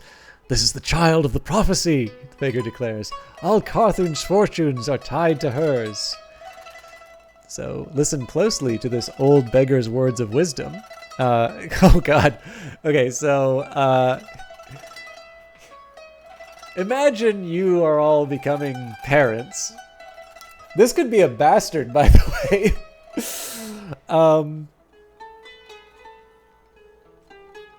So you can listen to the crazy old person who comes into the hospital, and you say, it's a 1 in 3 chance that your child becomes cursed, but the reward is that they could also be blessed or divine. What do you do?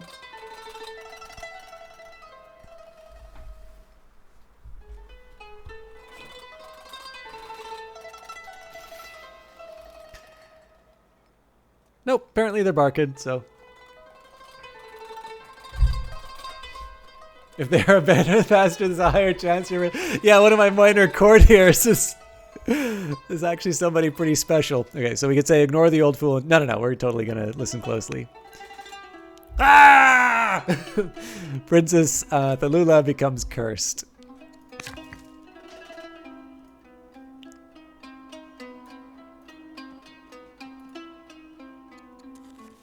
End year? Are we really that short of things to do? I guess we are.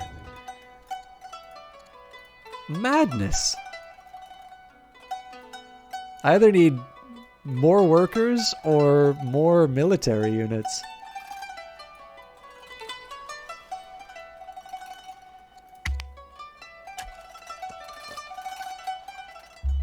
You've successfully exerted your influence upon Oligarch Matan of Hadramentum, and Duke Bostar the Compassionate cannot let go of grievances and is often angry, a most bitter person.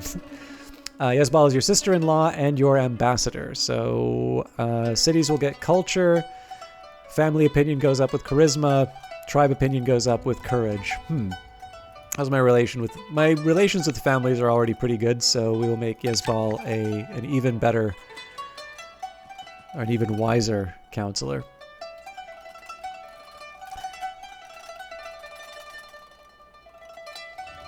I'll show them monotheism. Time to get my groove on. All right, let's see if we can wrap the siege up.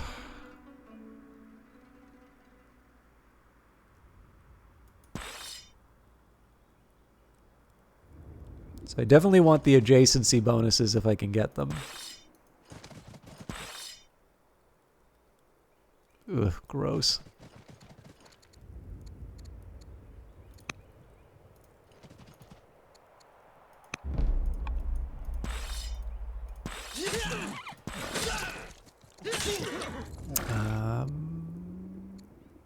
I think we'll go for the courage. Yeah, so that wasn't enough to seal the deal, sadly. And I'm not going to do anything else with these. Although, honestly, at this point, I should just be moving the unit back. Yeah, wait, why was it telling me to the end the year when I have a perfectly viable camel archer? And I have elephants to move. Although Kato, I was going to say, Kato must be kind of interested in where he wound up.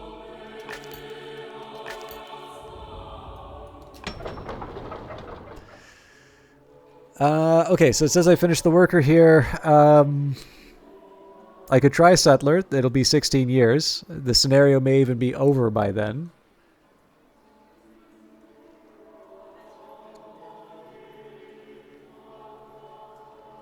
Let's go for the forum for starters. Because it occurred to me I can't really occupy this city too much, given that I'll need to harvest some olives. Okay, let's keep...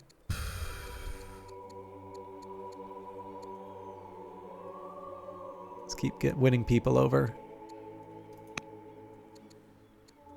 Actually, let's start with the... Oh, we've already done that.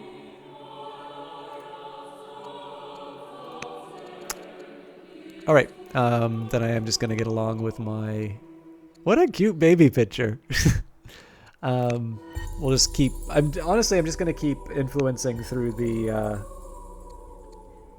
I'll keep influencing through the... through the generals until I have a better alternative. Okay, what on earth do I want my workers to do? So I don't think there's anything wrong with a farm here at this point. I am starting to let the game dictate what buildings I need, but I don't know, like I don't feel like the cost is as high as it used to be. Hadstrubal, my husband, is governor of Hadramentum. Let's not make him warlike just in case he finds out what I did after that party. Frugal. So he's the governor. Or we can make him more courageous. And we'll go for courage.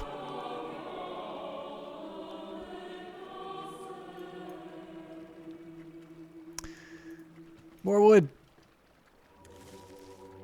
Wait, cancel. Oh God, no, no, no, stop, stop.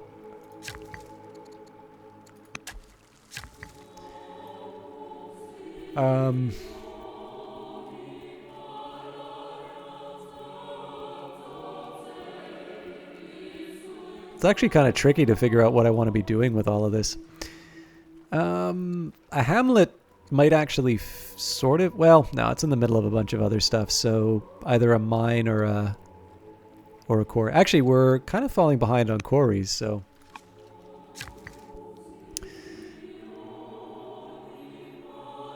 I was not expecting to be able to build a farm here, but this works well because of the pasture. Again, the adjacency bonuses.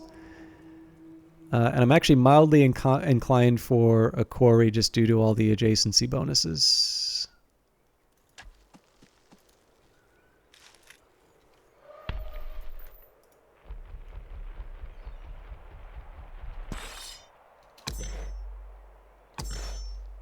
Okay, we'll just keep throwing sharp things at each other for a little while. I actually prefer using the camel archer in this case, I think.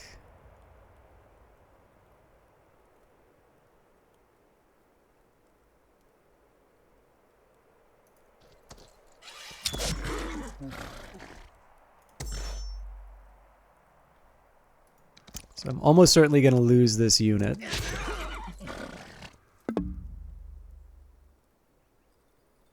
Ooh, yeah, no, that's no good.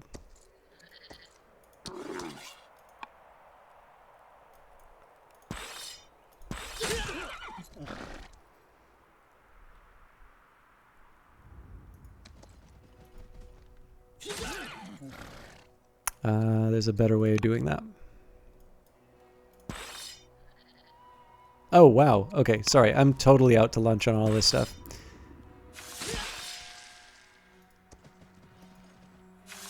There we go.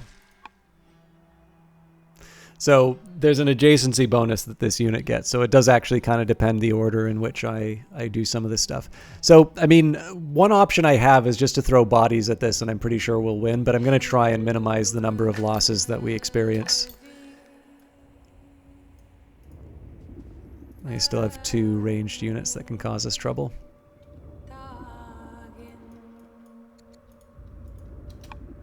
Okay, and apparently that's it for the year.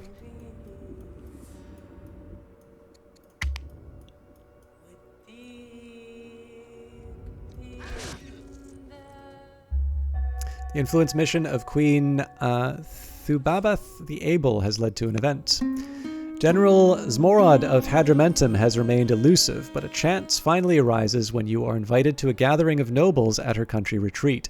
You are met by her husband, Matan. He seems very open to your company as the festivities begin, often sitting by you and laughing at your smallest remark. I do not like where this is going. There's still no sign of Zmorod. As the other guests are engaged in loud discussion, Matan leans over and whispers urgently in your ear. I must admit that it was I who sent the message. Zmorod is not here, but I cannot deny my desire for you. I can deny my desire for you no longer. If you feel the same, meet me back here tomorrow night and we can finally be alone. Now, here's the thing, right? I've already got an heir. This is the head of the Barkid family. This is actually a chance for me to be able to influence a lot of people, including Zmorod. And I really do not want to wind up estranged from one of my generals. So yes, we will return the next night for Carthage. Has anybody, out of curiosity, has anybody seen the show, The Thick of It? Or no, sorry, In the Loop, not The Thick of It, In the Loop. Which is a movie.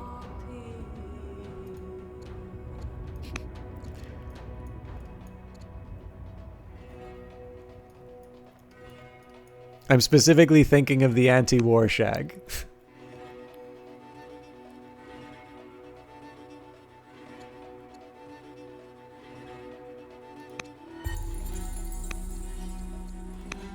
Also, fortunately, because the head of Carthaginian paganism is Barkid, we're actually going to be able to get my lover to to take care of it for us. Oh god, this is the best decision I could have made. Let's just hope my husband doesn't find out. Okay, the groves are built, so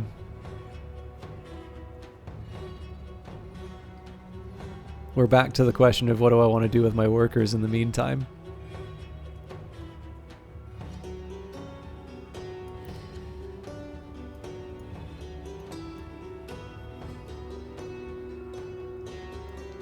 Actually, a granary makes sense here because of the farms.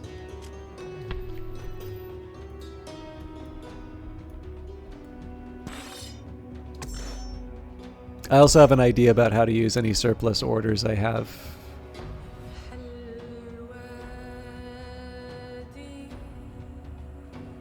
Actually, you know what? Let's go for broke.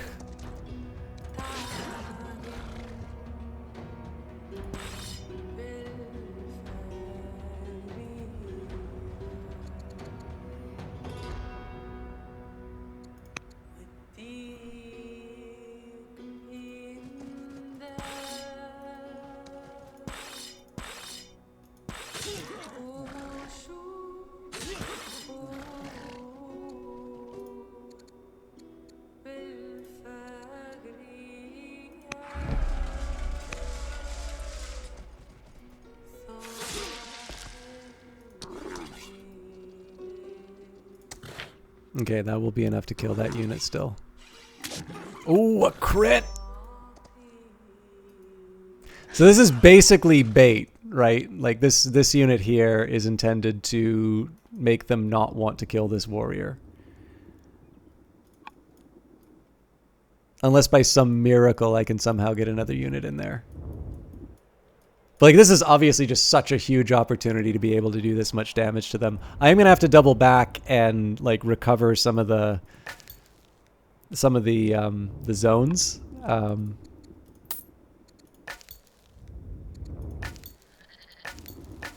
Okay, I don't need to pay for the orders. So let's see what it does. Cool. I'll give that one up. Ashnat of Cart Hatched has died. Okay, so we got the composite bow. Just a reminder that this is all working towards manor. So when we go to the draw deck, yeah, we'll redraw. There's a so it's a 1 in 5 chance that we don't get it, but I like those odds. Okay, so I could get a free archer. It would be tempting, but obviously manor is what we need to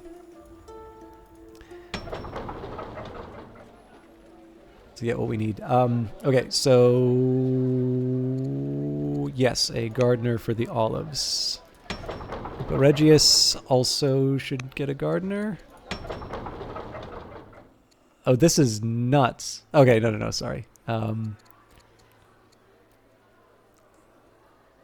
So we're 1 year away from getting the grove, so I'm just gonna call a council here for 1 year.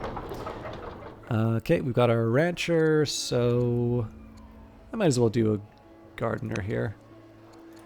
Paying our dues, so I think produce is still where we go. Okay, so I can expand out to the iron mine. Elephants are kind of tempting, although the bar could certainly help us with that. Alternatively, we can try and get a settlement closer to the front. Yeah, actually, let's start by moving here.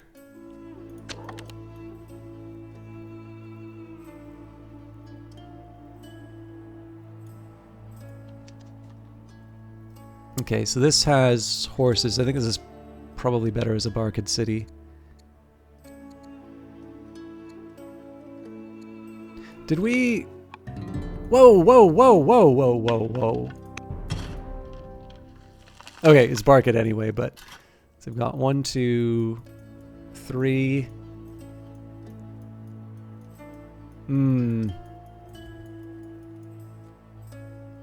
We only have 1 for the artisans, which weirds me out a little bit.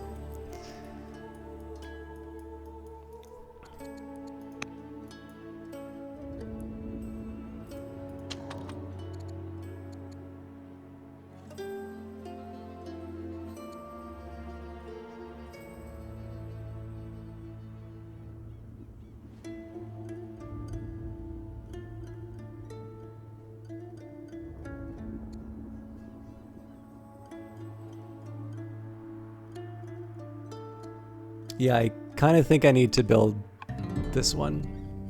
Alright, but I'm still known as the Just. Before I do any more of this stuff, I should be focusing on my war. I swear this thing is slowly increasing its health, but I'm almost certainly wrong in thinking that. Okay, let's get some intelligence from our scout. Oh wow, the city's completely empty.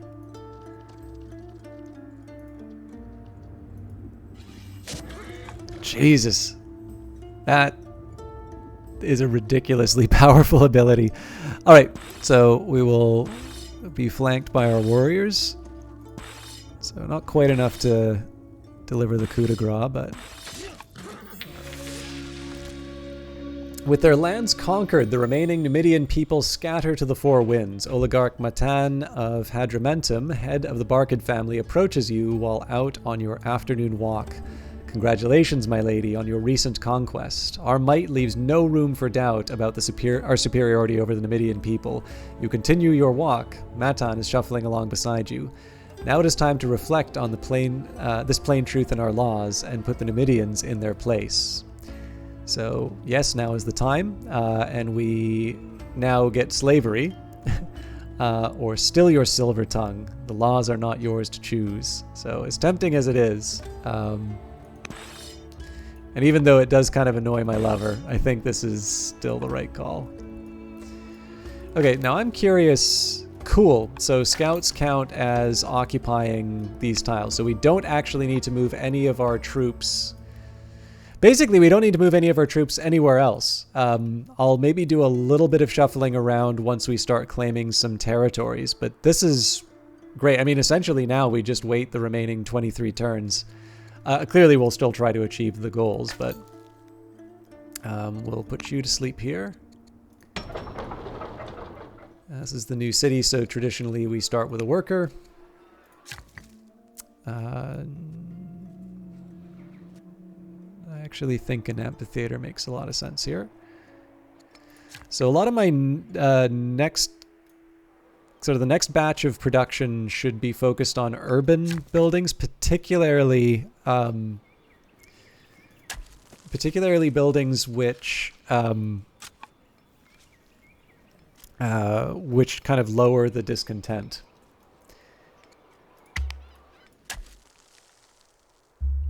You've successfully exerted your influence upon Generals Morad of Hadramentum, but appear weak in the process. Oh wow, -2 legitimacy for all that. All right. Acerbis the Scholar has died, and Duke Melek is now old enough to be tutored by courtiers. Time passes quickly. Duke Melek is growing up fast and eager to learn. How would you like to educate him? What is he in the order of succession? He's pretty far away from it, so let's give him a lesson in tactics. All right, Oligarch Matan. Wait. Not the Matan. Oh, no, he's just too old. Okay. Muntenball. All right, so now we just have the miserable business of trying to get everybody back to friendly territory.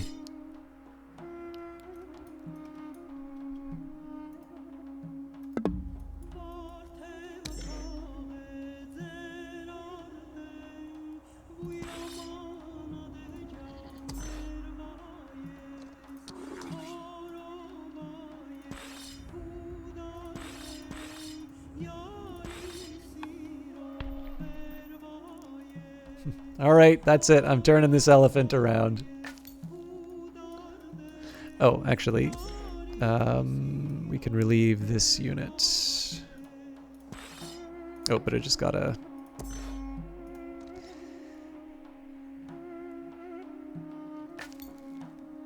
Okay, so we'll put you to sleep.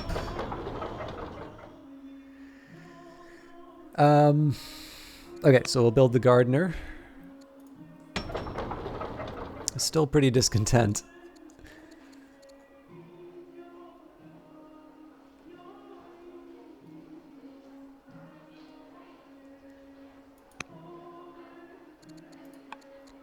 Tubalith is you and government. At this point, I just got to see how I can get my wisdom. So we are 41 and are on our way almost to 10 wisdom. And that's why the council wins. They like... All right, so +1 wisdom. And we did want to take this city here. So I don't know if it tells... Okay, 2, 2, 2. Okay, so it doesn't really matter who I give it to. The Maganid is tempting... Oh, no, wait. Mines and lumber mills. No. So the Donian is actually the tempting one just because it's a good sort of catch-all option. Actually, hang on. I have options for mounted units from here, so it is going to be Barked City after all. Okay, so let's get the tutoring in. Oh yeah, we'll tutor our own.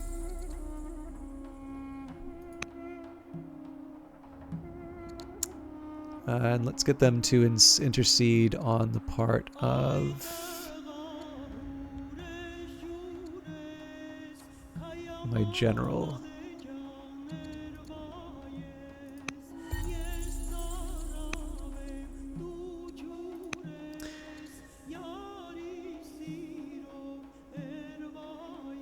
I think for starters, let's start converting people to the true faith.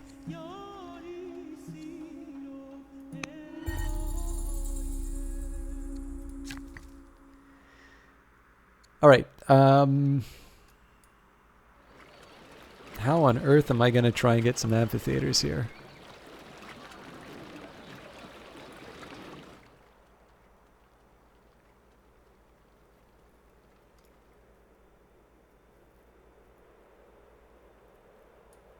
I suppose what I could do... Well, hang on. So if I put a hamlet down here...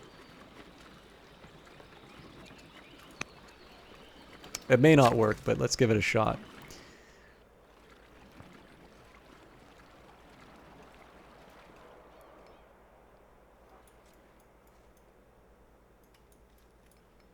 The other thing is that there's really nothing else to improve in the general area, so either I reevaluate what I'm currently building, or I just move to another region. So like obviously here, there's tons of potential. We'll skip this one for now because I'm not 100% sure what I want to do with it.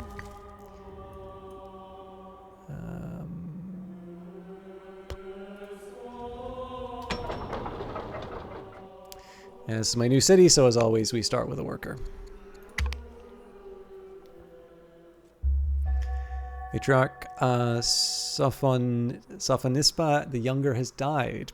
Patriarch Carle the Judge is now head of Carthaginian paganism. Governor Hannah the Scientist has died in office, and Duchess Zohar is now old enough to be tutored by courtiers. Today we grieve the death of Hannah the Scientist, a member of the Carthaginian court. Her spirit will be venerated, and her deeds will be remembered. She served us well. A trusted advisor informs you that, for better or worse, Duchess Zohar is showing signs of having taking after her father, Duke Bostar the Compassionate. How this influence will take shape is yet to be seen. Duchess Zohar becomes intolerant. Time passes quickly. Duchess Zohar is growing up fast and eager to learn. How would you like to educate her? Does intolerant give any bonuses? No.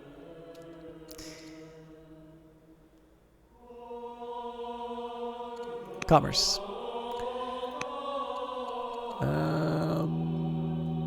Tabiba gives us both science and money.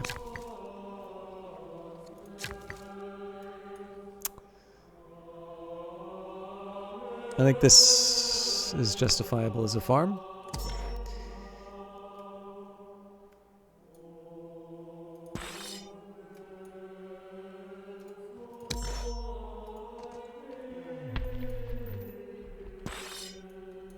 Again, long walk home, but I still want to put them in my territory. If nothing else, I just want to put them on. I want to put them on sites where they can train.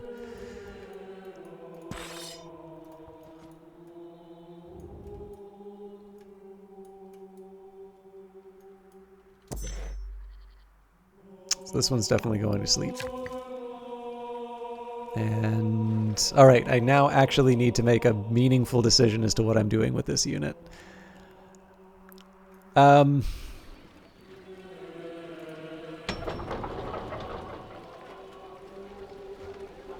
number of farms is a little silly, I think. And I think a replacing...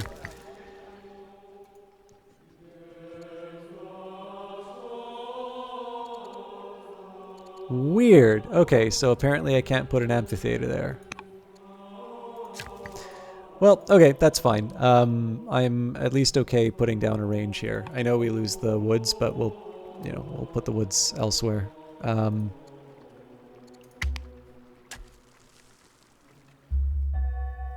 intercession mission of Oligarch Matan has led to an event. Oh, apparently if you become Patriarch, you die immediately. Patriarch Balhano the Romantic is now head of Carthaginian paganism. There's no easy day in the life of Duke Bostar the Compassionate. He's gained 1 discipline. Okay. Matan's greed knows no bounds. The intercession went without problem, and General Mutanbal has been swayed to appreciate you more. But now Oligarch Matan of Hadramentum has started sending messages asking for more payment for his service. Agree his services were worth it. Refuse. He's already been paid enough. I really don't want him to become estranged or demand back what was paid before. I think we'll just pay for it because we've got so much money already. Duke Melak has been sneaking off into the wild after class each day, growing ever more inspired by nature. What advice would you give to the budding naturalist? So, roots, berries, and flowers can heal or kill. No love is as pure as that for a beast for her kin. Or there are many other mysteries to see in the world. Let's say no love is pure as that as beast for her kin.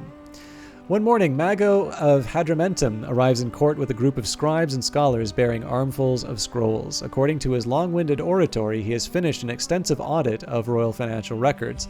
The findings reveal a history of inefficient practices and embezzled funds. Really? Who would have guessed?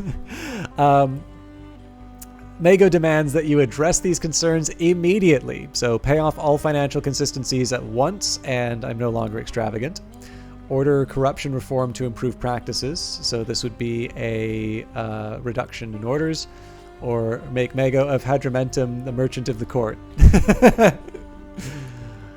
Okay, so let's just see. Does extravagant give me anything? Not really. So yeah, let's just pay it all off. Let's make him a little more charismatic.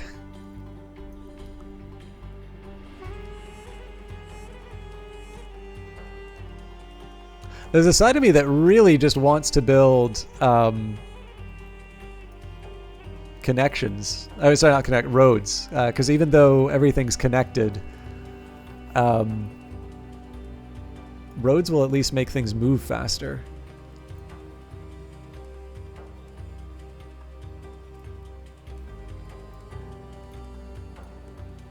Well, let's start by seeing, can I... No.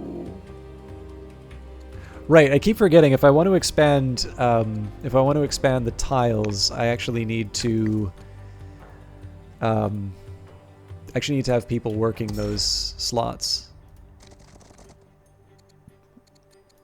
Okay, put that one to sleep. So close to the border. All right, so they'll just train forever.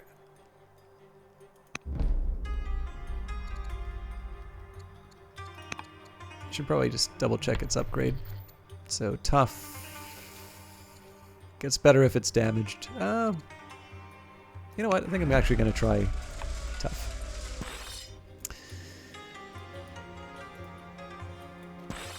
Okay, as before, rushing to our borders so that we can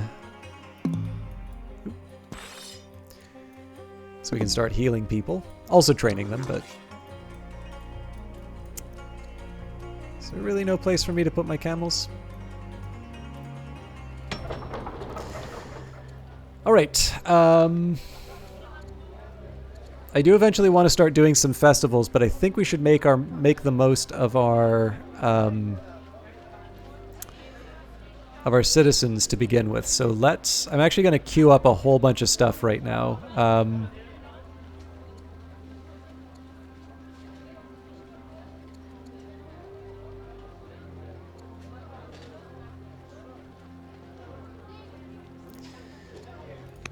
Get the ore. Oh, hang on.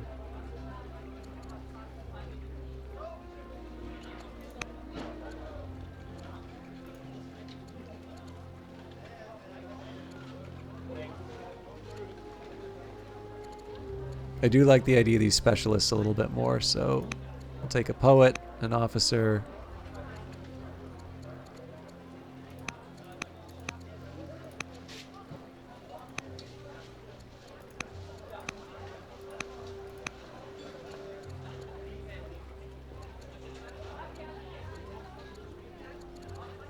Yeah, that should take care of Carthage for a bit.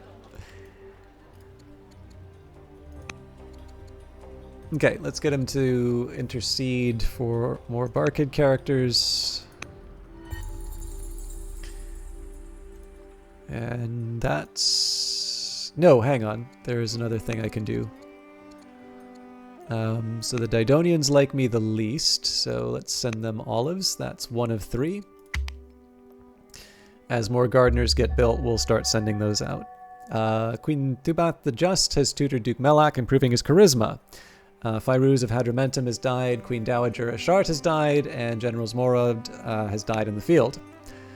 The barbarian refugees we recently accepted into Hadramentum have asked to join our military. They wish to serve their adopted nation on the field of battle. What is our stance? Enlist them in the infantry or train them as ranged soldiers? Yes, ranged soldiers. Okay, we'll choose a new general.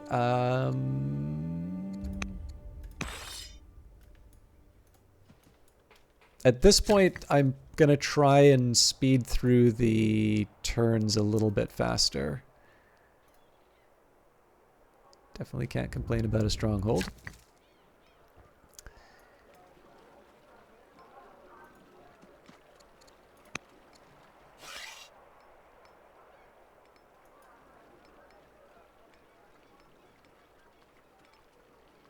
I didn't realize this is a range, but I'm happy it is. Okay, we'll put these guys in as deep as we can. It's mostly just so I don't block everything in the city. And I mean, again, all of this is kind of academic at this point. Like, there's not really a whole lot that we're going to be doing with any of these units. So I'm going to also put a few more to sleep. Okay, Duke Melek. Let's just take a look at the order of succession. So the closer that they are to, the closer that they are to the throne, the more they're going to get tutored by the ruler. Oh, apparently I can't do anything to the... All right, never mind. And I'm a little surprised that we have this many orders. I thought there was going to be a way, something that I did to dump.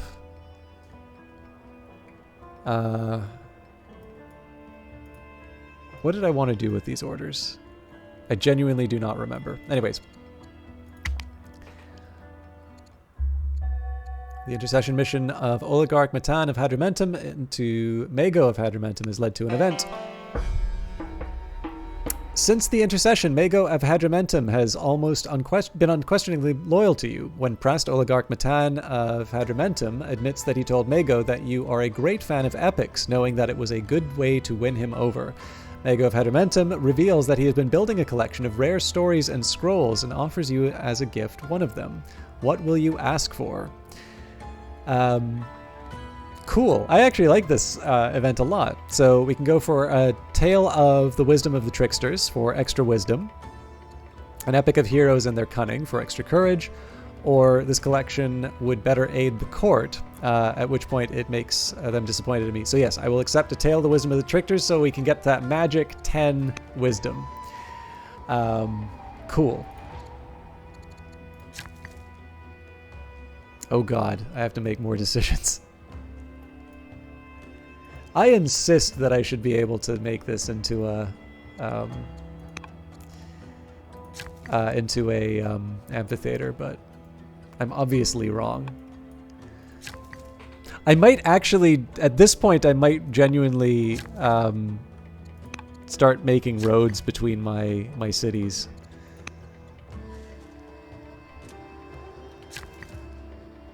All right, what do we want to do with you? We've got a bunch of farms already.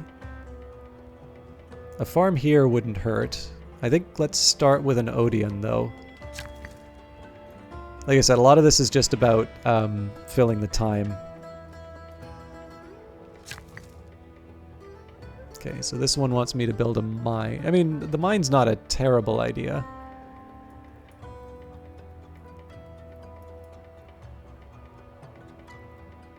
Now, I should be building a lot more lumber mills here because I get the bonus for it. So, I want to be a little careful about what I put close to the... Oh yeah, actually, this isn't even a question. We build the lumber mills.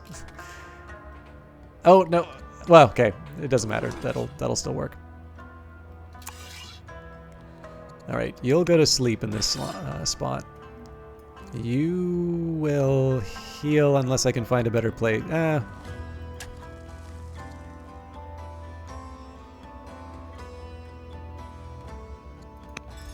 I don't think this counts as idle, but well, I guess we'll find out.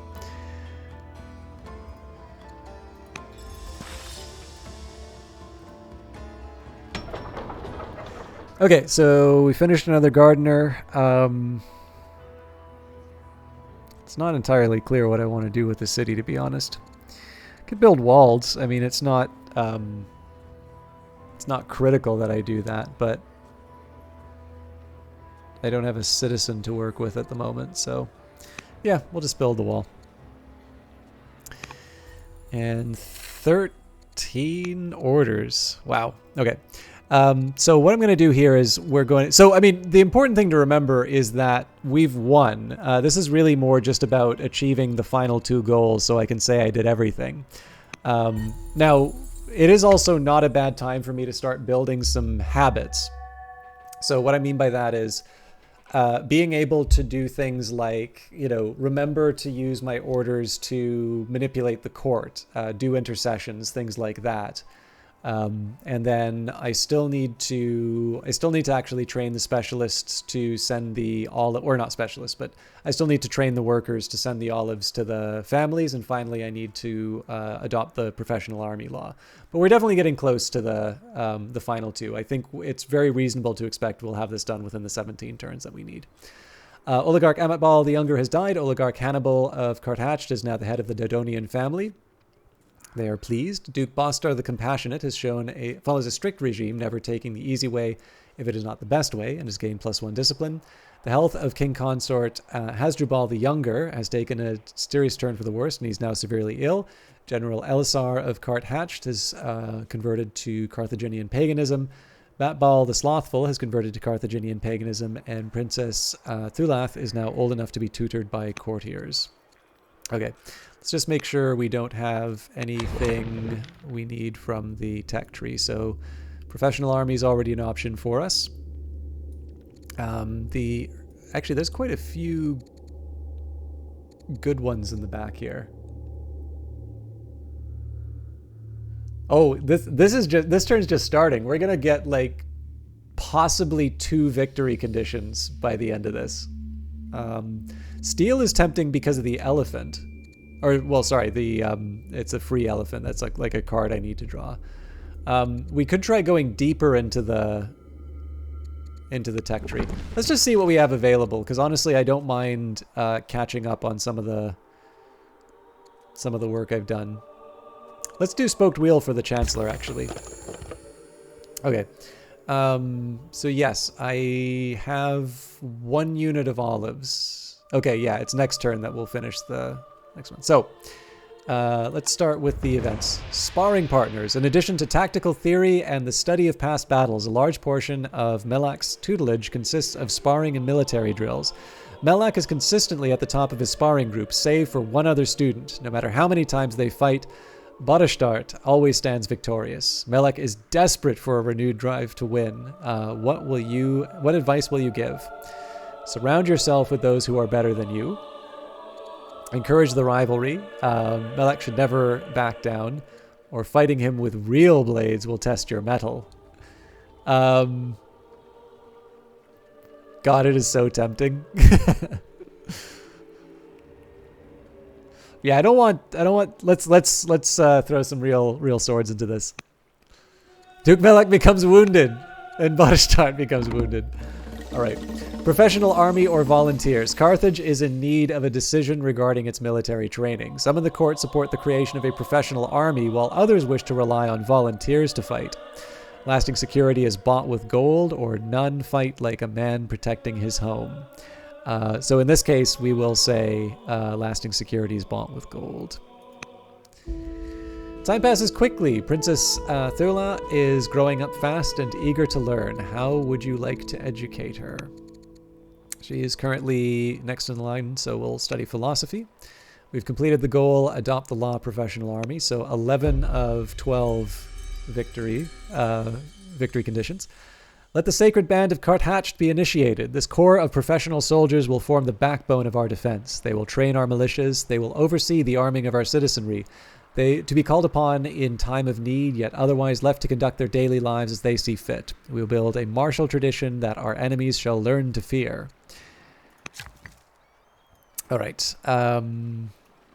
Again, struggling to think of what to do with the surrounding areas. This is a hamlet. Okay. So I'm going to leave that alone.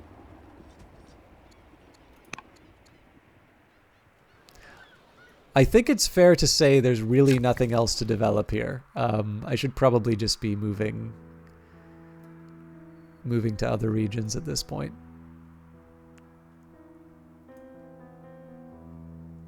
Oh, actually, that's not entirely true. So there's this little corner here.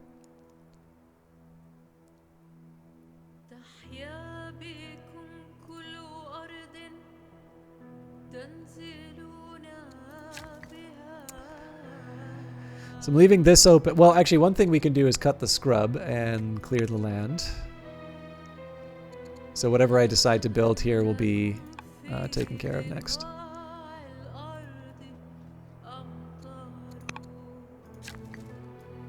I built the road here, right? Apparently not.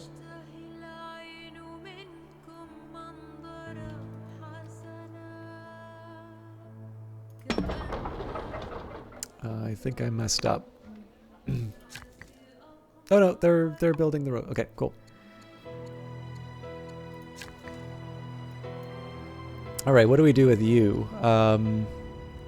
Garrison's not bad, but let's focus on the immediate upgrades like pastures. God. I feel like there's lots of opportunities here. It's just... Actually, okay, here's one thing that I can do.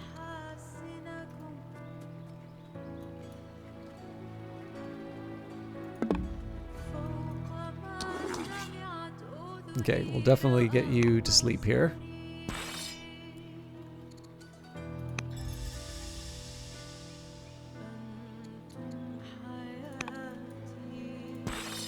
It's even more convenient if I just let him sit there. Okay, so I'm basically going to want to move as many units as I can to training positions, if I can. Actually, you know what? Instead of healing them, let's also get a general on that unit. They could have healed in natural territory. Well, what are you going to do, right? Let's get you to cross the border. So, free promotion. Let's go, I don't know, Besieger. It's not like we're going to use it for anything.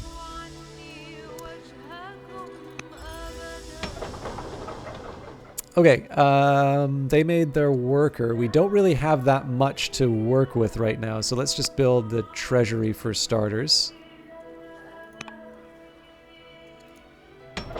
Now, we've been cranking out the festivals here, and it doesn't really seem to have gotten us anywhere, so let's actually expand out our citizens. So, first of all, we'll take the...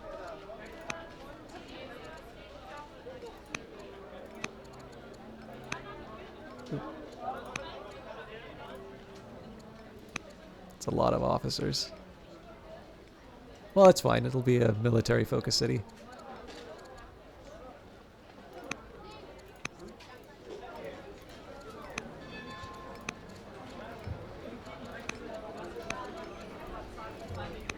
This will like take forever, but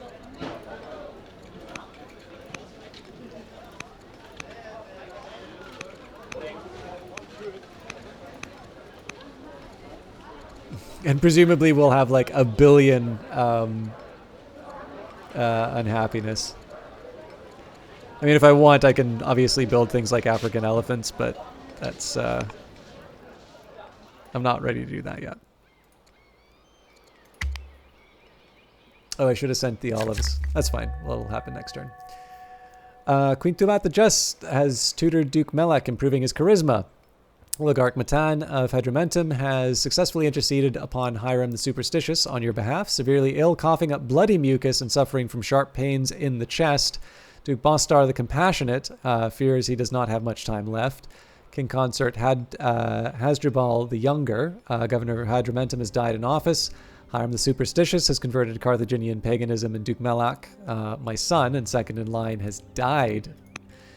I believe that is the one who... I believe they died of their wounds. Okay. So many things to do.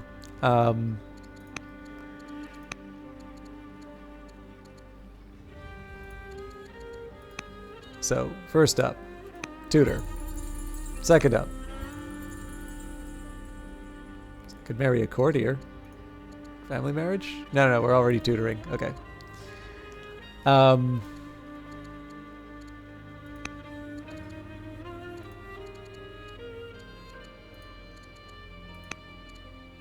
Get Cato to...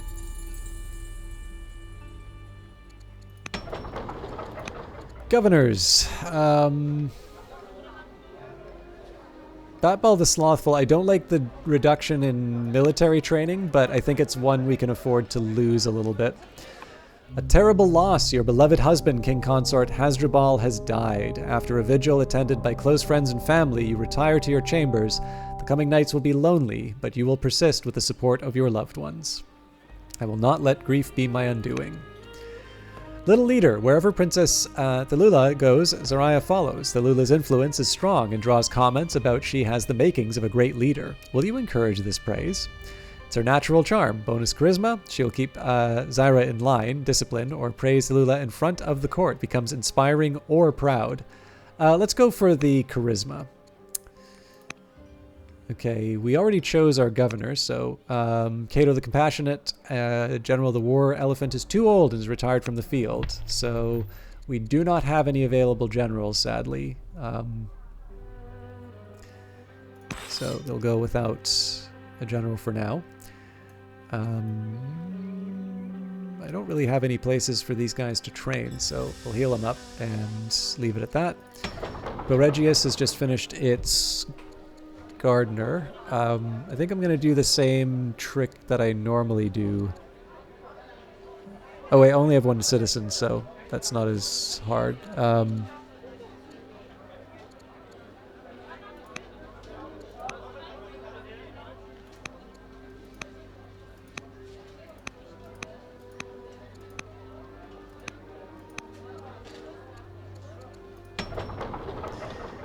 Okay, they just finished a worker.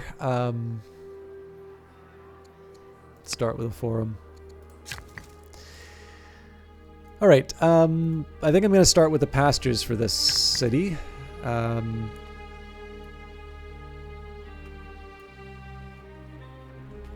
This region is a little harder to figure out.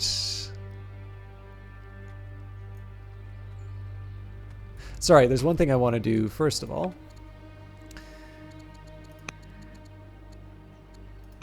Okay, so the Magonids, send them olives. Barkids, send them olives. All right, you've completed the goal. Send olives to 3 families and train 2 elder specialists. We also got an award for that. Epic victory! Crowds gather near the great harbor of Carthatched to hear you speak.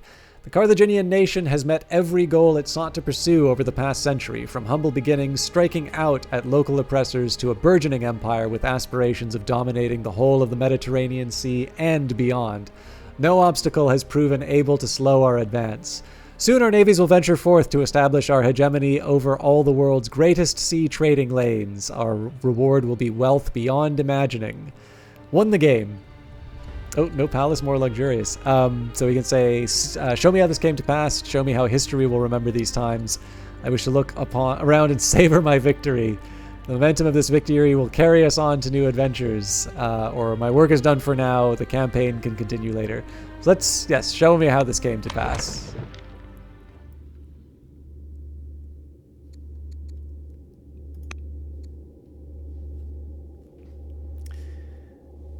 So yeah, sorry about the extra time that took. I don't know if I really explained what I was doing well, but as a reminder, as we're watching this again, this was really an effort for me to try and gain a better understanding of the game.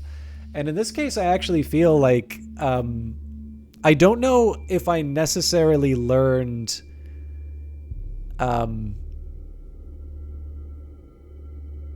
as much as I feel. Okay, it's a little weird to say that I don't think I learned as much as I feel that I did. The reason I'm saying that is I feel like, so I've done this scenario before. We talked about this at the beginning. And I believe I achieved a bronze victory.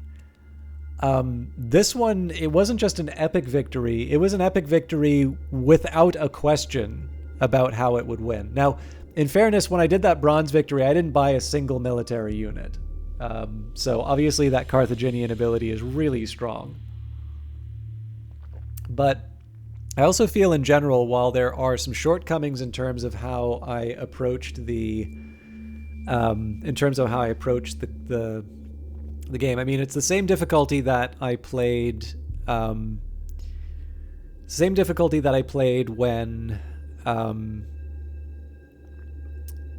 When we finished the last sort of free single player run that I did.